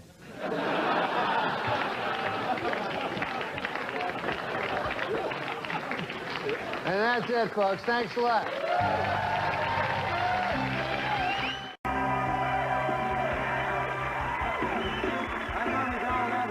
Our top story tonight, does President Clinton have a bent penis? Well, according to a doctor who examined him last week, the president's genitals are, quote, completely 100% normal. It should be noted, however, that the doctor who examined him also has a bent penis. So, that may color his findings a little. While this controversy raged, the president himself was on a state trip to South America, where he met with various leaders and repeatedly stressed his strong ties to the region. Finally asked to elaborate on these ties, Clinton replied, "Are you kidding me? My brother Roger was a huge coke dealer."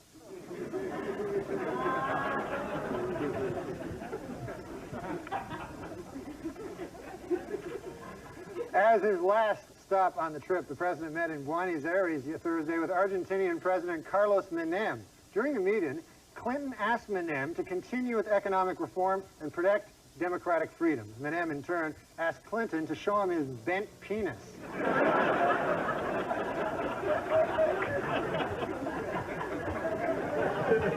According to a new survey by the Women's Vote Project, women would be more likely to vote if they could send in ballots by mail or if polls were open longer. Also, more women would vote if you were permitted to bake your vote.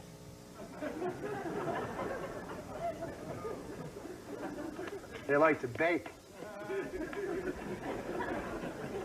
Rejecting conspiracy theories that President Clinton killed Vince Foster, a report out this week from independent counsel Kenneth Starr has officially concluded that Vince Foster took his own life. Among other things, The report cites evidence that Foster was deeply depressed in the days leading up to his death. Although the report does concede, Foster was deeply depressed because President Clinton was trying to murder him.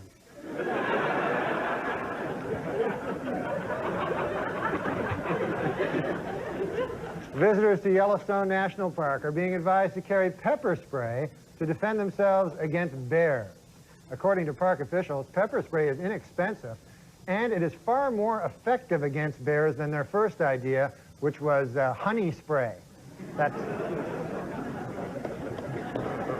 didn't work out at all. That worked completely counter to the sources in Hollywood. Report the on-again, off-again relationship between actor Johnny Depp and supermodel Kate Moss is on again, and that Depp and Moss are now engaged. According to her friends, Moss is so excited she hasn't eaten a thing in 23 years.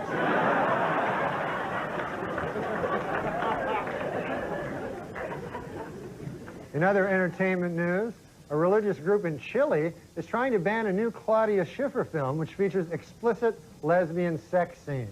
According to the group, sex between two women is an abomination before God, almost as blasphemous as sex between a woman and David Copperfield. I don't know which is worse, which is more of an abomination. Well, the 1997 World Series began tonight with the Marlins beating the Indians 7-4. Joining us on Weekend Update with an analysis of each team is a baseball legend and a dear, dear friend. Please welcome Hall of Fame broadcaster Harry Carey. Hey, Harry. Hi, everybody. Harry Carey here. I gotta tell you, folks, it looks like we've got a very exciting World Series on our hands. The American League is represented by the Cleveland Indians, and for the National League, the Florida Marlins. It sure is exciting, Norm. Yeah, well, it certainly is, Harry. Now, who do you like in the series? It's tough to say, Norm. On one hand, you've got the Marlins. Now, that's an odd mascot, a Marlin. Yeah, I guess it is. Of course, pound for pound, it's the smartest fish in the ocean. With its sword-like snout, it'll carve your eye out and not think twice about it. Norm, to this day, if I walk into a seafood restaurant and I see a marlin on the wall, I just grab my wife and leave. Is that a fact, huh? Of course, on the other hand, you have the Indians, a group of untrustworthy savages. You look away, next thing you know, they steal your land. That's true. Well, Harry, you're talking a lot about the mascots now. What about the players? They won't be a factor, trust me. Hi, Norm. You ever been alone in a room face-to-face with a marlin? No. No matter where you go in the room, its eye follows your every move. You should try it sometime. It's a rush. I should know. I used to hunt them. Really? You hunted marlins, huh? No, Indians. I've got a whole closet full of scalps at home. They're just collecting dust. The government stopped buying them years ago. Hey, Norm, you interested in buying a scalp? Well, I mean, I guess... It's a simple yes or no question. Well, what does this have to do with the World Series? This sale isn't going to make or break me, Norm, so don't jerk me around. Do you want to buy a scalp or not? No, I don't, no. Fine. Just take my card and give me a call when you want to get serious. Okay, thanks. And peruse through this when you get a chance. What's that? A catalog of all the scalps available. Good Lord. I got all of them, Apache to Zuni. Oh, well, you got any mohawk in there? Oh, Norm, if I had a mohawk scalp, I wouldn't be sitting here talking to you. I'd be relaxing on a tropical island. Why is that? Because they're highly valuable. All right, well, thanks for stopping by. Mohawk, you can't find one. No? No. Harry Carey, everybody. Come to win.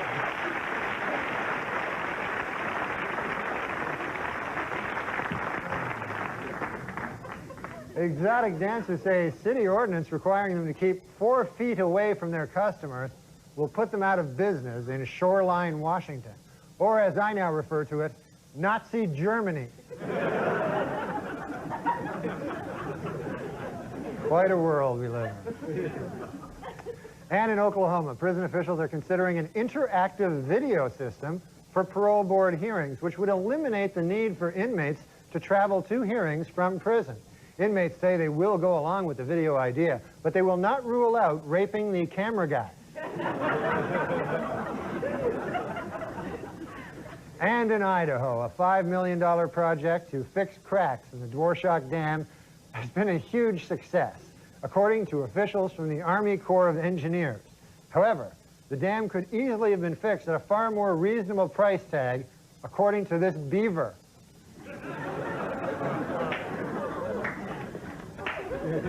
They'll have to agree to disagree. Finally, the Rolling Stones are back on tour again, and Keith Richards says that he is thrilled to still be doing what he's been doing for 25 years. Cheating death. That's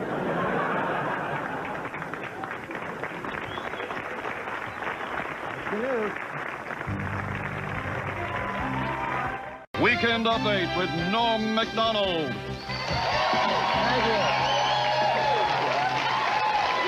Thank you. I'm Norm MacDonald. Now the fake news. Our top story tonight. Tomorrow, Chinese President Jiang Zemin begins a week-long visit that could define U.S. relations with China for years to come. President Clinton plans to ask Jiang for several things, including human rights reform, trade expansion, and a Chinese herb said to have the power to straighten a bent penis. Well, it's official. Sportscaster Marv Albert, convicted last month on assault and battery charges, will serve no jail time. But the big story was outside the courthouse, where the second accuser from his trial, Patricia Maston, showed her face in public for the first time. This new development had legal experts asking once again, who was the real victim here?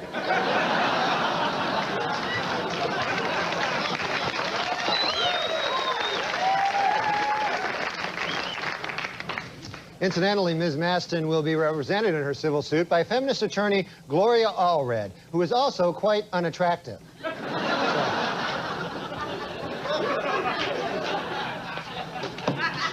No box of chocolates, that one.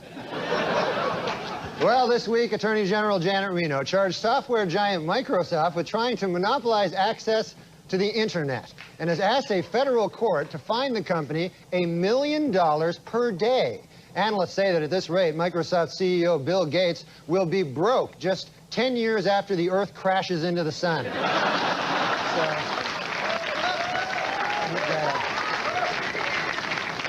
got a hefty pocketbook. According to new medical studies, exposure to secondhand smoke dramatically increases a non-smoker's risk of getting heart disease and lung cancer. Jubilant tobacco company executives say the study proved beyond a shadow of a doubt that non-smoking can kill you.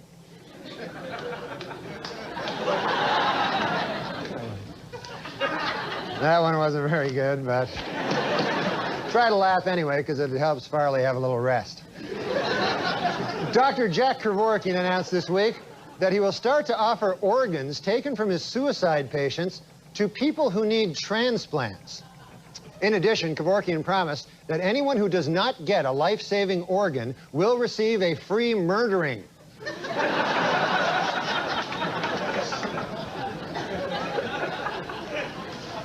And in London, British scientists have created a frog embryo without a head, a breakthrough that could lead to the production of headless human clones to provide organs and tissue for transplant, as well as horrific nightmares for the rest of my life. I can't deal with this kind of stuff anymore. Well, in Maine, political activists are trying to push through a constitutional amendment that would expand voting rights for the mentally ill. But according to insiders, it's really just a ploy by supporters of Ross Perot.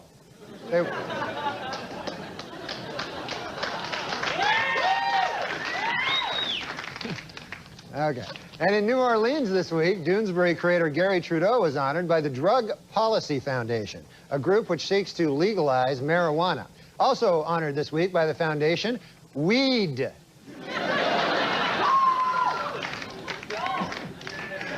Yeah, they honor that every week. It's a multiple honoree. A Minnesota man is being sued by a woman who claims that he promised to marry her, but called off to the wedding after he convinced her brother to give him a kidney. Don't I know it?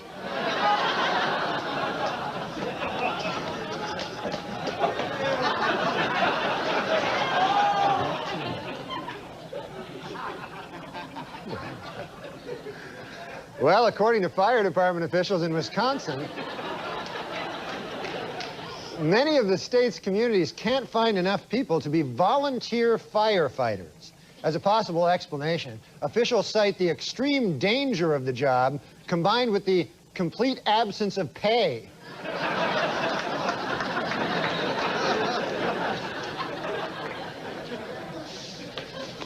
Finally, in Milwaukee, Wisconsin, a man allowed his 8-year-old daughter to take the wheel of his car, and an accident ensued that damaged 7 other cars and injured 6 people, which once again proves my theory: women can't drive.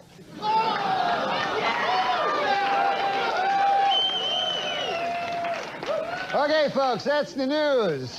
Thank you.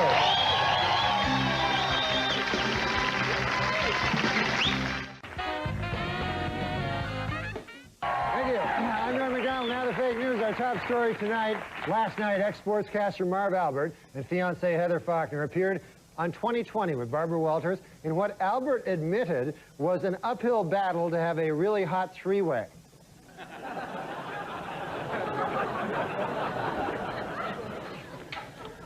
Earlier today, following 2 weeks of provocation by Saddam Hussein over UN weapons inspection, President Clinton has issued his clearest warning yet to the Iraqi leader. The unusually frank, strongly worded letter reads as follows, quote, "Should your government persist in flouting international law, I will have no choice but to order military action which will be both swift and devastating.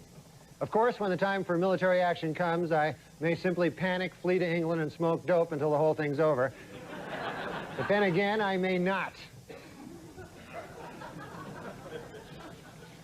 More followed from the recent conviction of British au pair Louise Woodward on murder charges. This week, her attorney Barry Scheck lashed out at the legal system, saying, quote, "What kind of sick society do we live in where an innocent girl is sent to prison, while a double murderer like O.J. Simpson goes free?" Kind of a... Meanwhile, O.J. Simpson's Brentwood estate officially went on sale this week with an asking price of $3.9 million. According to realtors, some of the home's highlights include a newly renovated gourmet kitchen and a luxurious master bathroom with separate sinks for murderer and murderee.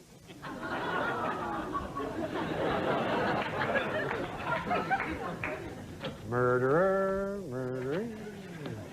On Capitol Hill this week, 17 Republican congressmen formally asked the House Judiciary Committee whether there is sufficient evidence to begin impeachment proceedings against President Clinton.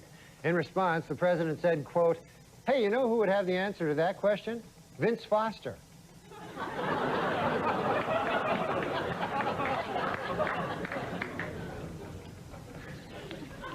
With the release of over 100 hours of videotape of President Clinton and campaign fundraisers, the pressure continues to mount on Attorney General Janet Reno to name an independent counsel to investigate the president.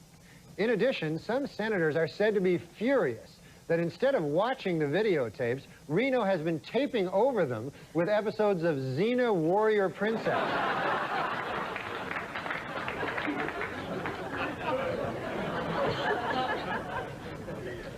On Tuesday, New York City Mayor Rudolph Giuliani cruised to re-election with 57% of the vote.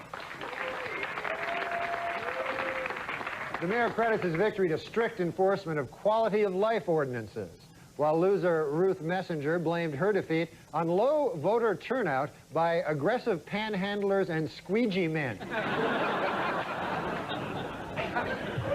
She was expecting them to show up strongly. This week, the crew of the trouble-plagued Russian space station Mir took a much-deserved break, using their onboard computer to do some shopping on the internet. Among the cosmonauts' purchases this week, a VCR, an exercise bike, and a new space station.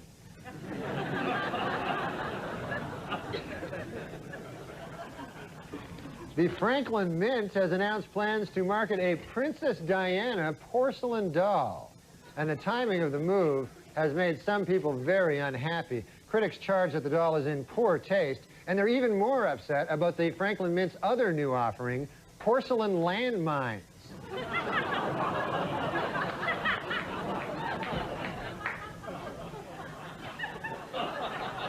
You can play with them together if you want. This week, a milestone in rock music. REM drummer Bill Berry has announced that he is quitting the band. Berry, who has been with REM for 17 years, says the decision to leave was entirely mutual between himself and his giant eyebrow. They talked it over and they decided it was best for both of them. A sad story from the world of entertainment this week. Talk show host Ricki Lake had to get rid of her dog Dudley after the pooch became too aggressive with her 7-month-old son Milo. A clearly saddened Lake said, "It broke my heart to get rid of that dog, but he was delicious."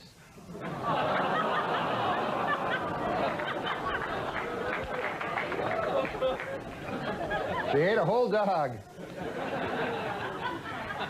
In aviation news, a new study suggests there might be more survivors of plane crashes if all seats were equipped with airbags. According to the study, this is especially true for plane crashes under 50 miles per hour. The other ones, it doesn't do much good.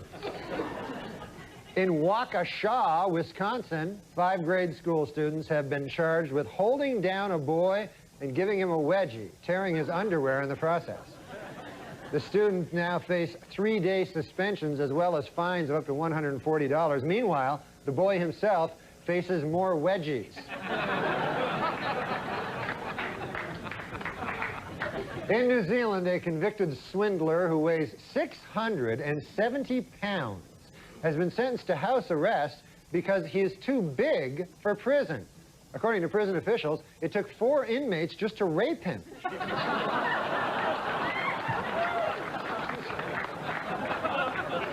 Huge man. And finally, when Richard Gere made his first appearance recently on the Oprah Winfrey Show, the two got along famously. But all that may change when the actor hears about this month's Oprah Winfrey Book Club selection.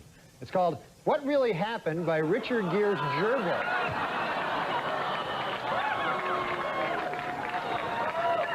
Crazy. Okay, folks, that's the news. Have a good thing.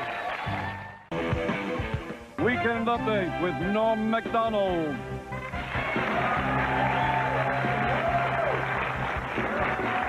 I'm Norm MacDonald. Now the fake news, our top story tonight. As the war of words between the U.S. and Iraq continues to heat up, President Clinton today sent his latest blunt message to Saddam Hussein. Quote, "As our two nations appear headed toward military conflict, let history record that all this could have been avoided with a simple $50,000 contribution to the Democratic National Committee. The blood is on your hands." In Sacramento this week, jury selection began in the trial of accused Unabomber Ted Kaczynski and appears to be moving briskly. In fact, lawyers for the defense had only one question for each prospective juror. What is your mailing address?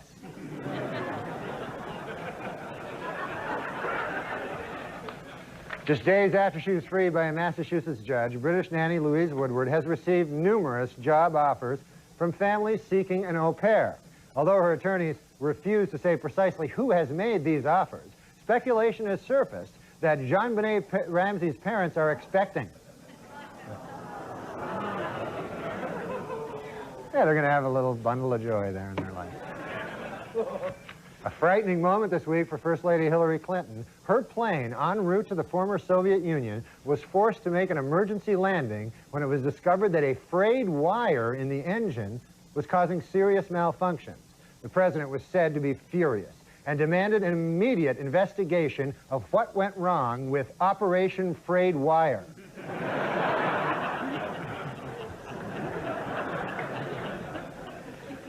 There was outrage in Detroit this week when Dr. Jack Kevorkian helped a woman commit suicide in a local church, leaving her body inside the church building. According to Kevorkian, murdering people in his van has almost completely lost its sense of blasphemy. Hello, how are you? In a statement with profound legal implications, the FBI announced this week that for the first time, its experts can now identify an individual with 100% accuracy through his DNA. And really, when you think about it, the timing could not have been better, said former football great O.J. Simpson. He was good on the gridiron. A celebrated Hollywood cosmetic surgeon whose clients include Michael Jackson, Phyllis Diller, and Joan Rivers has been accused of fondling patients while they were under anesthesia. The case has legal experts wondering, who is the real victim here?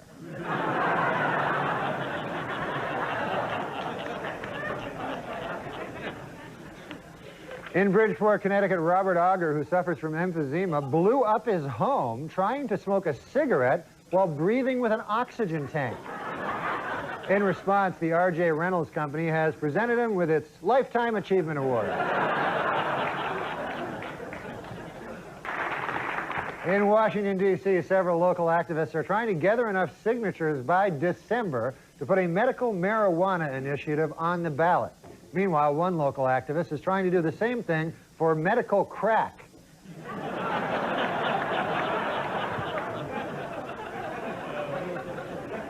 The WNBA officials expanded to 10 teams this week, adding franchises in Detroit and Washington, D.C. But before you get too excited about the new additions to the league, remember, all of the players are still women. They stink at basketball, that's the problem. Other than that, it'd be a good, good game, but they're all horrible, so it makes for a kind of a boring game. 4 Wisconsin men have been charged with felony hate crimes after burning a man's buggy simply because he was Amish. If convicted, the men face up to 25 years in prison, but furious Amish leaders say that is not enough. They want the dunking wheel.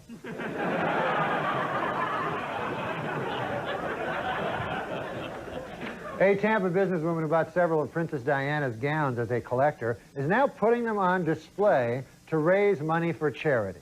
However, her method of display is being described by many as inappropriate.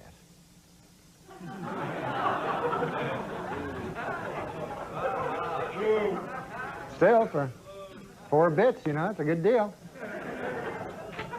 According to a recent study published in New Choices magazine, the more household chores a husband does, the more likely his wife is to report having good sex. The article explains that when a man does a substantial amount of housework, it gives his wife some time to go out and find a real man to have sex with.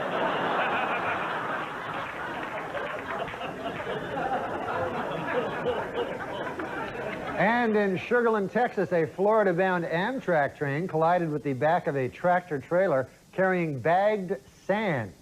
Thankfully, no serious injuries were reported. However, the accident did draw protests from the group People for the Ethical Treatment of Sand. Yeah, those people. And finally, in Burien, Washington, elementary school teacher Mary Kay Letourneau pled guilty this week to having sex with a 6th grade student whose child she bore in May. Miss Letourneau has been branded as a sex offender, or as the kids refer to her, the greatest teacher ever.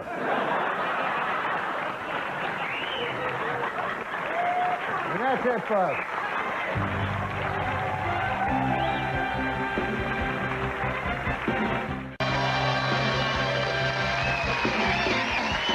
Thanks, I'm Norm MacDonald. Now the fake news. Our top story tonight. This week, the Clinton White House angrily denied charges that burial plots in Arlington National Cemetery were being handed out as political favors. Although presidential spokesman Mike McCurry did acknowledge that it is not easy to explain the tomb of the unknown Asian contributor.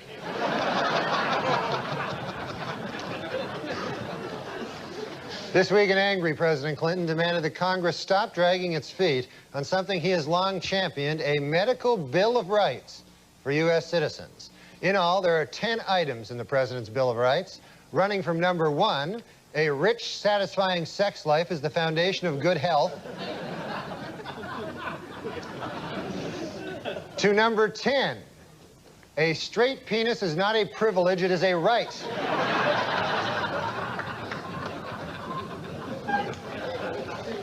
Toy maker Mattel has decided to give its Barbie doll a new and less curvaceous body. This in response to criticism that Barbie's current measurements, if she were 6 feet tall, would read an unrealistic 38-18-34. Feminists are applauding the move, but personally, I think that instead of all this petty tinkering with measurements, they should just make her 6 feet tall.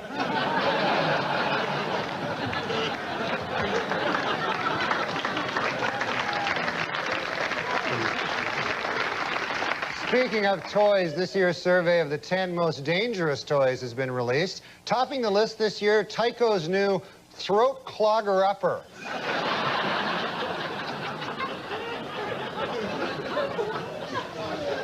The FDA is considering approval of a new, highly effective treatment for baldness. The drug Propecia has been shown in trials to grow thick, luxuriant hair. Although there is a downside, it only works on ears, noses, and backs.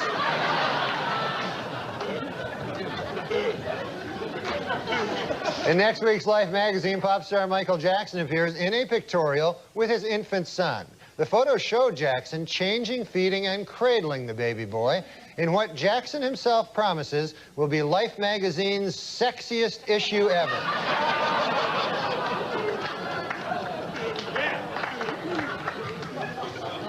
First Lady Hillary Clinton has been out of the country this week visiting the remote region of Siberia. Said the president, quote, "When the cat's away, the mice..." Oh, who am I kidding? The mouse screws plenty of women even when the cat's right here.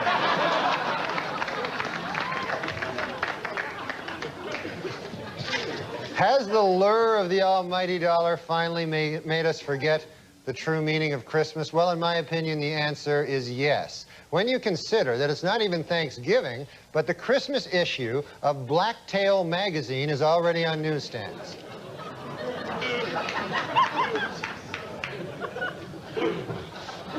Shame on you, people at Blacktail magazine.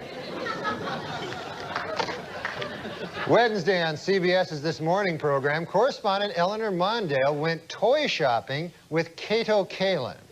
According to producers, it was part of a new segment on the show called Let's Punish the Audience.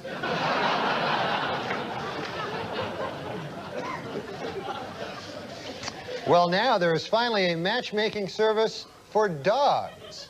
At Happy Animals, matchmakers guarantee to find your dog a perfect mate based on height, weight, age, and breed. So far, the dog dating service has had a 100% success rate because, according to its founders, any dog will have sex with any other dog.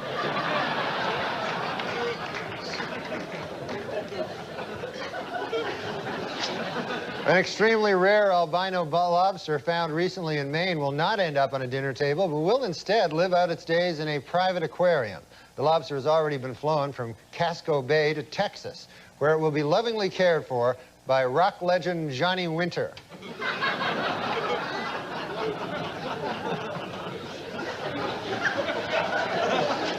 I'd like now to make a correction to a story that we reported earlier tonight. It seems that the Christmas issue of Blacktail is not yet available on newsstands. I'm sorry. So far, it's only gone out to those of us who subscribe. Our apologies to the editors of Blacktail, and keep up the good work, boys. On Wednesday, NASA launched the Space Shuttle Columbia on its 87th voyage. This trip by the shuttle will feature the first spacewalk ever by a Japanese astronaut who will get to take in the unique perspective of Earth from space. Gee, I wonder if there's any chance he'll take a picture.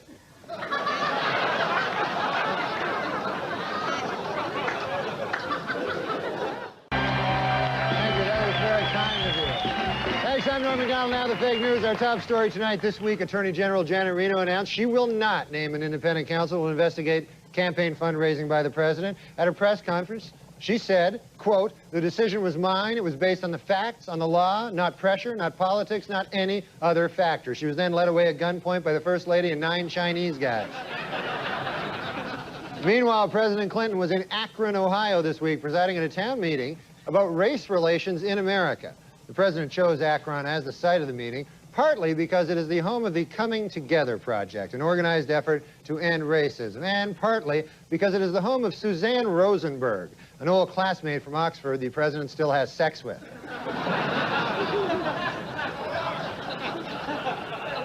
The trial of Unabomber suspect Ted Kaczynski underway. His lawyers are making arrangements now to move their client's 10 by 12-foot shack into the courtroom. After the trial, the cabin will be carefully repacked and moved to Hollywood, where it will serve as home to actor Mickey Rourke. Well, a sad story from Britain this week. According to the Earl of Spencer, several intruders have recently broken into his family estate in search of souvenirs from Princess Diana's grave. But the Earl says he knows just how to protect the site: landmines.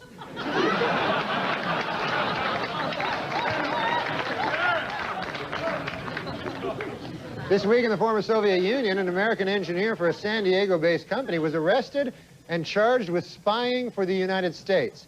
Russian authorities say he was caught attempting to smuggle out their secret formula for alcoholism and despair.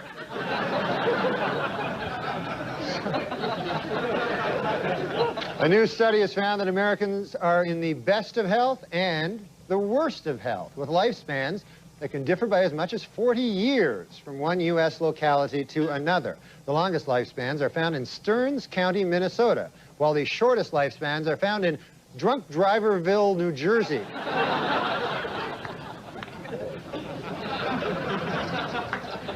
In January, production will begin on the 7th season of MTV's The Real World. The 7 young people appearing in the series will represent different backgrounds, ages, religions, and sexual orientations. However, this year, they will share one trait in common: I will hate them.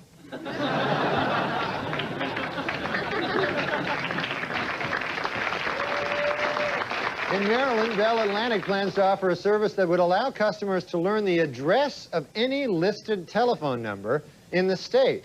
Critics say the service would be an invasion of privacy, while proponents of the plan say it will help them invade people's privacy.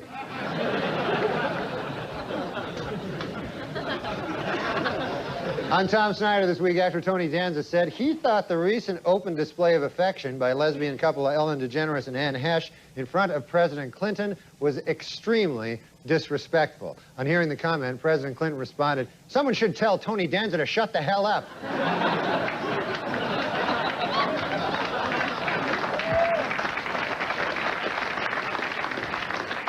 Playing in a music store in New York this week, Kenny G set a world record by holding a saxophone note for 45 minutes. While he did warn spectators that it would be quite boring, it should be noted that it is every bit as boring to hear Kenny G play different saxophone notes for 45 minutes.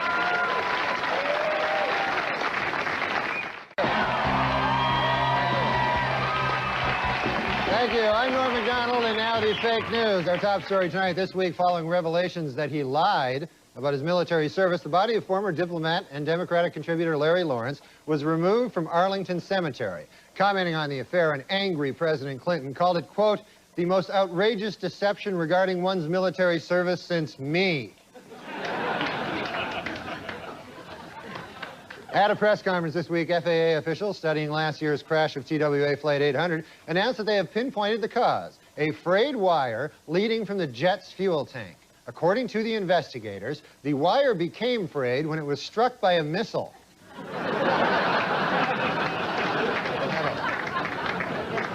That'll fray a wire.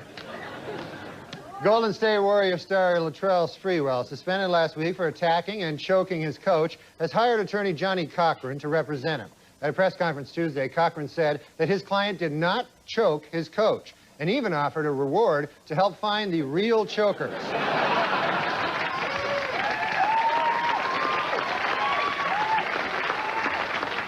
President Clinton met this week with Chinese dissident Wei Jiangxing, a leading advocate of democracy in China who had been imprisoned and tortured for nearly 18 years. However, the meeting had to be abruptly cut short when the president learned that Mr. Jiangxing is broke.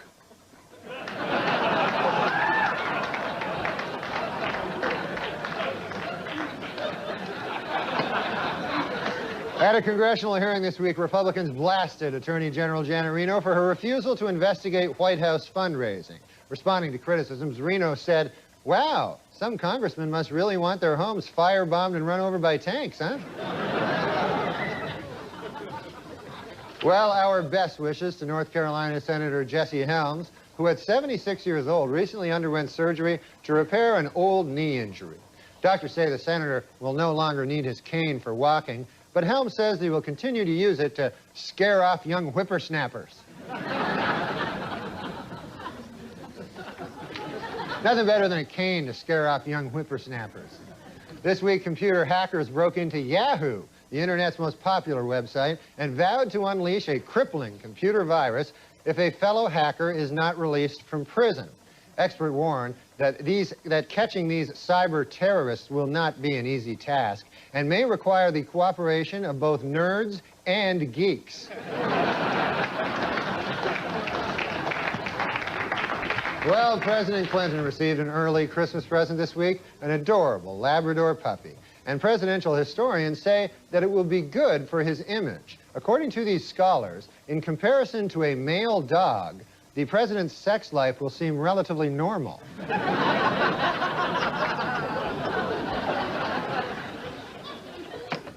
Well, this week, after a Los Angeles restaurant refused to seat him, O.J. Simpson demanded and got $500 in compensation. In addition, the restaurant must now offer separate murderer and non-murderer sections.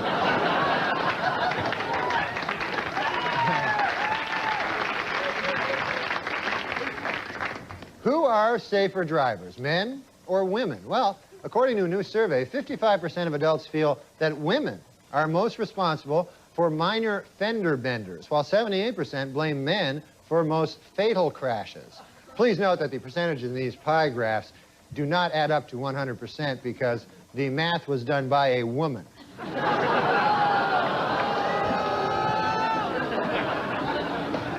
For those of you hissing at that joke, it should be noted that that joke was written by a woman. So now you don't know what the hell to do. No, I'm just kidding. We don't hire women.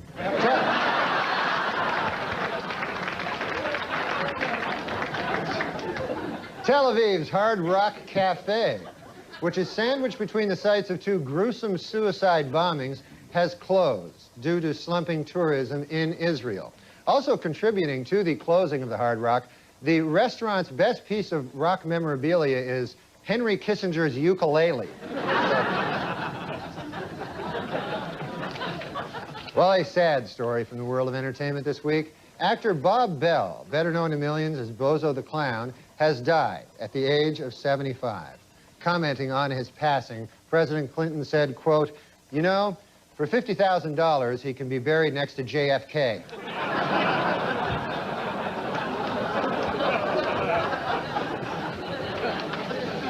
Finally, in entertainment news, there are rumors that actor Don Johnson is dating 71-year-old San Francisco socialite Denise Hale. An observer who spotted the couple necking in a restaurant will have trouble getting an erection for the rest of his life. That's the news, folks. Thanks. You know what? Every time we have Norm MacDonald in here, Sully does something to screw up. He does, doesn't he? Sully, get over here. By the way, Norm MacDonald and Kevin Farley, you're Chris Farley's brother, right? Yeah, that's right. Yeah, a little resemblance going on there. I look a lot like him, yeah. Yeah. Man, they are working you guys you know to the bone. song. You know the song. I have a song for Kevin that I wrote. Is that right? We're just starting it, but you remember the song from the old days? I'm not Lisa. Yeah. My name is Julie. Lisa left you years ago. Yes, I know the song, yeah. Okay, so listen to this one. I wrote it Okay. like a Weird Al Yankovic. Right? Okay. Norm wanted me to do this Go on do it. stage Just do last it. night. Do I go, I'm not Chris. My name is Kevin. Chris was funny. I am not. You wanted him to do that. Yeah. That would kind of be counterproductive. I'm when you living in his shadow. Very nice. Trying to scrape a career off some brother of mine. Wow. Yeah, Norm wrote that. You're getting as Nice bad. collaboration here. You're getting as bad as the way Adam Sandler kind of screws you over in the movies. What the? What's the last thing he made He you always do? gives you some kind of goofy thing to do in his movies. Well, I was actually in the last movie. I'm not even in it. I didn't make it, but my stand-in did. He's tired of you. He's tossing you into the curb. You're standing. Yeah. Like he comes off a thing, and his shorts are rolled up, so you can see the guy's ass, which people will assume is my ass. You have an ass stand-in. Yeah, because I don't want to show anyone my ass.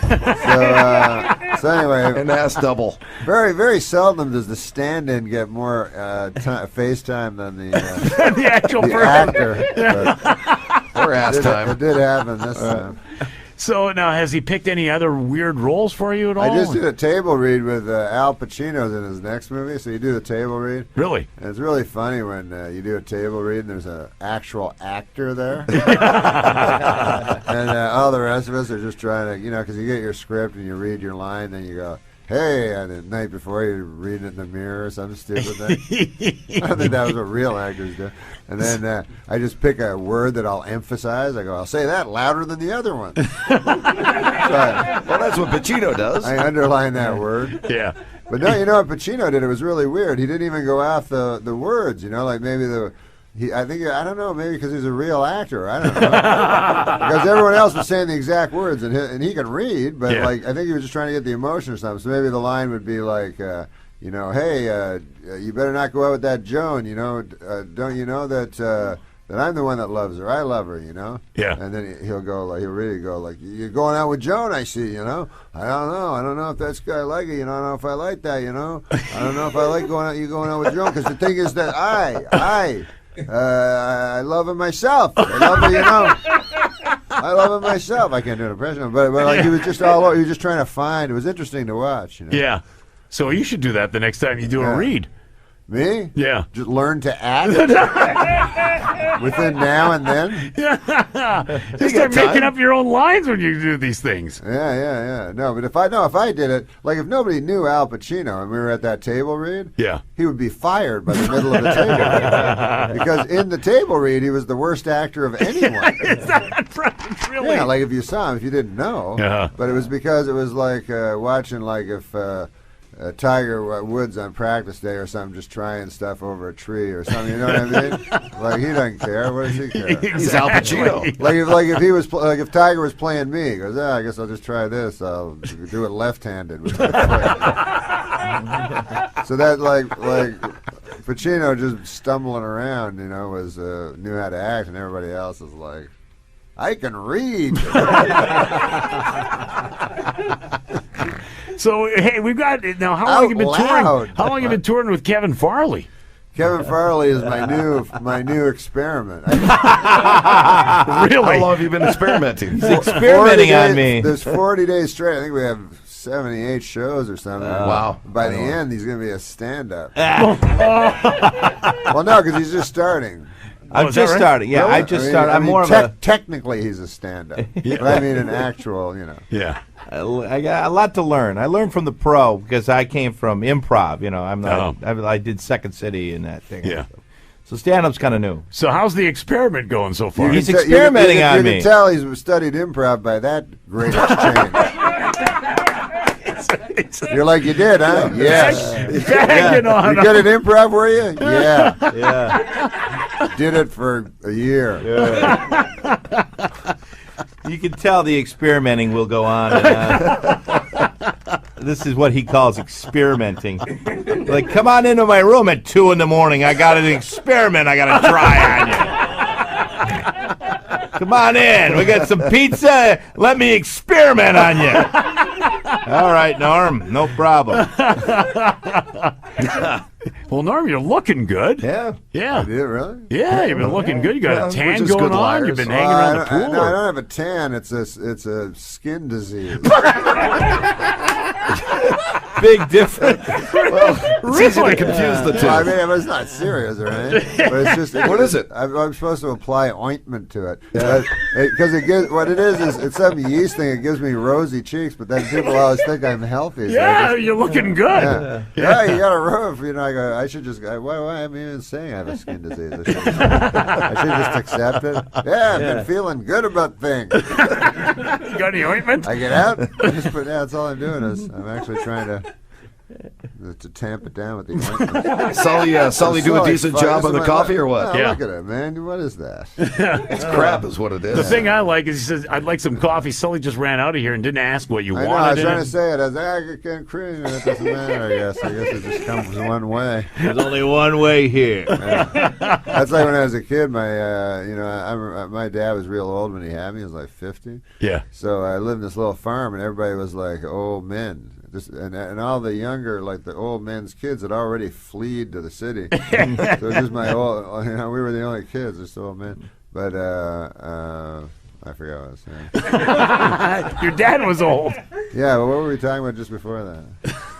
We were talking about coffee. Coffee, yeah. We're talking about Sully. coffee shops. Your disease?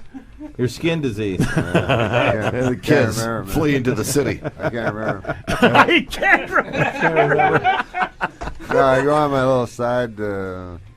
Little ADD kicking in. We ate bad pizza last night. That I know. We did. We did At 2 in the morning. At 2 in the morning Yeah, went after to sleep. And experimenting. you know when you're so tired and you're eating the pizza, and so you don't even chew it, so it's just triangular pieces are falling into your belly. So now they're digesting. I have partially digested pizza in me right now. And I woke up with salty mouth. I'm digesting right now. That wasn't because of the experiment, was it? Hey, you ever look at a girl, man? You go, girl's digesting as we speak. You know what I mean? If you actually think of what she's doing, you just look at her skin and stuff like that. Yeah. But all this stuff is going on within her. You know. Like scant feet away, like she's digesting food and turning it into feces. Are you a single man, Norm? Oh, it's disgusting when you think about it. That's why you shouldn't think about it. You shouldn't think. They say you treat women like objects. You're like, yeah, what do you want me to treat them as, like actual skeletons with livers and stuff? See what they really are? Yeah. Kevin, are you married? Mm-mm. He was married. You said that emphatically. No. He was married. Oh, is that right? I was married for 2 years, and biggest mistake of... No. So what happened with that? It was a disaster. I'm not real good at that whole thing. I'm not real good at it. I just realized that. So I'm not even going to try. What was the final nail in the coffin on that one? I just basically me. I think that what her last word was "you're nuts" and goodbye, and it sort of stuck with me. So I'm much happier being, free. And His singing. experiment. He told me a thing, man. He said, why buy the cow when you can go to gay bathhouses every single night?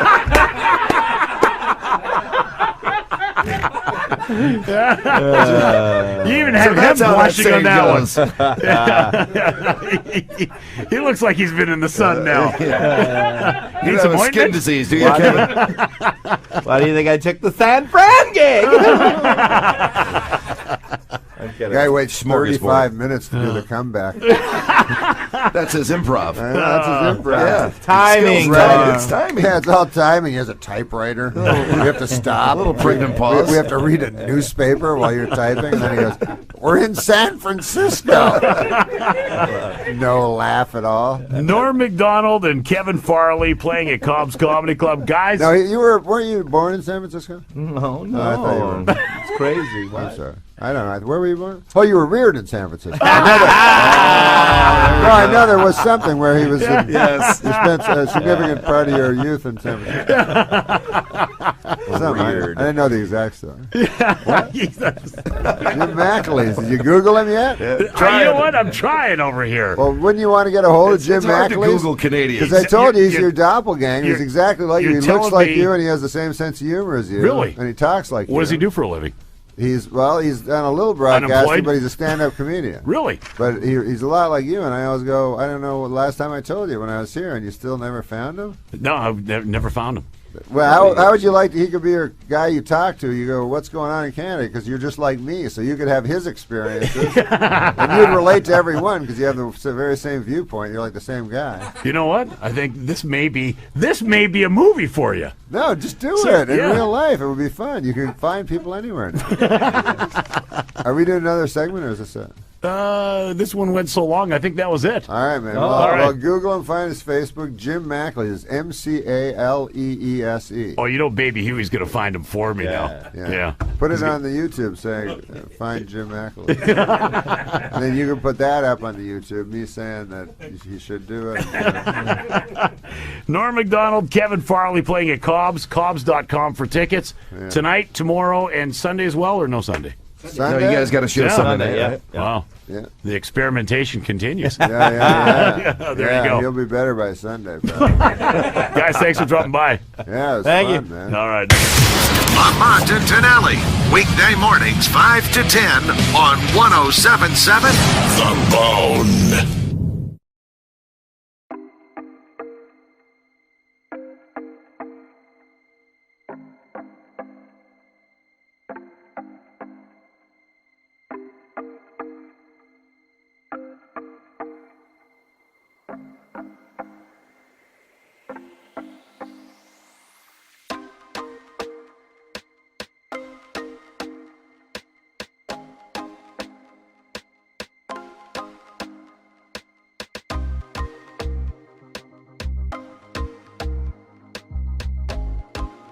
I like some pornography, you know.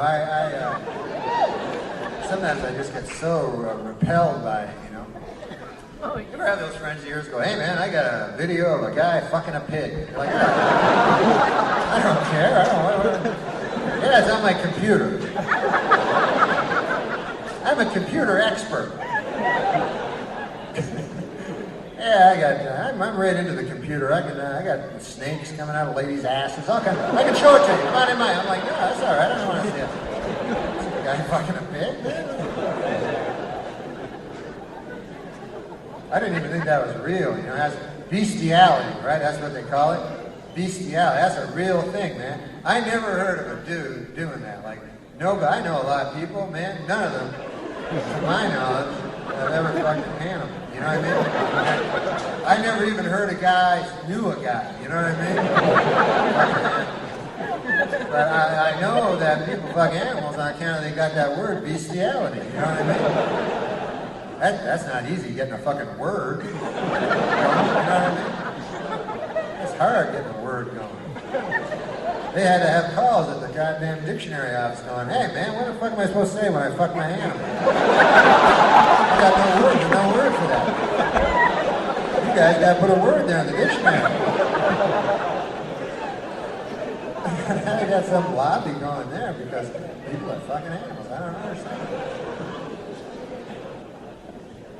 I feel sorry for the animal because that's not consenting.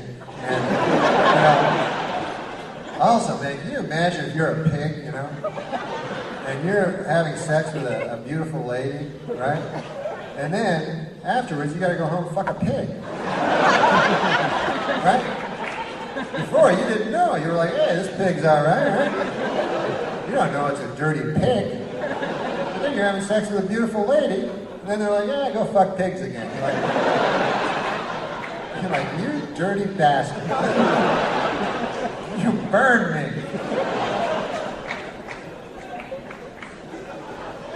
What if you're watching? Get this, man. What if you're watching one of those movies, right? And you're saying, "Hey, man, there's a pig fucking a lady," and then you're like, "Hey, wait a second. That's that lady that wouldn't dance with me last Friday. She's fucking a pig, man. She wouldn't dance with me. It's terrible. I'm just dirty for no reason, but that computer stuff, that is just all filth, you know? I don't see anything. Everybody says, oh man, everything's gonna be different. Everything, if you get a computer, then I get a computer, I go, well, what the fuck do I do with it? And they go, hey, you can email people. It's amazing. You write in there, and then it goes into people, and I'm like, well, what about a fucking phone, man? That seems more amazing to me. I I hear a dude's voice in China. Right?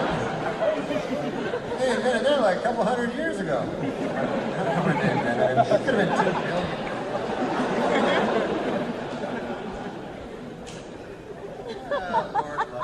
But you know, no matter what your sexual proclivity, is that a word, proclivity? I know it's a word, but I don't know what it means. I only know 9-10 words, but I bank on other people not knowing them too. But whatever your sexual, as long as you don't, have sex with animals. I think that's terror. I think it's the wrong thing because they're not. Maybe they're consenting, but we don't know. The animals could be going, hey, I don't know why people are stopping this. I said yes.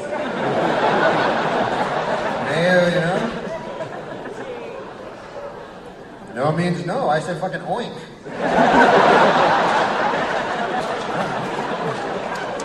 That's what I say when I want to get fucked. Oink. But since there's no way of telling if they're consenting. I'm like that Harvard professor, Art Miller, talking about law. But anyway, the point is this. The whole point is this. I don't know what that means. I just get one of those flashbacks.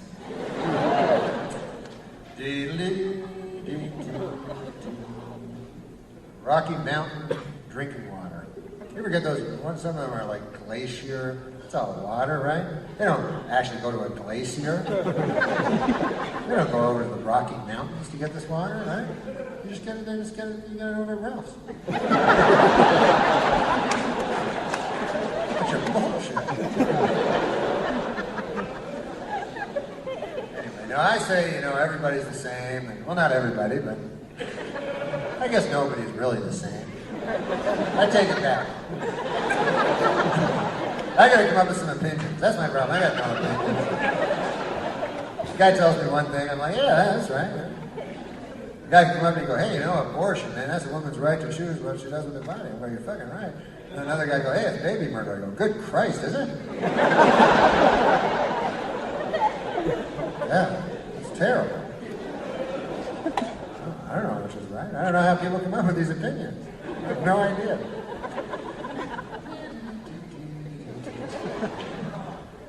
What? You say my name?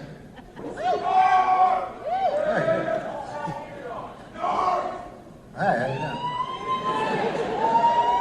Is that all you've come up with? This is my name? Is that all you're going away from?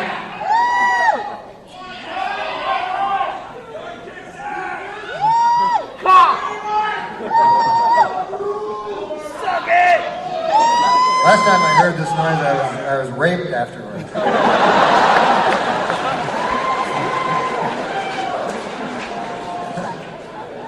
Getting raped. I'll tell you something about getting raped, man. It's not all it's cracked up in.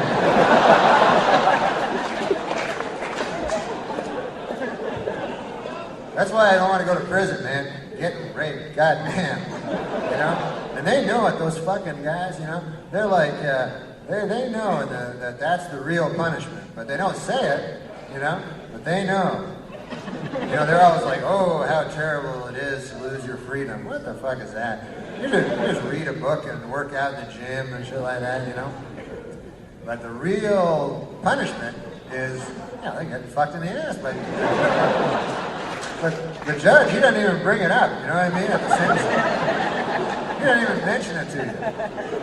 There's probably some guys don't even know what's going on, going to happen, They're like, all right, I'll go in there for a couple of years. First night, get fucked in the ass by 10 guys, Next day, they see them there in the cafeteria. They're like, hey! You guys were way out of line last night. Let me tell you something. It's ridiculous. I have a good mind to go to the Word about this. I can't believe it. Unbelievable, you guys. A lot of growing up to do, I'll tell you that right now. Unbelievable. You know what's interesting about rape, guy-on-guy rape? Never happens with gay guys. It's straight guys, right? Straight guys rape each other. Isn't that kind of odd? And gay guys don't. Maybe with gay guys, no one's ever said no. I don't know. I have no idea. But God bless gay guys. I know a lot. They're all good guys, you know, funny guys.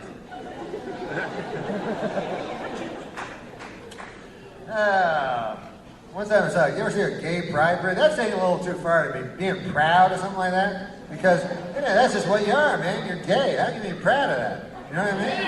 That's like saying, hey, man, I'm proud of being English. God damn. I gotta tell you something. I speak English. I can't tell you. My heart wells with pride about that, man. I talk English every goddamn day. I don't get that, man. I can be proud of that. I went to a gay pride parade, man. I seen a guy, they have the parents of the gay guys, you know. God bless them, man. Because some of these guys, and they hold these banners, say, I'm proud of my gay son, you know. And some of these motherfucking guys, you know, you can tell they were in the war and shit, you know. They never thought they'd be out with a banner saying, I'm proud of my gay son. You know, the mothers are nice, the guys are like, kind of proud of them, I guess. But seriously, are they actually, bragging about their son being gay? Or they down at work, hey, Billy, man, I gotta tell you something about Jimmy. God damn, we're so proud of him. He graduated Harvard last year, first in the class. God damn smart kid, man. He's articling now, over in the Cambridge area. Oh, my God, next year he should be a full partner. Oh, hey, did I mention he sucks cock? Oh, yeah. Oh, man, this guy loves cock in his mouth, his ass. It's unbelievable. Here, I got a picture of him here. Yeah, here's the guy with 5 cocks in his mouth. Right there, look at that. God damn, that guy, I don't know how he does it, but I am just so proud of that picture. That's the picture I'm most proud of. Him blowing 5 dudes.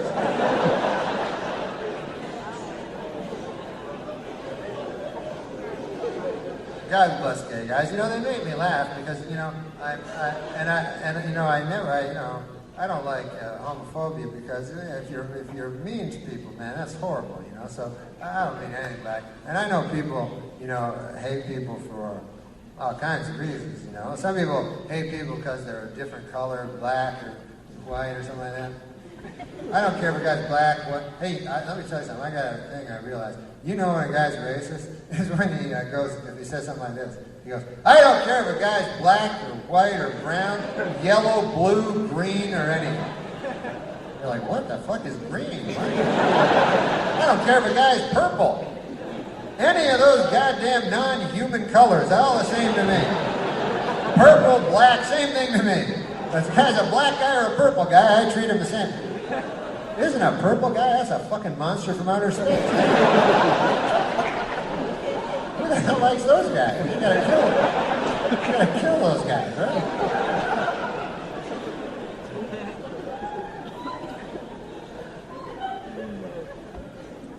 God bless gay guys. I'm fascinated by them. I got my friend, man. He's a gay guy. He thinks like I'm a gay guy. A lot of gay guys think everybody's gay. Especially when they're fascinated. That's my most fascinating subject is gay guys because it's something like that I find hard to comprehend, fucking another dude. So I'm like fascinated that this is like a thing. Like if a guy tells me, hey, I play a lot of bridge, I'm like, whatever. But if a guy goes, hey, I love licking a guy's balls, I'm like, wow, that's a real interesting thing there, man. That's something else. I'm interested in that shit. I'm really fascinated with that because it's a fascinating thing, And I just want to understand. I try to understand, because it's interesting, very, very interesting stuff, And one thing I do realize about gay guys is one of them gets gypped, when there's 2 gay guys.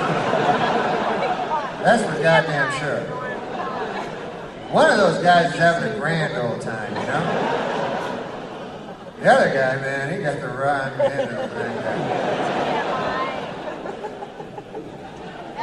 I don't know how they figure it out, man, but one guy gets to use his cock. That's a huge advantage in a relationship. You get to use your cock. You know? One guy says, hey, I'll tell you what, man, I'll use my cock. How about you use the inside of your ass?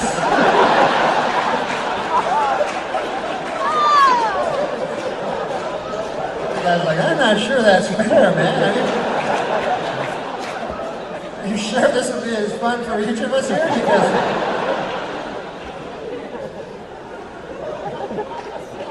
Because I'll tell you, man, a guy's cock, it likes everything, you know? Really, when you come down to it, you could fuck a chocolate cake, you know? It'd be all right. Hey, it's my companion. It's a chocolate cake. I fuck it, you know? I fuck it. Yeah, we have a lot of fun in the chocolate. You know, because the cock is a thing, just gets along with everybody. Easy going. Hey, man, I'm a happy-go-lucky guy. But the inside of your ass, completely different. You know? Very picky, very, kind of a loner, you know? Kind of just, I'm all right over here.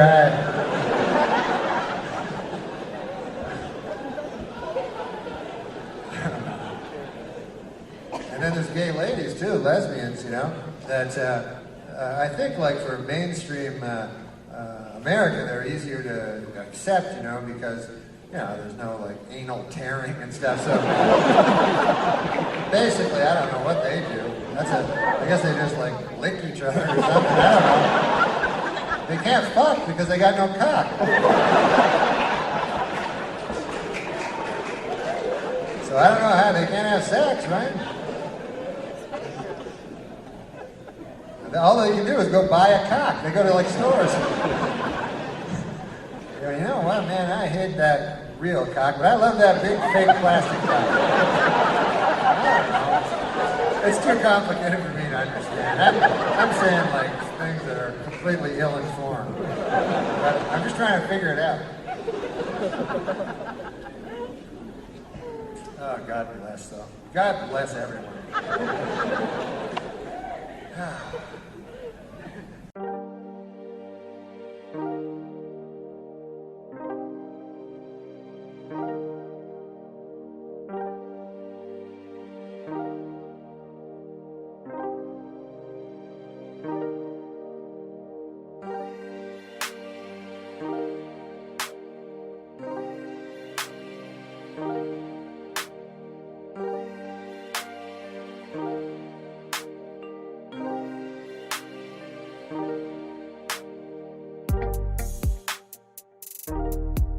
You look for jokes that have the same setup as the punchline. You know what I'm talking about? Yeah, I said the perfect joke would be if the punchline and the setup were almost identical. Yeah. Julia Roberts told reporters this week that her marriage to Lyle Lovett has been over for some time. The key moment, she said, came when she realized that she was Julia Roberts and that she was married to Lyle Lovett. Christy Brinkley told reporters this week that her marriage to Billy Joel was over long before their divorce. The key moment, she said, came when she realized that she was Christy Brinkley and that she was married to Billy Joel.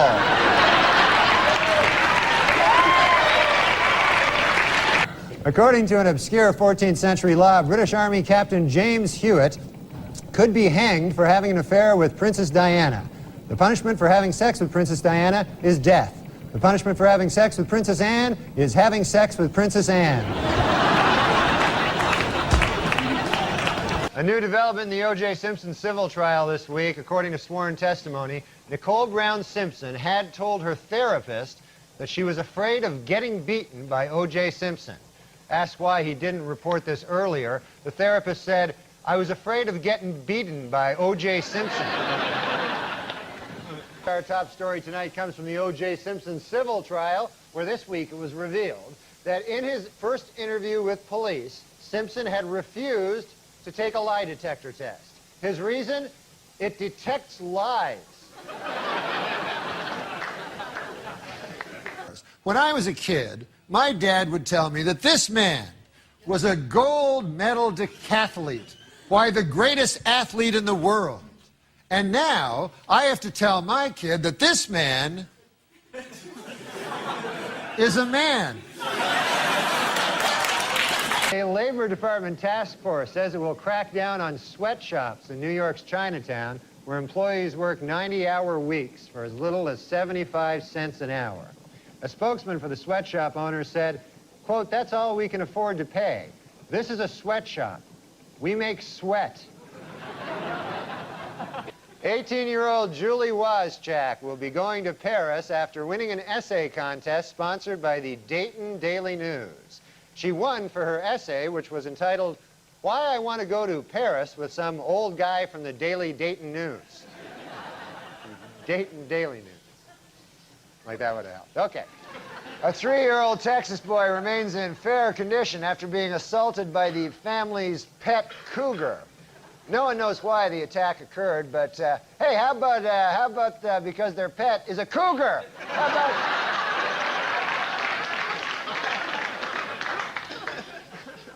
Rap star Hammer is suing the Los Angeles Police Department after he and his entourage were mistakenly handcuffed by police.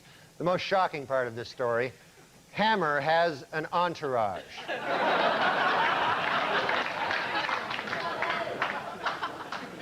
Painting that depicts a large rat sucking at the breast of the Blessed Virgin Mary was removed from a high school art display due to complaints by local residents. The artist blamed the complaints on a lack of art education, while I blame the complaints on the fact that it was a painting of a large rat sucking the breast of the Blessed Virgin Mary. This guy died, Jerry Rubin, and he was a yippie. Yes. Not a hippie, but a yippie. I remember my dad going, who is that, a goddamn hippie or a yippie? You know?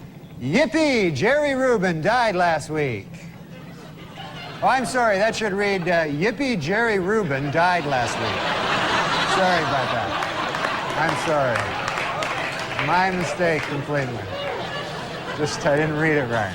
This year, he says he's only going to eat meat that he's actually killed. And I was wondering, what are you adhering to lately? I'm a vegetarian, a strict vegetarian. No, have you done that? Well, I eat chicken.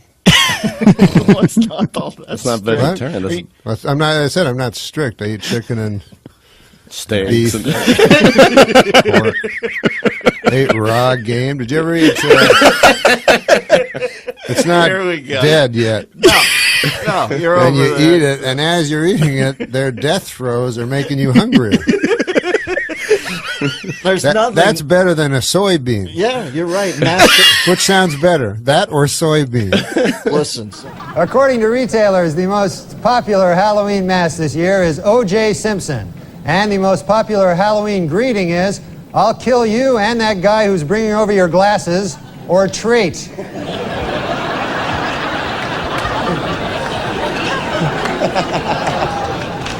This week on Larry King Live, Marlon Brando made the shocking statement that Hollywood is, quote, run by Jews. In response, outraged Jewish organizations made it snow in New York in April.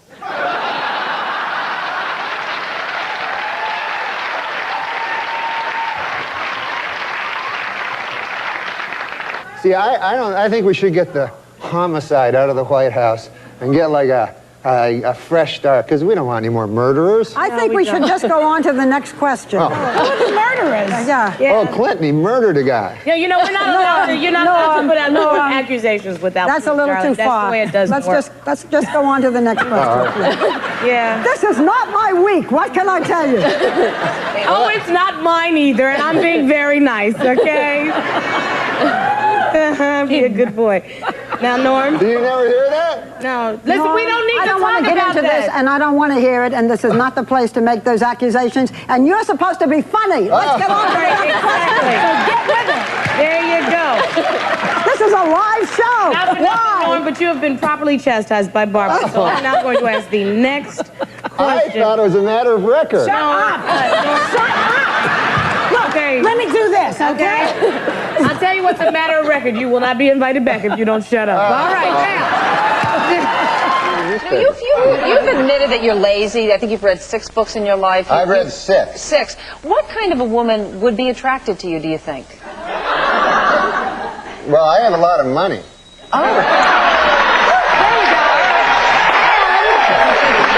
Hey, for the 9th consecutive year, Nick, JetBlue Airlines ranked first for satisfaction among all North American airlines. But you know what ranked least in satisfaction? 9/11 Airlines. What a terrible name for an airline. It reminds me of that tragedy. Oh, 9/11. You know, don't laugh at 9/11 again. 9/11.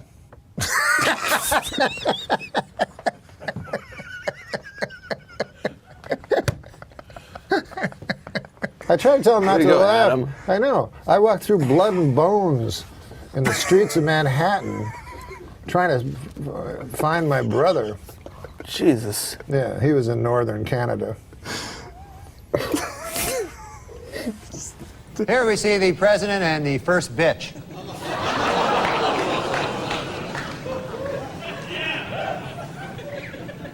Hey, slow down, you bitch. Let me catch up.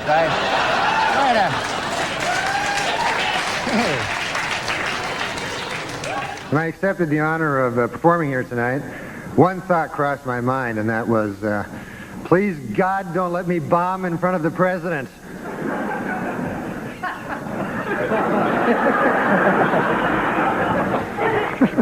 But I'm not worried. What the hell do I care? You know, I worked on all my jokes. I got a lot of help from my joke writer, Don Imus. He was helped me a lot. Are you familiar? You know this guy? He's a funny guy. He wrote some jokes. Anyways, the dinner was great. You enjoyed the dinner? We had some salmon. Yeah, it was delicious. It was great, and I thought it was, refreshing to see Democrats serve something other than subpoenas for a change. I thought that was nice, you know. I'll be doing some jokes later. I just thought I'd. Well, one time I was on his other show, Who Wants to Be a Millionaire? And it was Celebrity Who Wants to Be a Millionaire, so the questions are a little easier. Yeah, you won. I heard they didn't give you the money. Yeah. No, they give it to a charity. They don't tell you. Oh, that sucks. No, they give it to sick children. Oh, that's nice. Yeah, that's nice. They need money too. Are you drunk? Because all you did was ride a cooler and you're sweating. I am. Well, it's hot it's hotter than a $2 pistol Well, he's got like in here. 12 layers on. Yeah, I think. I thought it was going to be really cold. Well, you're from Canada. This should be springtime for you. No, I know I'm from Canada, but I'm still a human being. Like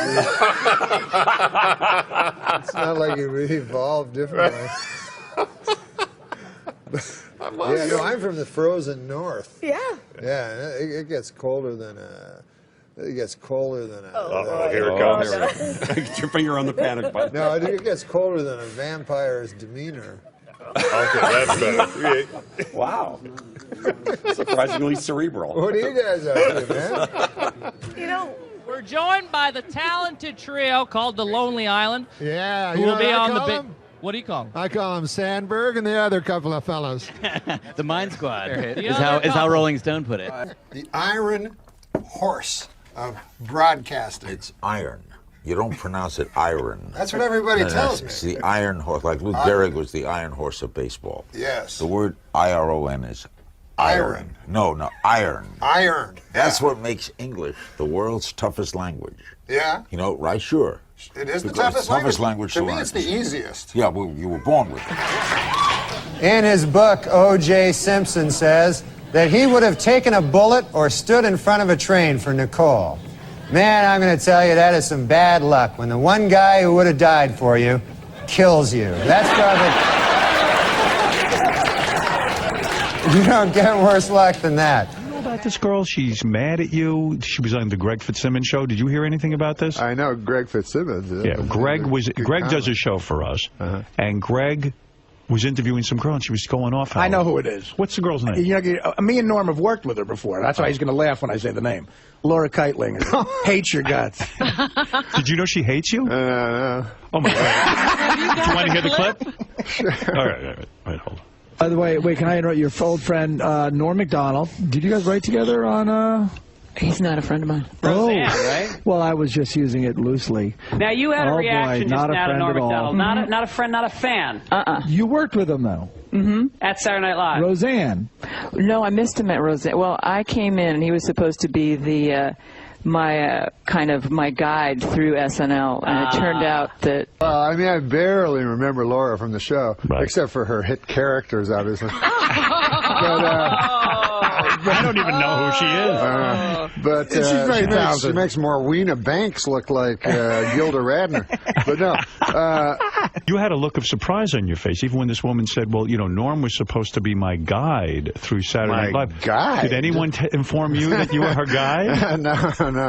There was no such mentoring program at Saturday Night Live, was it? No, she came in directly after me, so I wouldn't be her mentor? Yeah, I'm not going to guide any lady through comedy. That would take me, first of all, I'd have to figure out how a lady could do comedy. And then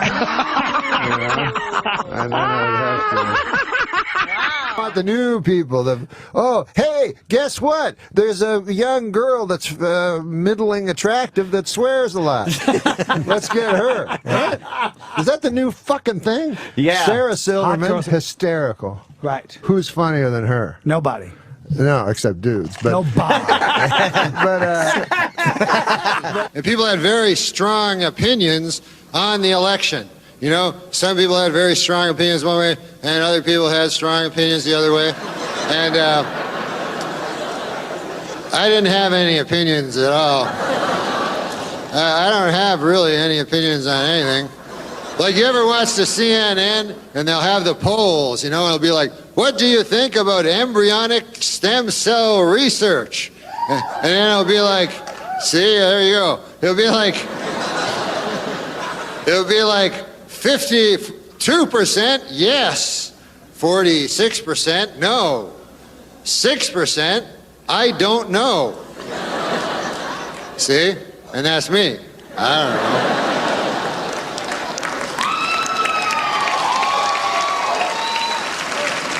So I phone up the CNN, and I go, hey, listen, is this the TV? Yeah, that question you asked about the embryonic stem cell research? I don't know. And there's Charles Woodson. How about that? What a season he had.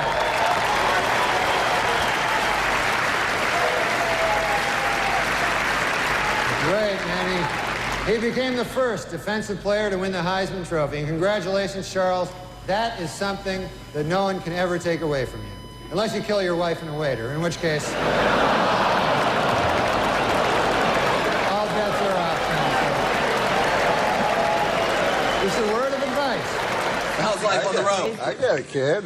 You have a kid? Yeah, man, when you have a little baby, like, I guess I never loved anybody before, And when I had the baby, it was like, oh my God, like you have all this love and you feel like so incredible, And like single guys can't understand it. Like, so I'd be telling them, I go, this is like the most unbelievable feeling you'll ever have in your life, And they'll go, like, is it like crystal meth? And I'm like, he's brilliant, Byron Allen. He had that Comics Unleashed. You ever do that? Oh, you couldn't be more leashed. There's nothing. It's not like there's nothing unleashed about it. It's not like you would have like Lenny Bruce on and like.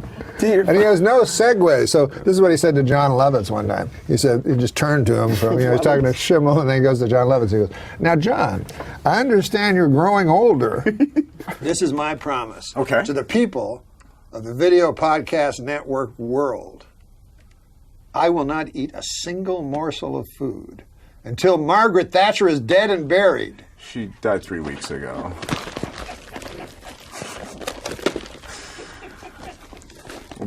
We'll be right back with Larry King. The weirdest show I ever see the dating game. That's a weird show. The prize on the dating game, another contestant. Talk about cheap, they chuck you somebody else. And they always do the same thing on the dating game. They get a beautiful girl, match her up with 3 big geeks. Last week they had a guy, I was like a crazy guy, loony bin, psycho, wingnut, crazy guy. You can tell by the way they introduce him. They go, bachelor number 2 is a shadowy, lurking character. From no fixed address, please welcome. Guy comes shambling into the studio, well-thumbed copy of Catcher in the Rye sticking out of his back pocket area. And then they make the girls ask those questions. They always be laced with sexual innuendo, you know. Girl got to go, bachelor number 2, if I were a popsicle.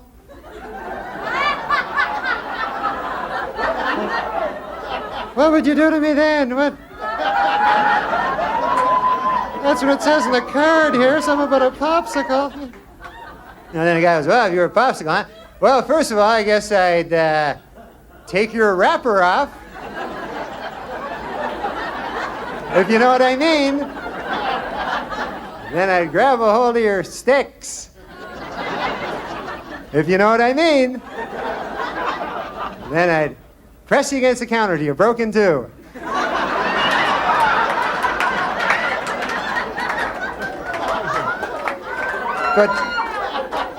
But half you in the freezer till later. You know what I mean? You understand what I'm getting at there? I play with him. You do. How old is he now? How old is this young man? He's 15 years old. 15 years You're still old. playing with him. Right. You know, it's a funny thing. Yeah. When he was a very young boy, you know, when he was like 3, 4, something like that, I would play games with him. You know, like we'd play basketball or something. Sure. And I'd let him win. Right. You know, and now he can beat me at everything. And so he's like, hey, man, I always beat you at everything. I said, no, fuck, I used to let you win. You go, fuck, he doesn't believe it. He always beat you. Yeah, so he just thinks I'm some retard that can't beat a fucking infant. But you know, it is rather daunting to me. You know, I'm just a guy, you know? What the hell am I?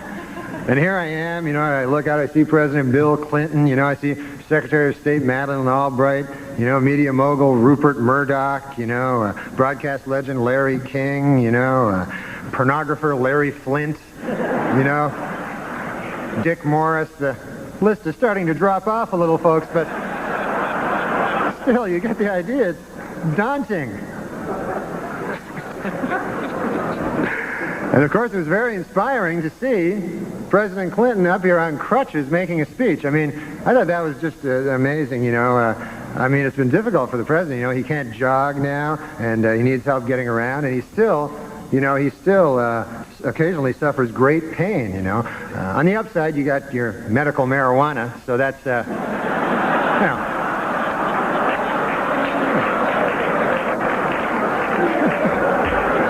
You must inhale, sir. It's the only way you're going to get better.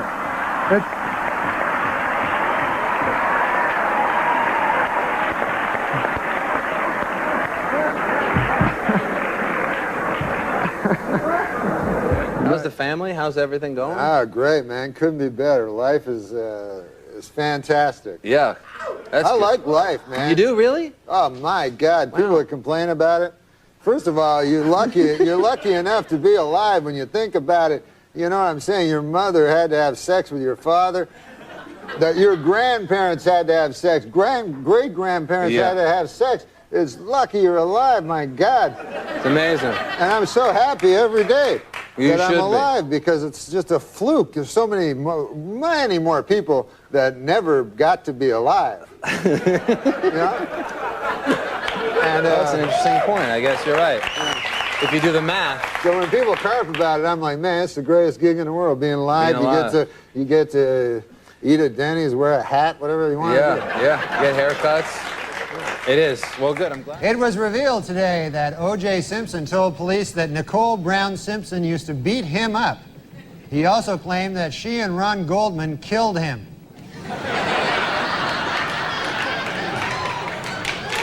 I met that guy, Michael J. Fox. Yeah, and people know him. It was before he was a love star. Yeah, it was before it was out that he had that thing. He has Parkinson's. Yeah. But it was before that. All right. So I met him at Holly. What do you call that? What? So I might ask you to go to the black and white thing in around 5 seconds. No, Disney World. No, it's quick. It's quick. Disney World. I meet him. You know, I'm excited to meet him. You know, so I meet him like 10 years later, and here he is. Now he's got Parkinson's. And I go, you remember me? You know, I met you when I was young, and I met you at Disney World and everything. And he goes, yeah, I just got a thing. I'm not crazy. he say that? Yeah, I said I'm not crazy. Oh, that's But I didn't mean this. I didn't mean that. I just meant. Do you remember? Listen, I've got a couple young tykes who want to kiss the ring. You ready to receive this, or you're not going to flip on these cats? Anybody who loves you, you have to torch. That's your MO. Torch? What am I, Jeffrey Ross? Well, let's go. Let's go. But no, I admire people who have strong opinions. Like Linda Rodstad. She did that thing, where she got up and sang and everything, and then she started talking, and then people were going, "God damn, I thought she was supposed to sing," and she just kept talking, and finally they were like, "Come on, man, sing those only 2 songs we ever heard you sing. We're trying to."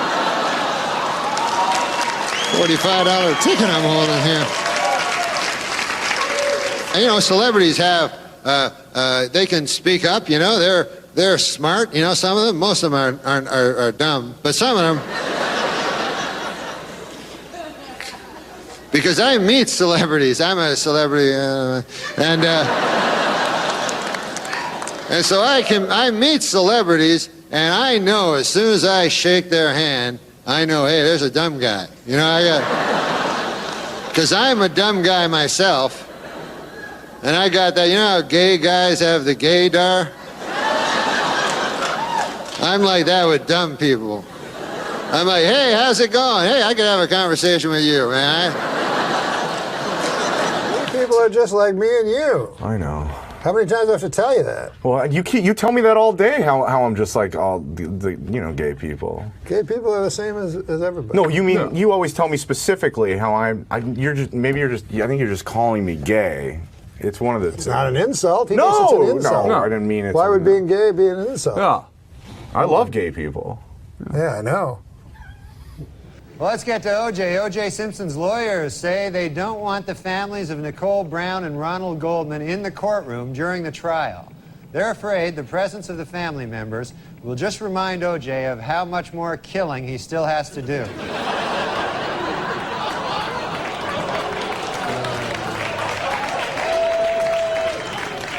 Finally, folks, next week, Jews everywhere will be celebrating the holiday of Yom Kippur.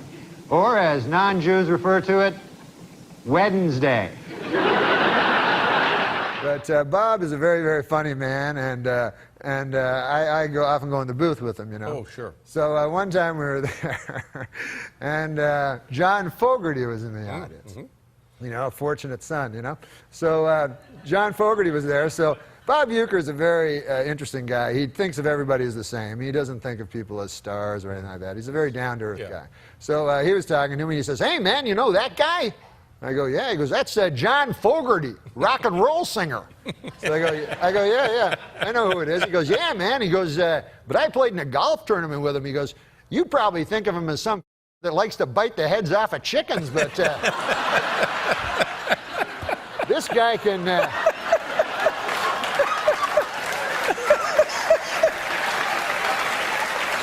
That's exactly how I think of him. This guy can get it out of the sand trap like nobody's business. So he goes, he's got a hell of a set of pipes on him. He goes, come the 7th inning stretch, I'll have him up here, he'll sing for you. So I said, no, Bob, don't do that. Like, don't have him come up and sing for me, please, He goes, "What's the matter, man? Don't you even know who he is?" He got all mad. So I go, "Yes, Bob, I know who he is. He did Creedence Clearwater Revival." Yeah. He goes, "Yeah, he did all that."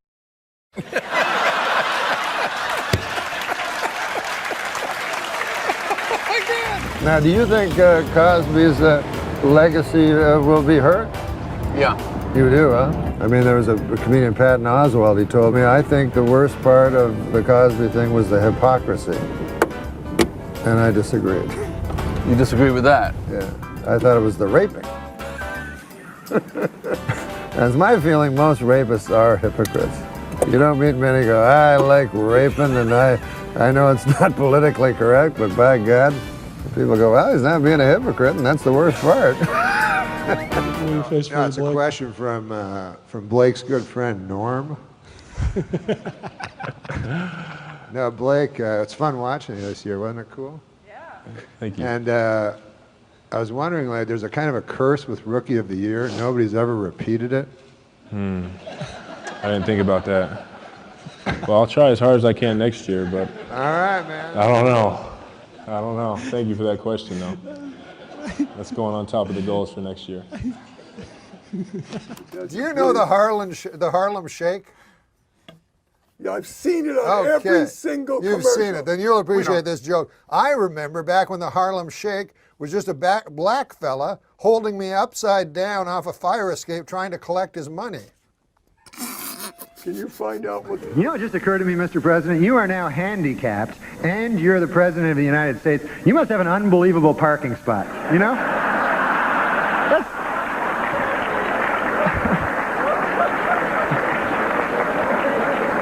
That's got to be very close to the building, you know?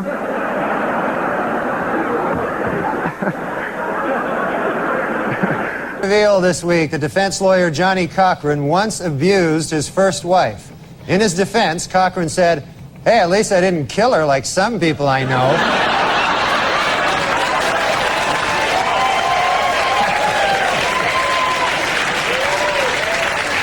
Fun. Norm, thanks for dressing up. Hey, Sarah, listen, man. Congratulations, that's the 100th time that joke's been done tonight. But I also want to tell you, I have a bet with Daniel Kellison, a rather large figure. Daniel Kellison, who put this whole thing together way over his head. He says you did it. He says you can explain what the fuck Jash is. Jash is pay up, fucker. Jash is a comedy collective, a United Artists, if you will. Uniting myself, Reggie Watts, Michael Cera, and Tim and Eric. And what do? We do whatever we dream up. We shoot it, and it goes on there. We can fail. We can do well. It's total freedom. No offense, but it sounds like some fucking commie gobbledygook. You got me, Norm. I mean, I've never heard the word collective. I know, but Leon Daniel Trotsky. puts buzzwords in my head, and then I just blindly out of say all them. those people you mentioned. I know you're new to this. I'll teach you something. One of the first things in hosting an interview show is to listen. What's that now? The answer given by the guest. My whole motto, my whole broadcasting career, that's why I don't like a lot of guys on the air now, is that I never learned anything when I was talking. Can I interrupt you there? Yeah. To illustrate the point that their client is running out of money to defend himself, O.J. Simpson's lawyer said this week that if he had to do it over again, after killing his victims, O.J. would now rob them as well. That one you find troubling? We went. Did I tell you I ate a live fish in real life? No. Yeah, I was at a sushi restaurant, and the guy's like Japanese. Mm-hmm. And so I go, I eat just sashimi, like raw fish. Mm-hmm. I don't eat with rice or anything like that. Yeah. Am I trying to impress him? So he goes, eat raw, you eat live fish? I go, yeah. Even though I don't. And he goes, never think he's going to call you on yeah, and I go, plus it sounds kind of cool. Mm-hmm. And he goes, I get you live fish. I go, thanks, man. Like I was an inside guy, and then he brought out a fish and hit it and knocked it out and put it on a stick. It was live. And that clears out a sushi bar. A lot of people, the girl I was in was barfing in a bathroom. And the only people interested was the guy, the Japanese sociopath guy. And all the Mexican help, they were all like looking like I'd eat it. And so I had to cut it. And then they leave the fish that's on the skeleton that looks like the one Sylvester found on a garbage thing. Mm-hmm. To move. It's moving and like a dead bobblehead, and you had to put water in its mouth to keep it alive so you could watch it die as you ate. It was a nice meal. Jesus, I'm living such a hell life here. I mean, you are. If you guys think it's weird that guy in Cleveland kept 3 women in his basement as sex slaves, wait till you hear what my middle-aged Uncle Gordon kept in his basement. A fucking electric train. At least these were human beings. At least. Living the great life, living the dream every day. Norm, every day. Did you enjoy that bit we did with driving around? It was really hysterical. Yeah, I got a late. They put me in late. I don't think I would have to take. Where did you go? Did you take a spin around the station? I couldn't find you. You drove way too far down the hall. I got a heavy foot. There's a real stream of consciousness thing happening here, Norm. Yeah, it's called conversation. But there's no brake on mine. Oh man, I want to buy this dog. You should have seen this dog. This guy wanted to sell me a dog in the store. It was $600, this dog. Can you believe it? $600 for a dog? Oh man. I was looking to pay, a buck. I just wanted a bargain dog, a nice discount dog, a cheap, off-the-rack kind of dog, any kind of, show me to your bin of dogs, my good man, I said to the guy. But this guy says, no, he says, why don't you buy this dog? He says, it's $600, this dog, but he says, this dog is a pit bull. He says, this dog will protect your valuables. And I don't even have anything very valuable, I buy the pit bull, that would be the most valuable thing I have.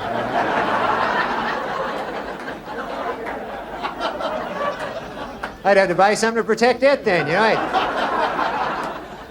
be out shopping for wolverines the next day there.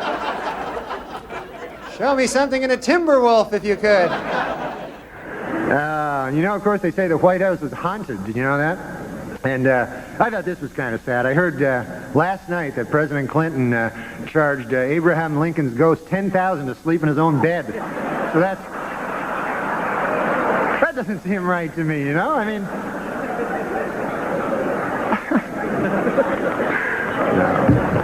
But look, the president, has come under a lot of fire for raising money, but he's good at raising money. That's not a bad thing. Every president's done it. It's just that President Clinton is very, very, very good at it. Do you know he has organized in the past year over 100 fundraising dinners and over 200 fundraising midnight snacks? Did you know that? Is he laughing? Is he...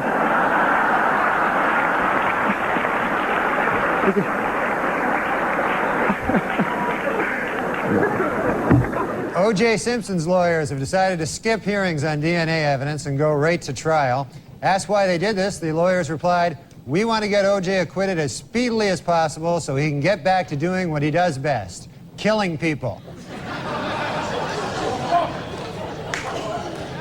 No, I was just thinking, because they have that Viagra thing out. Yeah. And the other day, Bob Dole came right out and said... He was one of the first. Yeah. And, you don't want to hear about Bob Dole's cock, I mean, President Clinton's cock, Bob Dole's cock, what the hell? But mostly, an old man like that, you don't want him to have a super hard cock. You know what I mean? Why? Why? Because an old man, you want him to be, got a pipe going, a newspaper, the dog at his feet there. Well, that, in some corners, is considered pipe. Oh. But now they're going to have to create some goddamn pill that makes women aroused at the sight of a fucking 70-year-old dude with a super hard cock. You know what I'm saying? It's crazy. This Viagra. It's insane. And you know what it's for? Impotent people. All right, it's for impotent guys. So get this. I read this. The pill can make your cock hard for 4 hours. Right. So now, who has the 4-hour hard cock? The impotent guy. The rest of us are fucked. Me and you got our regular cocks. Meanwhile, fucking Spade is,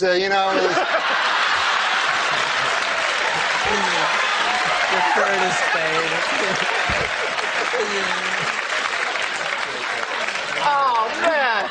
I didn't see it. I didn't see it coming. Dude, I know you didn't. He brought it all around and then a vicious rip kick into his best friend's gut.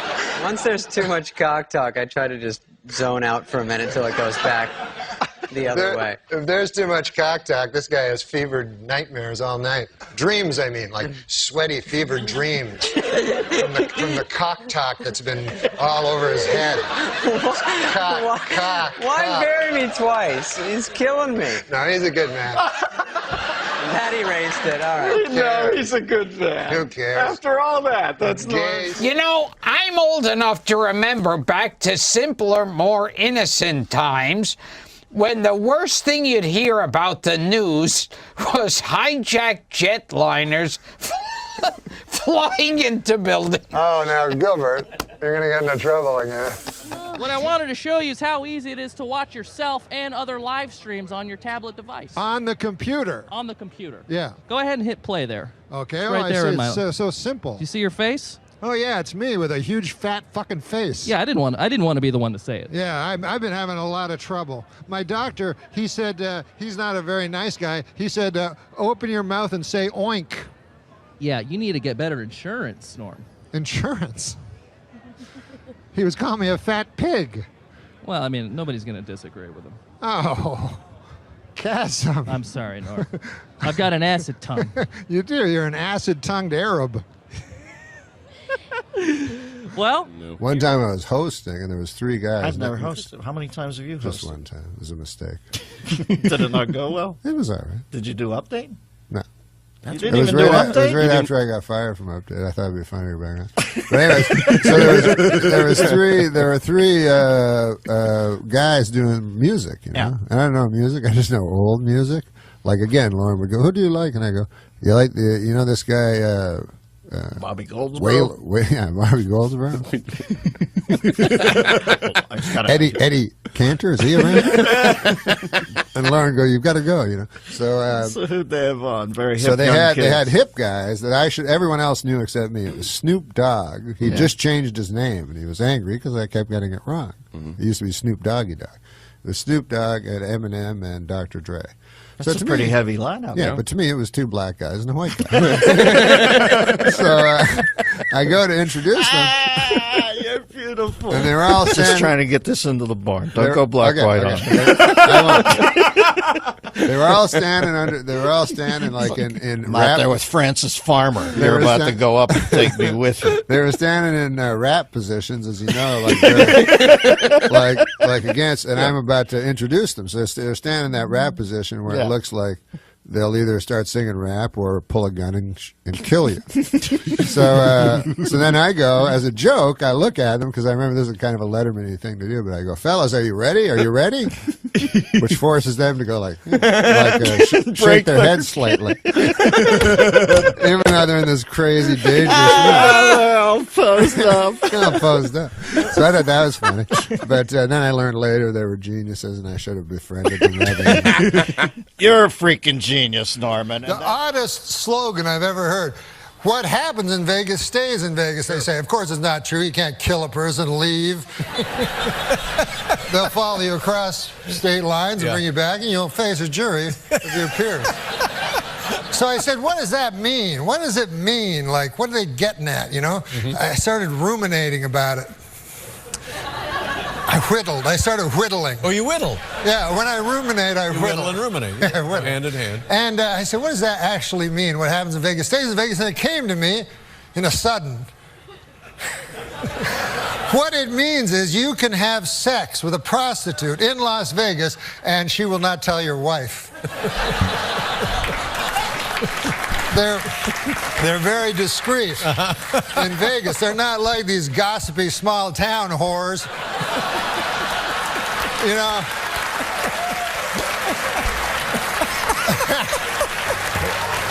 These blabbermouths down at the beauty parlor with that pale blue thing over their head, whatever that is, go, "You're Hank Johnson's husband?" By God, I had sex in exchange for cash last night with him. Small world. Yeah, in exchange for cash. See, this is the thing with celebrity trials, you know, is that it really gets the country all worked up. Because the last celebrity murder, of course, we had was the O.J. Simpson murder. And what happened there is O.J. Simpson was acquitted of murder, you know. And then all the black people thought that O.J. was innocent. And all the white people thought that O.J. was guilty. So what happened was it created a racial divide in the country. I read that in a magazine. It created But what that means is, of course, the races were divided, you know? And that's no good, you know? So I was figuring, maybe, what do you think of this? Maybe we let Robert Blake off and call it even. And then... Well, earlier this week, actor Marlon Brando met with Jewish leaders to apologize for comments he made on Larry King Live. Among them, that, quote, Hollywood is run by Jews.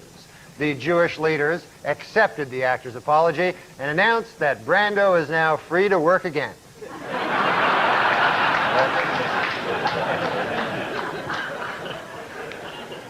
In a brilliant move during closing arguments, Simpson attorney Johnny Cochran put on the knit cap prosecutors say O.J. wore the night he committed the murders. Although O.J. may have hurt his case when he suddenly blurted out, hey, easy with that. That's my lucky stabbing hat.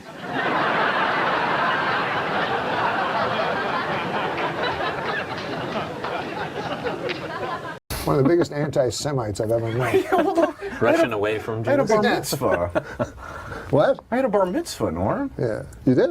Yeah. Wait, are you Jewish? Yes. Get the fuck out of here. No, I'm kidding. I love the Jewish people. He's Jewish. Are you Jewish? Yeah. Okay, then you'll get it. Oh, okay. Okay. Half Jewish. No, I'm full. Full Jewish. Full Jewish. All right, then. But you're young, so you might not get it. Maybe. Okay, so here's the joke. Holocaust denier. I'm awesome. I'm not going to hold that against you. Norm, I'm sleeping with your wife. You son of a bitch, motherfucker! Huh? You sleep with my fucking wife? You son of a bitch cocksucker! You're my best fucking friend, Adam! God damn you, motherfucker! I'll fucking kill you! You sleep with, that's what you were doing on fucking Friday night, were you, huh? You fucking bastard! You see you... Okay, I apologize. We had some technical difficulties. Got a little carried away. I got to apologize. I feel partially responsible. So, what was that? You don't even have a wife. You don't even have a wife. That's true. I never was the marrying kind. Okay, we're ready to pull the classic vodka and funnel prank.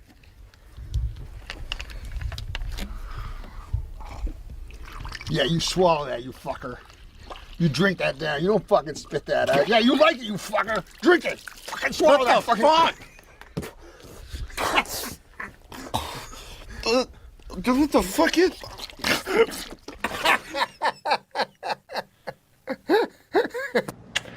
Adam Egat. Yeah. Would you come in, please? What's up? How'd it go? I just wanted to compliment you. Yes, you have a very nice tie. And I like your shirt.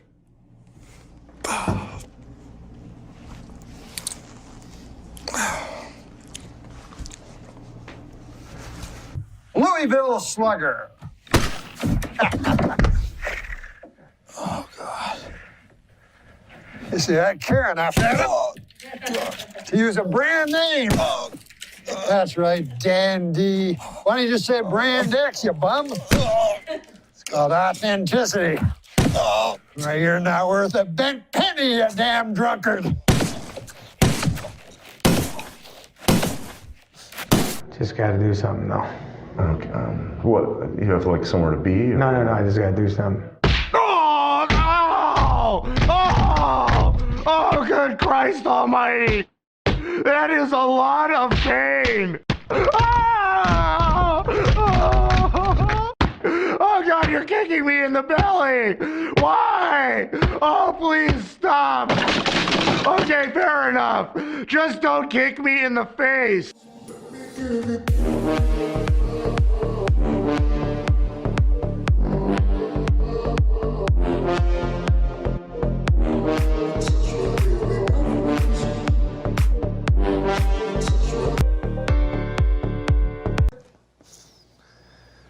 Some fellas are blessed. Adam Egat, where have you been? Turns out, in a jiffy, the wig came off. You could have, by the way, why the hell did it take you so long? I had to talk to Gala for 10 minutes. You get...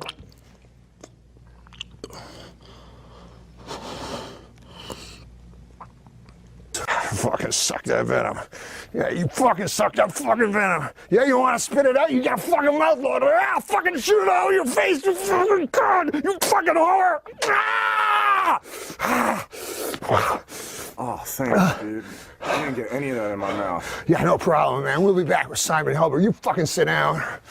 In the December issue of Playboy, 60 Minutes reporter Mike Wallace reveals that he has not only smoked marijuana, but that it made him sexually aroused. According to Wallace, he made these comments in an effort to frighten young people off sex and drugs forever.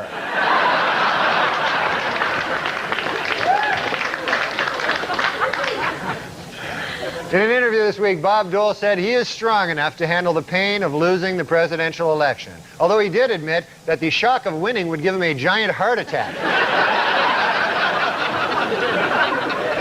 At a veterans hospital in the Bronx yesterday, 4 Playboy playmates were on hand to wish the residents a happy Valentine's Day.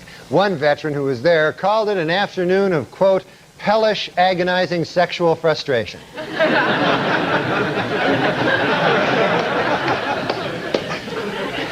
Senator Strom Thurmond, at 94, the oldest person ever to serve in Congress, has been hospitalized this week with a bout of the flu. Doctors who examined the senator thoroughly got kind of nauseous.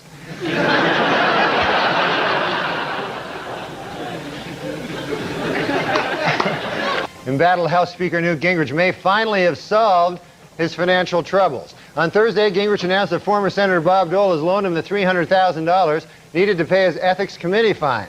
And today, more good news for Gingrich. Dole has already forgotten he loaned him the money. According to prosecutors in Tulsa, Oklahoma, Henrietta Collins, a 90-year-old widow, was bilked out of her life savings by the trustees of her estate.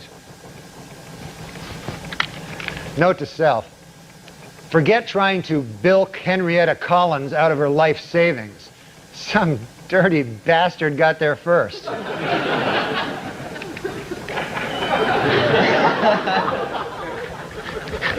Former President Ronald Reagan is selling his Santa Barbara ranch to the federal government, which will turn it into a California state park.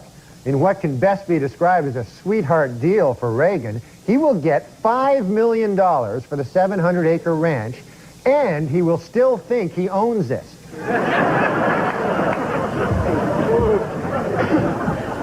The rich get richer, you know?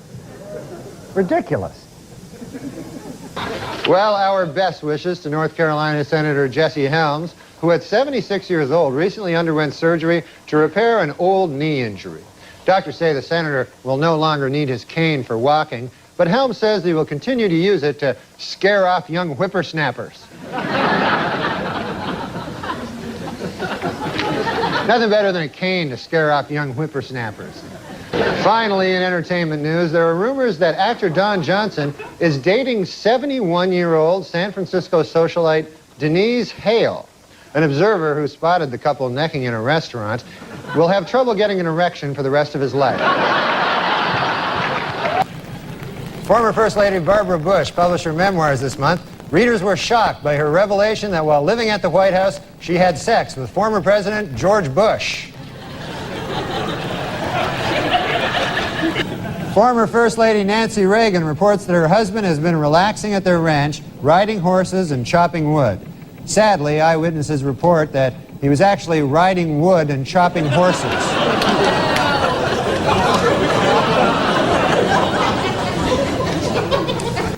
George Foreman says his upcoming autobiography will be an inspiration to every American who has tried to reach the impossible dream. And in a related story, former heavyweight champion Michael Moorer says that he wants his autobiography to be an inspiration to anyone who's ever been beaten up by an old man.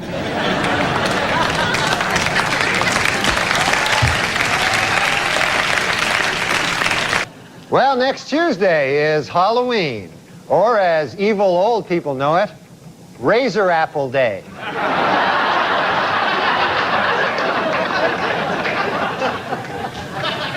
A new study shows that a few simple tests may be able to determine which elderly drivers are most likely to have accidents. Sadly, the tests all involve a lot of old people driving cars into trees.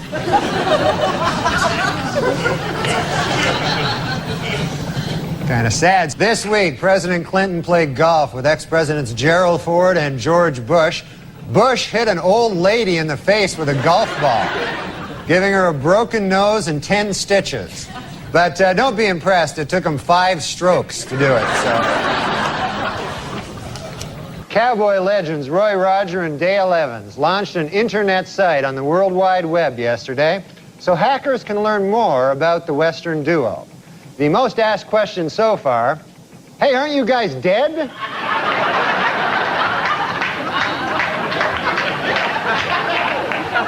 And now Weekend Update would like to wish a happy birthday to comic legend George Burns, who turned 100 years old today.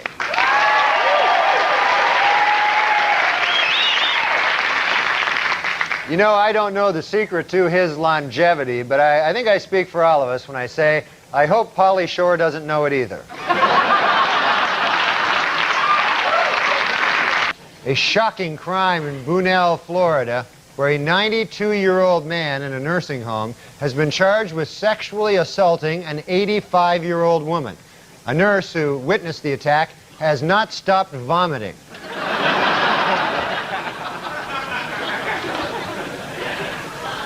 In other political news, Texas billionaire Ross Perot announced this week that if his party wants him to run for president, he will. According to Insider, it is the first step in Perot's plan to waste the last few years of Bob Dole's life.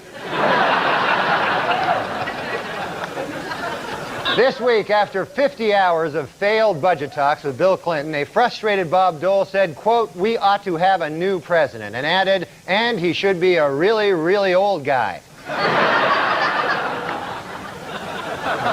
Finally, some good news. According to her doctor, legendary actress Katharine Hepburn is recovering nicely from her recent illness, and they have even upgraded her condition to decrepit. So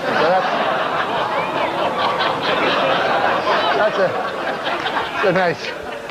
That's nice. Well, you don't like her? You don't like Katharine Hepburn, for God's sake?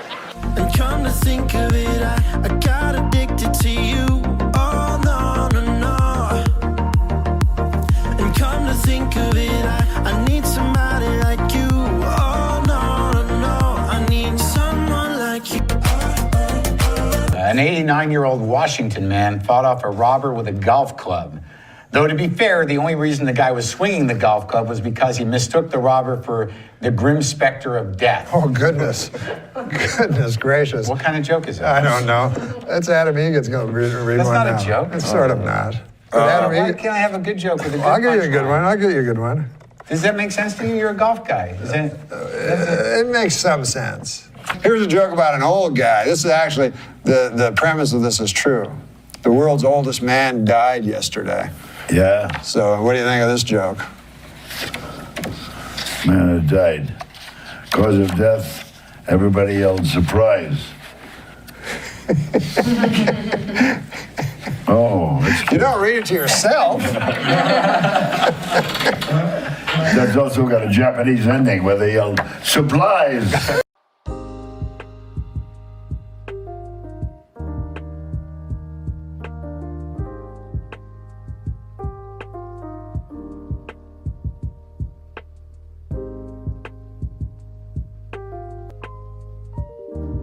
The artist formerly known as Prince says he now wants to be known as simply the artist. Meanwhile, I will continue to refer to him as simply the fruit.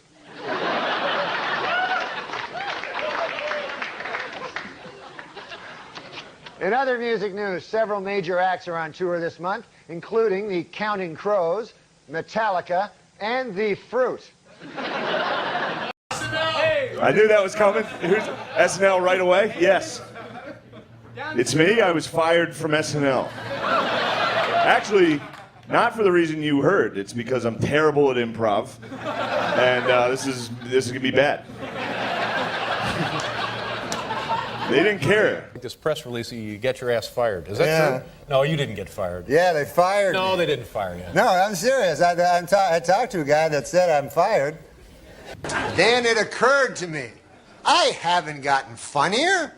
The show has gotten really bad.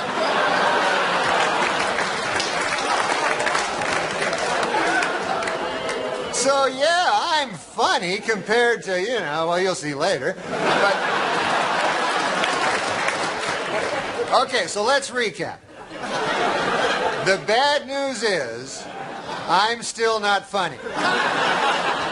The good news is the show blows. Hey, I don't have much because this is gay. Do you like the new country or you like the old No, country? the new is gay.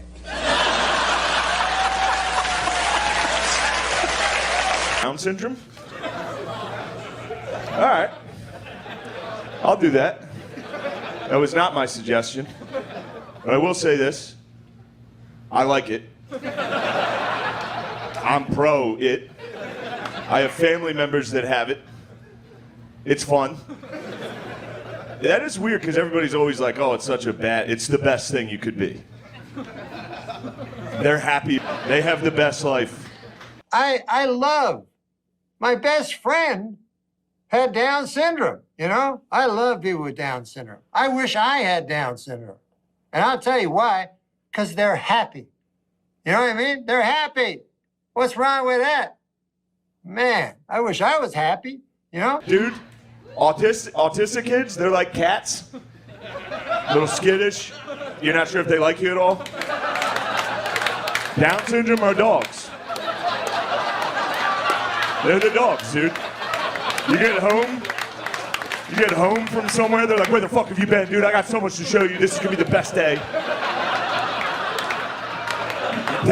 Ask a Down syndrome kid, do you want to go for a walk? Like, yeah. Like, throw a ball. Throw a ball. Happiness, the thing we strive the most. People pity these people that have it, you know? Like they'll look over a group of people with Down syndrome and go, oh, man, look. Breaks my heart when I see them. You know the saddest part of all? There's no cure. They'll probably die happy. Belly button rings. I feel like those go hand in girls hand. still, yeah, they do. Are you guys still getting belly button rings? I don't know, I haven't fucked a whore lately.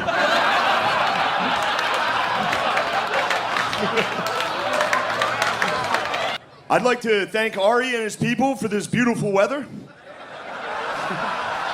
Thank you.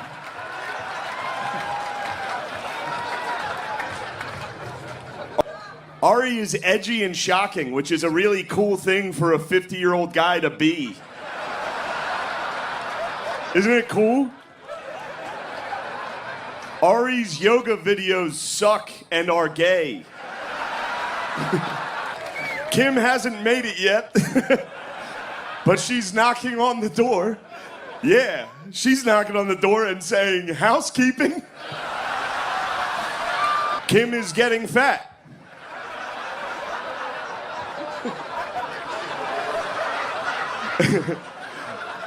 Natalie Cuomo is so unfunny, Lewis booked Kim. Tony looks like Matthew McConaughey's skeleton. I don't have a joke for this, but something about Tony being young Sheldon. You say bazinga every time he makes one of his gay jokes. Tony also, I believe, had a Corvette with a license plate that said, I roast. I can't believe people are calling this guy gay, dude. That's cool. That's so cool. I roast. Tony's father was a mafioso, and his mother was the horse head he woke up next to. Tony is clearly gay and malnourished. Jay. Hey, Jay, you dress like a metalhead. You look like a member of Van Halen. Yeah, the Van. Joe List is here, AKA 20% of Tuesdays with Stories. What do Joe's wife's calendar and her vagina have in common? Both only have spots on them because of Joe. He has herpes. This isn't. All right, sorry, Joe. These aren't good.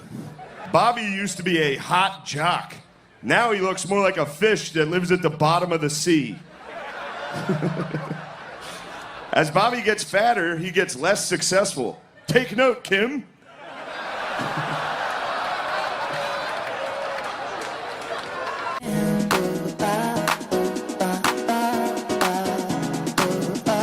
Connected to our senses.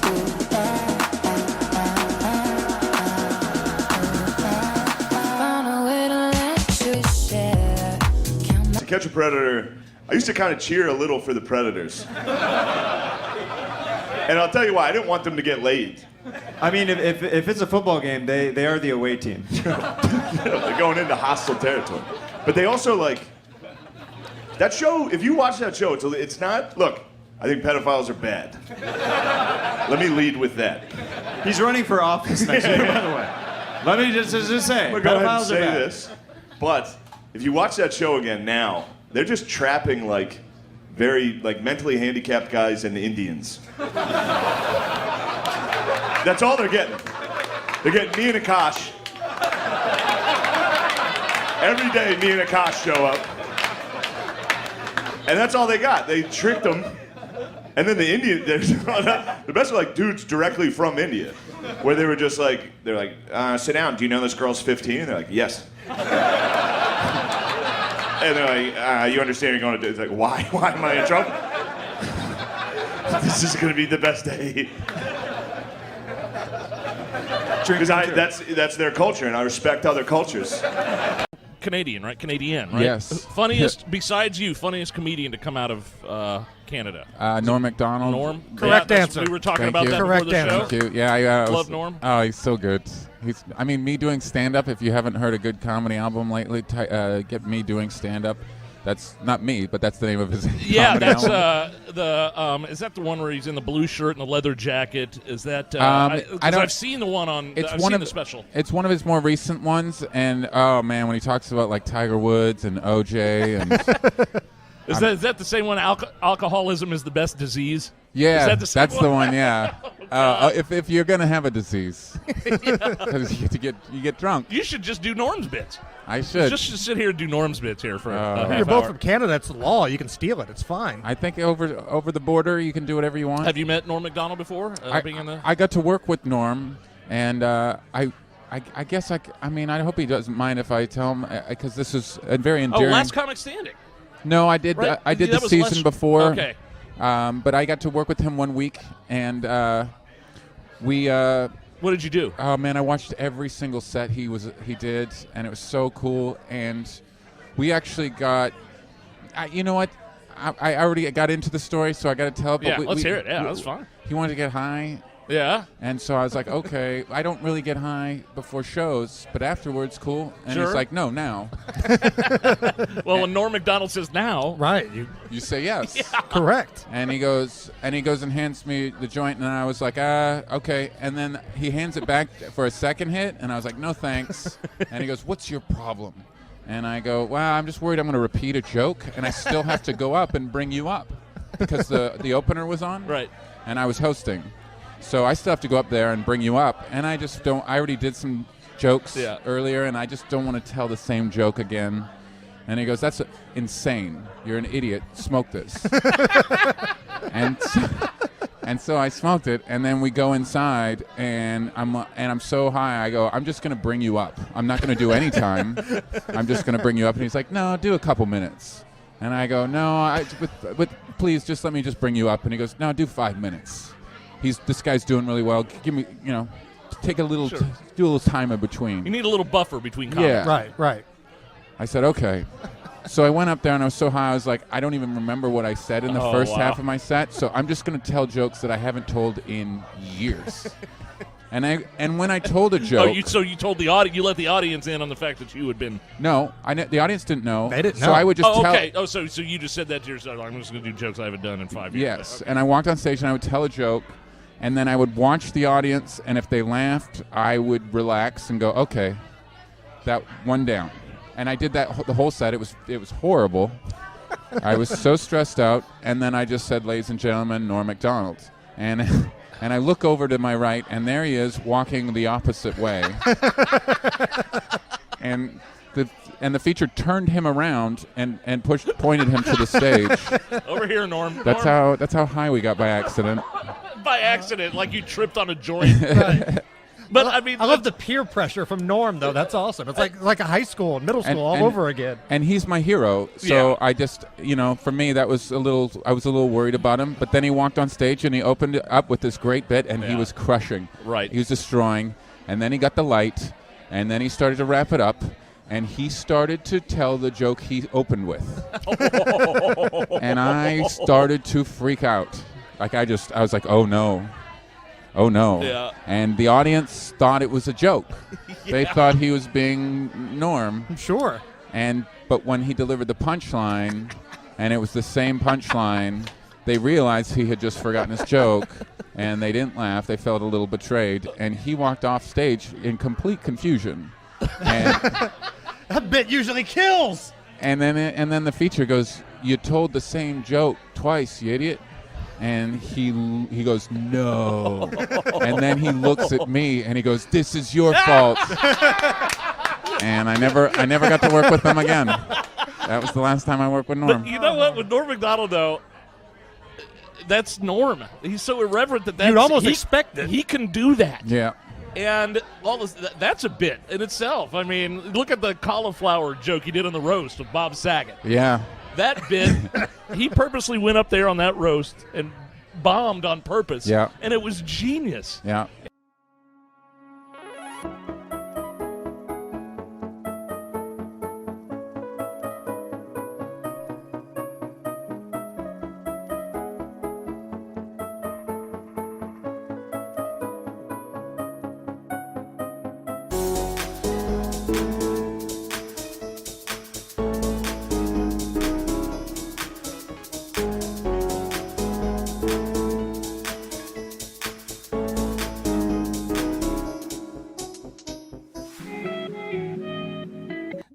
I saw your show 3 times over the last 2 days. The third time, last night, I was watching you, and in my mind, I was going, did he say that already this show, or was that the show before? And so does it ever get muddled in your mind? Well, it gets muddled that I change the order all the time. Yeah, you do that. But sometimes I think of stuff as I'm talking too, and so then it becomes something else all the time. But do you mean, did I say this during the set itself? Yeah. Yes, I've thought that before. But I've thought that I used to think that when I did 2 or 3 shows in a row and on the same night. On the same night, yeah, and I had my set list because I mix myself up all over the place. I definitely go, oh my gosh, did I say that, or did I? Because something occurs to me and then it reoccurs, and then I go back to the first point, and then yeah, sometimes I get confused as to. That's a scary feeling. Have you ever repeated yourself? I think I've repeated myself because sometimes you can hear like a sort of a chitter, a murmur, that goes sounds different than a laughter. And then what I do is I try to just repeat everything as if I intended to. That's my default position. Genius. Do you have any other color jokes? I mean, he's just blue and yellow. Did you just say, do we have any other colored jokes? I knew you were going to say that. Fucking Jimmy the Greek over here. I don't want to. Jimmy the Greek. How about Jimmy the Greek gets kicked out for being a racist? Meanwhile, they call him the Greek. I'm going to lose it though. Yeah, it's the heaviest I've ever seen. And since I've gained it, I sweat like a you sweat like a whore in church. I don't mean to be what? I don't mean to be filthy, but a whore in church. Yeah, she's nervous, so she sweats because sweating like a Chris Dorner in a Big Bear cabin. Okay, come on. Well, I'm just. That's racist. 2 businessmen bought the Milwaukee Bucks for $550 million. They are very excited with their purchase, as this is the only legal way to own black people. Now that is here, and I read that. Well, you're not there. You know how businessmen are racist? They are. Yeah, so it's them being racist. They not are. You. The two businessmen that bought the Milwaukee Bucks for $550 million are racist, according they're to this. fine, man. They're Jim's. Is what you said their neighbor was? Jim Ping? That is my neighbor. A nice fella. Nice guy? Let me as abacus I want to do yesterday. this. Jesus. Oh, come on. That's not a Chinese guy. I wasn't saying it was. That was kind of What are you, racist. Mickey Rooney? Hey, come on. I know he's dead, Have a but Mickey little Rooney did a very racist thing like you just did in a movie called Breakfast at Tiffany's by the wonderful Truman Capote. I wasn't doing anything racist, and you know it. But go ahead. We start talking. She's texting me at like 4 a.m. And I'm like, oh, what's going on? She's like, oh, I'm bored and I wish I had some weed. You want to come over? And I'm like, yeah, sure. And she's sending pictures of her. Oh, maybe we'll have fun. And I'm like, and so at this point, What were the pictures? It was like her bent over with no, clothes on and stuff. And I'm like, but at this point, my cock's making the decisions. Anyway. Tell me. And so I call my friend, and then she's like, yeah, just can you bring a C note? Well, I have a roommate that sells $100 bill, and we'll go get some weed, and you can come. And I'm like, yeah, am I getting mugged? And I call my friend. He said, put the phone number into Facebook, and you can see who the person is. Shut the fuck up. Yeah, so I put the phone number into Facebook, and the profile comes up. It's this black guy in a ski mask in all the pictures. It doesn't matter what race he was, man. So As a matter of fact, I don't know how he knew he was black. He was wearing a ski mask. Well, you can tell. So I head over there. No, I know. You can tell. I know. No, I've never heard his view on African Americans till this very show. That's interesting that you got that out of him. Plenty of black friends. Plenty of black friends. Dated a black woman for months. No, I'm not a racist. Yes. If a man has a job and he is a racist, should the job be taken away from him? No. Okay. But his fellows should. Good news for him. Yeah. Not a racist. You know the joke about B.B. King's wife? No. You don't? No, I don't think so. B.B.'s having a birthday, so she wants to surprise him, so she goes to the tattoo parlor. She says, put a B on one cheek and a B on the other. So the guy does it. She goes home. B.B. comes home. She opens the door, bends over, drops her shorts, and says, surprise! He said, who's Bob? That's racist. There it is, ladies and gentlemen. There it is. The one and only Super Dave. Honest born in this joke about B.B. Yeah, tell that to Michael Richards, man. Well, Wow. That's not a racist joke. Yeah, sure it isn't. Who's Bob? Yeah, that's. Now, what do you think about this dog, the bounty hunter? Have you been following that at all, Norm? Oh, that guy, I mean, to me that sounds racist.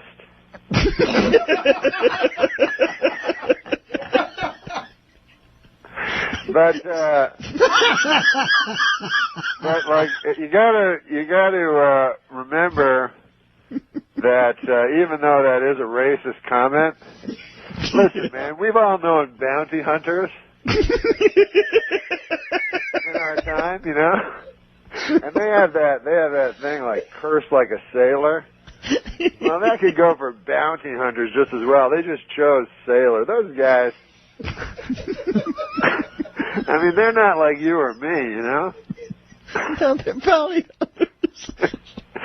If you choose that as your career, you're a bounty hunter. Listen, some salty language is not going to be You may as well just be a longshoreman. No, there's nothing worse than bounty hunting. Norm, you're a genius. All right, we got a couple minutes left. Anything else you want to lay on the listeners before we leave today? That was funny, that bounty hunting thing. Seems like he's going to get a pass on it, right? I don't think so, Norm. I think he's in trouble. Are his bounty hunting days over? Where's he go from there? We can't keep you on. I'm sorry, but you have to. You have a public image of hunting down criminals in their hotel rooms, diving at them in the middle of the night and beating them up. We can't have you saying racist things.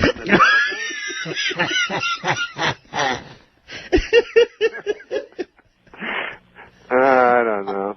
All right. right, Norm. I'm going to put some oxygen on my face here and recover. You're going to be on every Friday now? Yeah, that'll be fun, right? Oh, are you kidding me? I'll be like your Pete Barbuti. No, stop. Chuck Mangione references be far behind. Yeah. Thank you, Storm and Norman. We'll talk at you down the road. This is the Dennis Miller Show.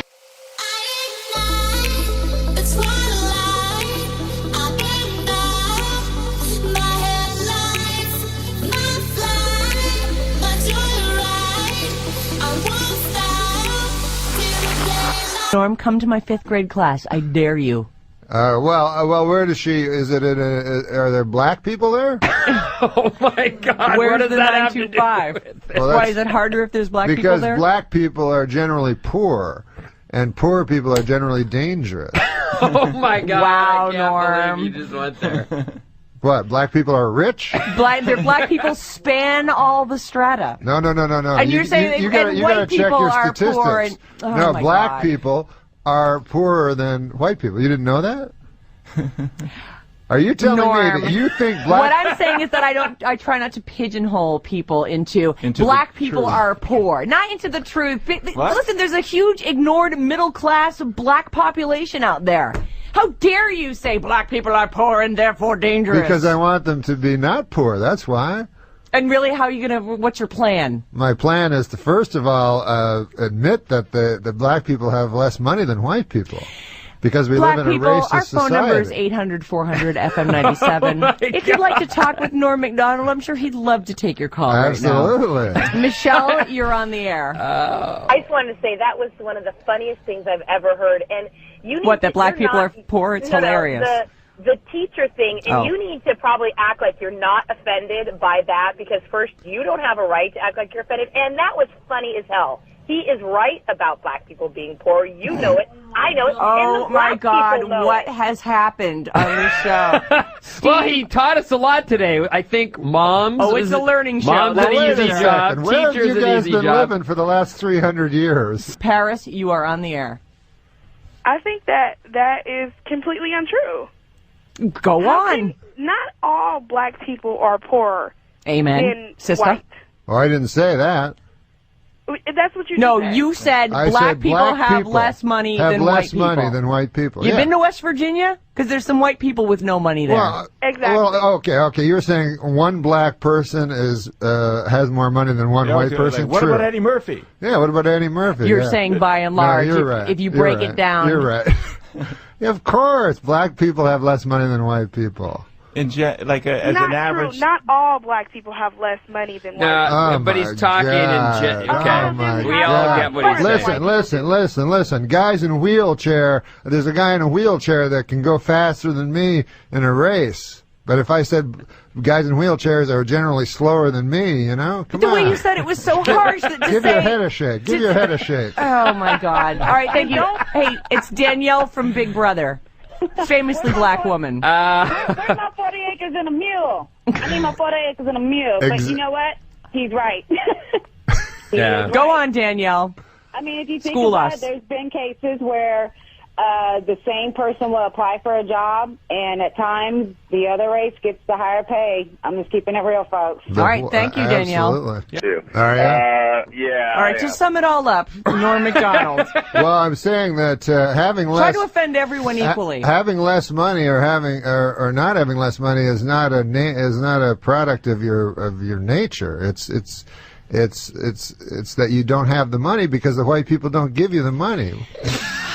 It's actually supportive of black people to say that, actually. 707 Of course, says. I'm supportive of black people. I'm in a room of You're racists. saying that to have justice, Oh we should my all God! have equal, The 415 says maybe we should That's educate funny. do you want to keep him for the next segment? At this point, I'm not sure.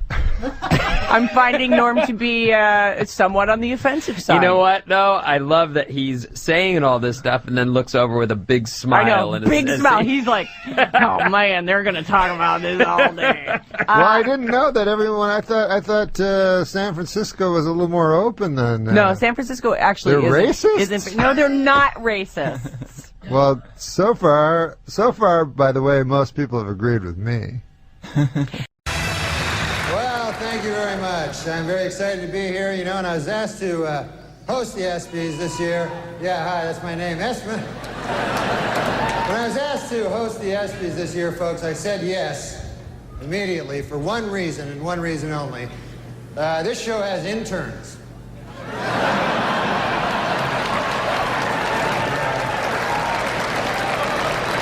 I'll be having little improper relations backstage a little later. But man, it's great to be here at the 6th annual ESPY Awards. Hard to believe, huh, that the ESPYs are 6 years old. Although Anthony Mason swears they're 18. So,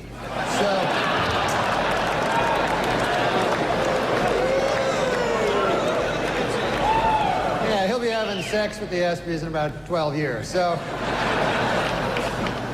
I was a little late here tonight. I took a cab to the theater, folks. And I don't know if you've ever been in these New York City cabs, but I got one of those cabbies, couldn't speak English, you know. Saw his name there on the dash. I couldn't even pronounce it. I think it was something like Hideki Arabu. I'm like that.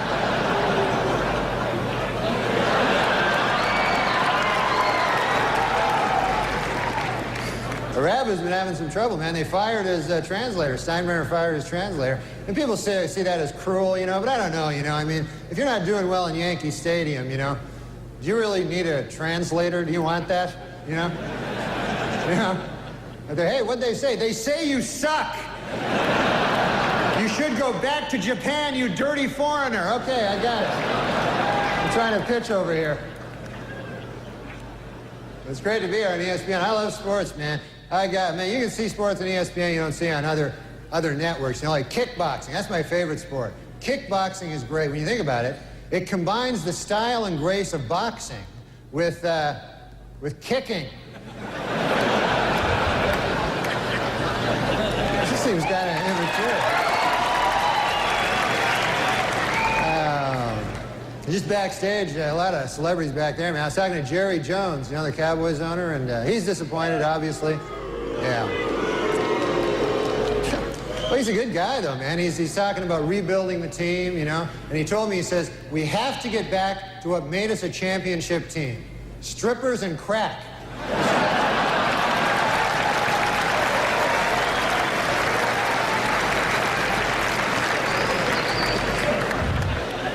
Hey, have you heard about this? Ted Turner and NBC plan to start their own rival football league to compete with the NFL. And not much known about the specifics of this new league, except for this, it will suck. They know that. So they might have trouble, you know, getting advertisers when we know it will suck. And of course, congratulations to the Denver Broncos for winning the Super Bowl. How about that?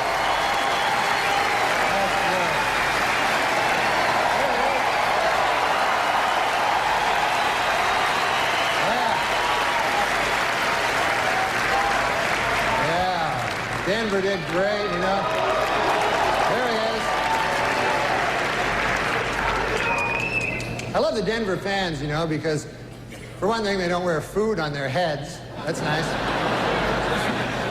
And they had a wild celebration in Denver after that Super Bowl, man. And now city officials expect an even wilder celebration if the Nuggets win 10 games this year. They say they're going to... say the whole city's going to go nuts. Yeah, the Nuggets are having a bad year this year, man. Matter of fact, they're making a film about the team. They got a pretty catchy title. It's Black Men Can't Jump Either.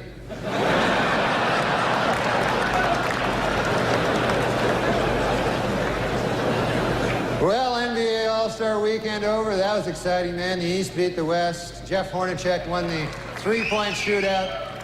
Houston's Clyde Drexler and Cynthia Cooper won that exciting two-ball thing. And Charles Barkley won the throw a guy through a plate glass window contest. So that was quite a game, you know. I mean, you know who impressed me the most yesterday was Kobe Bryant. Unbelievable.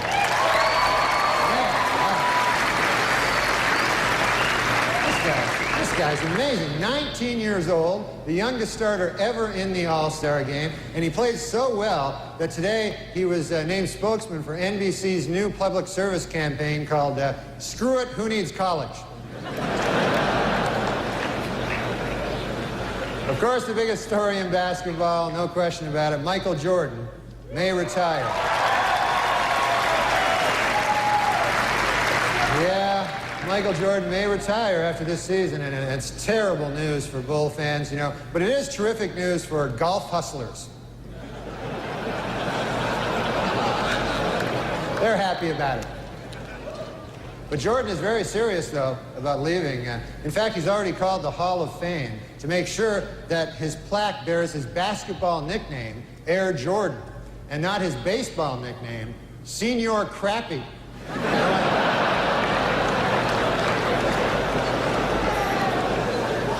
That would just be disrespectful, you know? Well, how about them Winter Olympics? They're finally underway, so we've got a lot of great stuff to look forward to in the next 2 weeks, like hockey and, well, just hockey, really.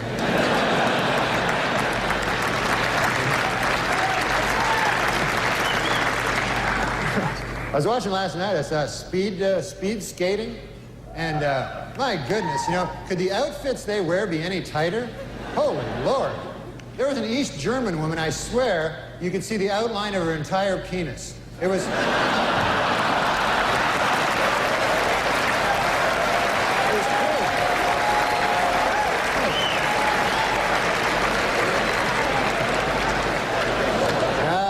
Goodness. Well, there's all kinds of sports celebrities in the audience tonight. I see Tiger Woods right there. Tiger Woods, how about that, huh?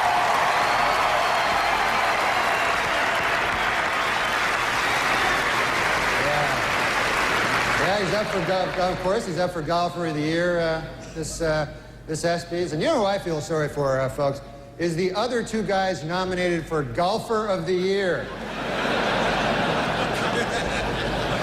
You see these guys getting ready, you know, it's like, hey, honey, have you seen my tuxedo? No, not the good one. The one I wear when I'm going to get my ass kicked. Have you seen that one?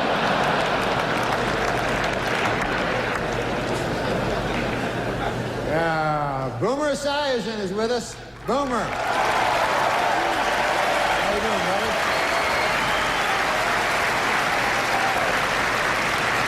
Boomer, of course, will replace Frank Gifford on Monday Night Football next season. And Frank told reporters that this will allow him to spend more time with his wife and children. Then he broke down and cried for 45 minutes. So.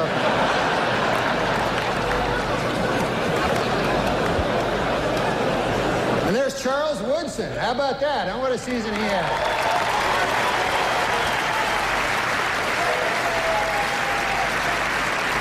Great, man. He became the first defensive player to win the Heisman Trophy. And congratulations, Charles. That is something that no one can ever take away from you. Unless you kill your wife and a waiter, in which case... all bets are off. Just a word of advice.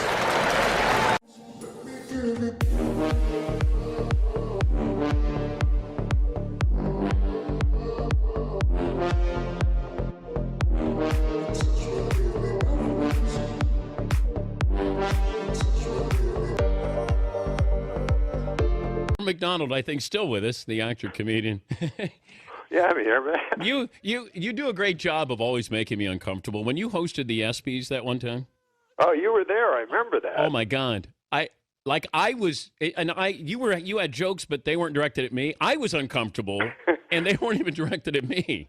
Yeah, I have this thing where I don't even know when I do bad, but that happens to me a lot. I come off, I go, hey, that went pretty well, right? They're like, well, everyone left. I'm like, oh.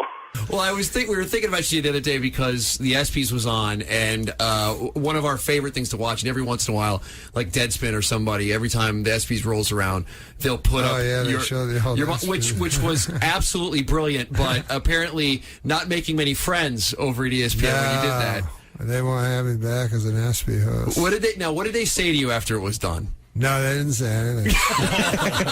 That's not good. Did anyone handle it poorly? Like any of the athletes? Did they? Because you would figure that you go, all right, I'm getting my balls busted a little bit, but this is what this event is all about, and he's a comedian. Because is there anyone who takes themselves more seriously than athletes?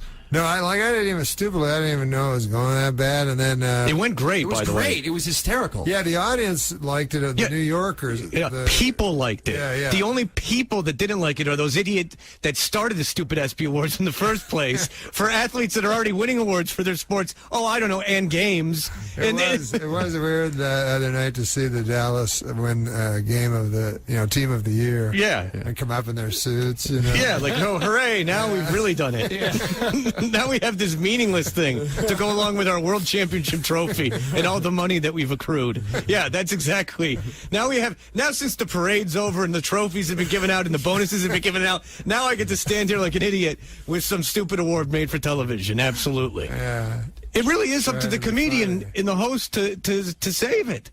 You know? Yeah. The ESPYs looks like it doesn't have as much. I watched it. They did a big, long thing before Seth even went out, They didn't have that much comedy in it. They had a couple of sketches, but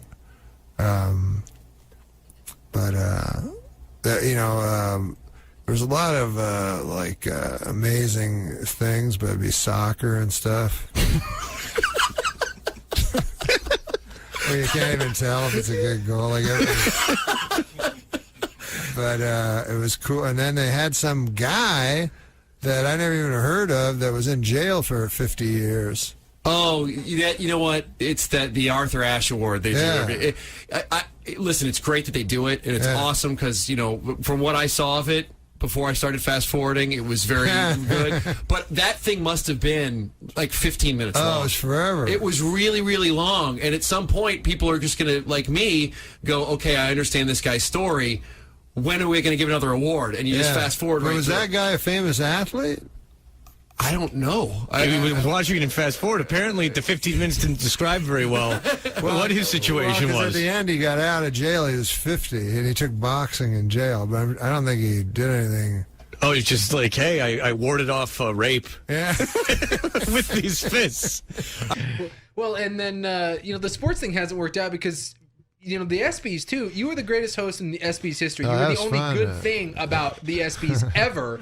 And they didn't invite you back after that one either. It's something about you and sports are not melding well. Well, sports, they don't take them. They take themselves a little seriously. Like, they don't they don't need anybody making jokes about them and stuff. They also don't need to be on shows. Like, that's why it never works with interview shows and stuff. When it's just sports guys, because. First of all, if they go on a talk show, they're not even trying. You know what I mean? They're just, hey, what's going on? They're just giggling at the host, kind of, because it doesn't help their career to go on a talk show. Yeah. No, it happens all the time. Yeah. So they just, and they've had everything handed to them their whole life, so they're not interesting people very much. Were people mad at the ESPYs? I find that 8-minute stretch you did as one of the greatest things ever. I mean, the look on people. They were mad, yeah. But they I were didn't realize so uncomfortable. I didn't realize it at the time because, the ESPYs, it's in Radio City Music Hall, so 95% of the audience is just New Yorkers. And then right in the front, it's 4 rows or something, are all the athletes. Yeah, right? Dean Smith is giving you that tisk, how dare you? Who the hell is this guy? I know, but me, like an idiot, I never saw that because I didn't have monitors or anything. So I was doing well in the room because it was the New York audience. You can't really see out. But then when I later saw it on TV, it would just cut to scowling black athletes. The O.J. Simpson joke at the end. Ken Griffey Jr. didn't care for it. I remember that. Really? Yeah. Did people come up to you afterwards, like the O.J. stuff, and when you were making fun of Tiger Woods? I mean, did people come up afterwards and confront you or just say anything, or did you? Well, Ken Griffey was really mad for some reason. I don't really know why. And he was like, yeah, that was really funny, man, really funny, real sarcastic. And then I said, hey, man, listen, I just want to tell you one thing. I go, there's never going to be a guy, never going to be a player like your dad. That guy was the best. There'll never be anybody close to that guy.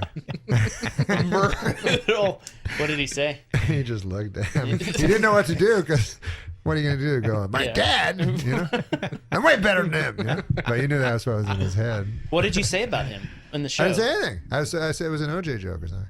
And it just cut to him with a crazy look on his face, like, what, huh? What? Yeah, they didn't like the OJ jokes. Neither did Saturday Night Live. You got in trouble on Saturday Night Live for doing the OJ stuff, too. It's kind of bizarre because I always thought, it's kind of, I don't know.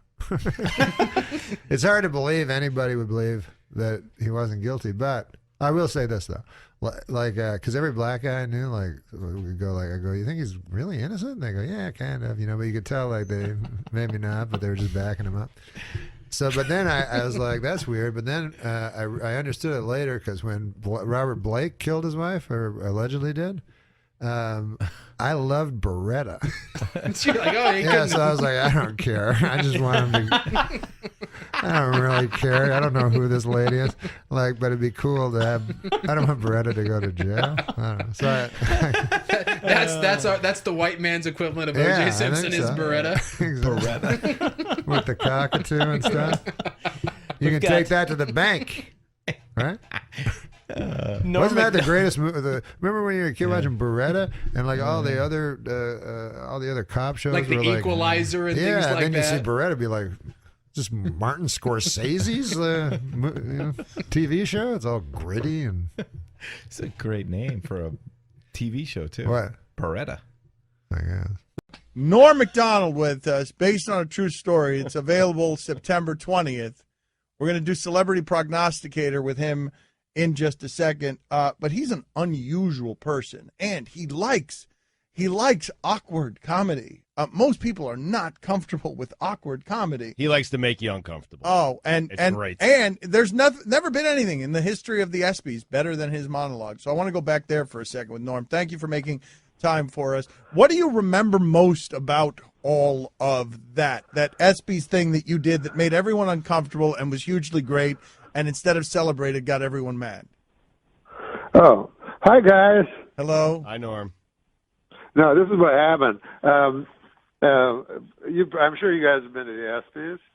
Yes. No. And, it's a lot of fun. They'll go like, and now, for best football team, I know the guy that won the Super Bowl, So, so they get an award.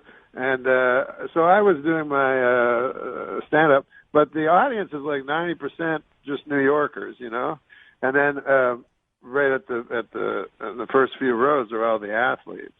And so the New Yorker guys liked me. But stupidly, I didn't realize that they were showing pictures like behind me of Ken Griffey scowling and stuff, because they all hated my, they all hated my jokes. John Elway was mad. Did you actually say why the long face to John Elway? I was against that joke. That was Will Ferrell. He said, "Get some teeth" or something like that. I don't know what he said. Why the long face? I did say, but that's okay. But no. Will took on his teeth, and I was like, "Oh, don't do that." Who was most upset with you after that night? Ken Griffey Jr. Really? Did he say Yeah, something? they told me, like after the show, they were, there's this big party, and they were always like, all through the show, this party's going to be great. And then at the end, I go, "Where's that party?" And they're like, "I probably should just go back to the hotel." That's how you learned that you were not invited to Ken Griffey Jr.'s party? Yeah, exactly. What do you remember most about that night? Is there one joke that you're particularly proud of, and you tend to be someone who doesn't, you don't do a lot of reveling in the past. You move on. But is there anything in particular that you are proud of there? Well, Woodson won the Heisman that year. It's a good joke. And so I said, they can never take that away from you unless you kill your wife and a waiter. It's so good, man. It's such a good joke. It really is.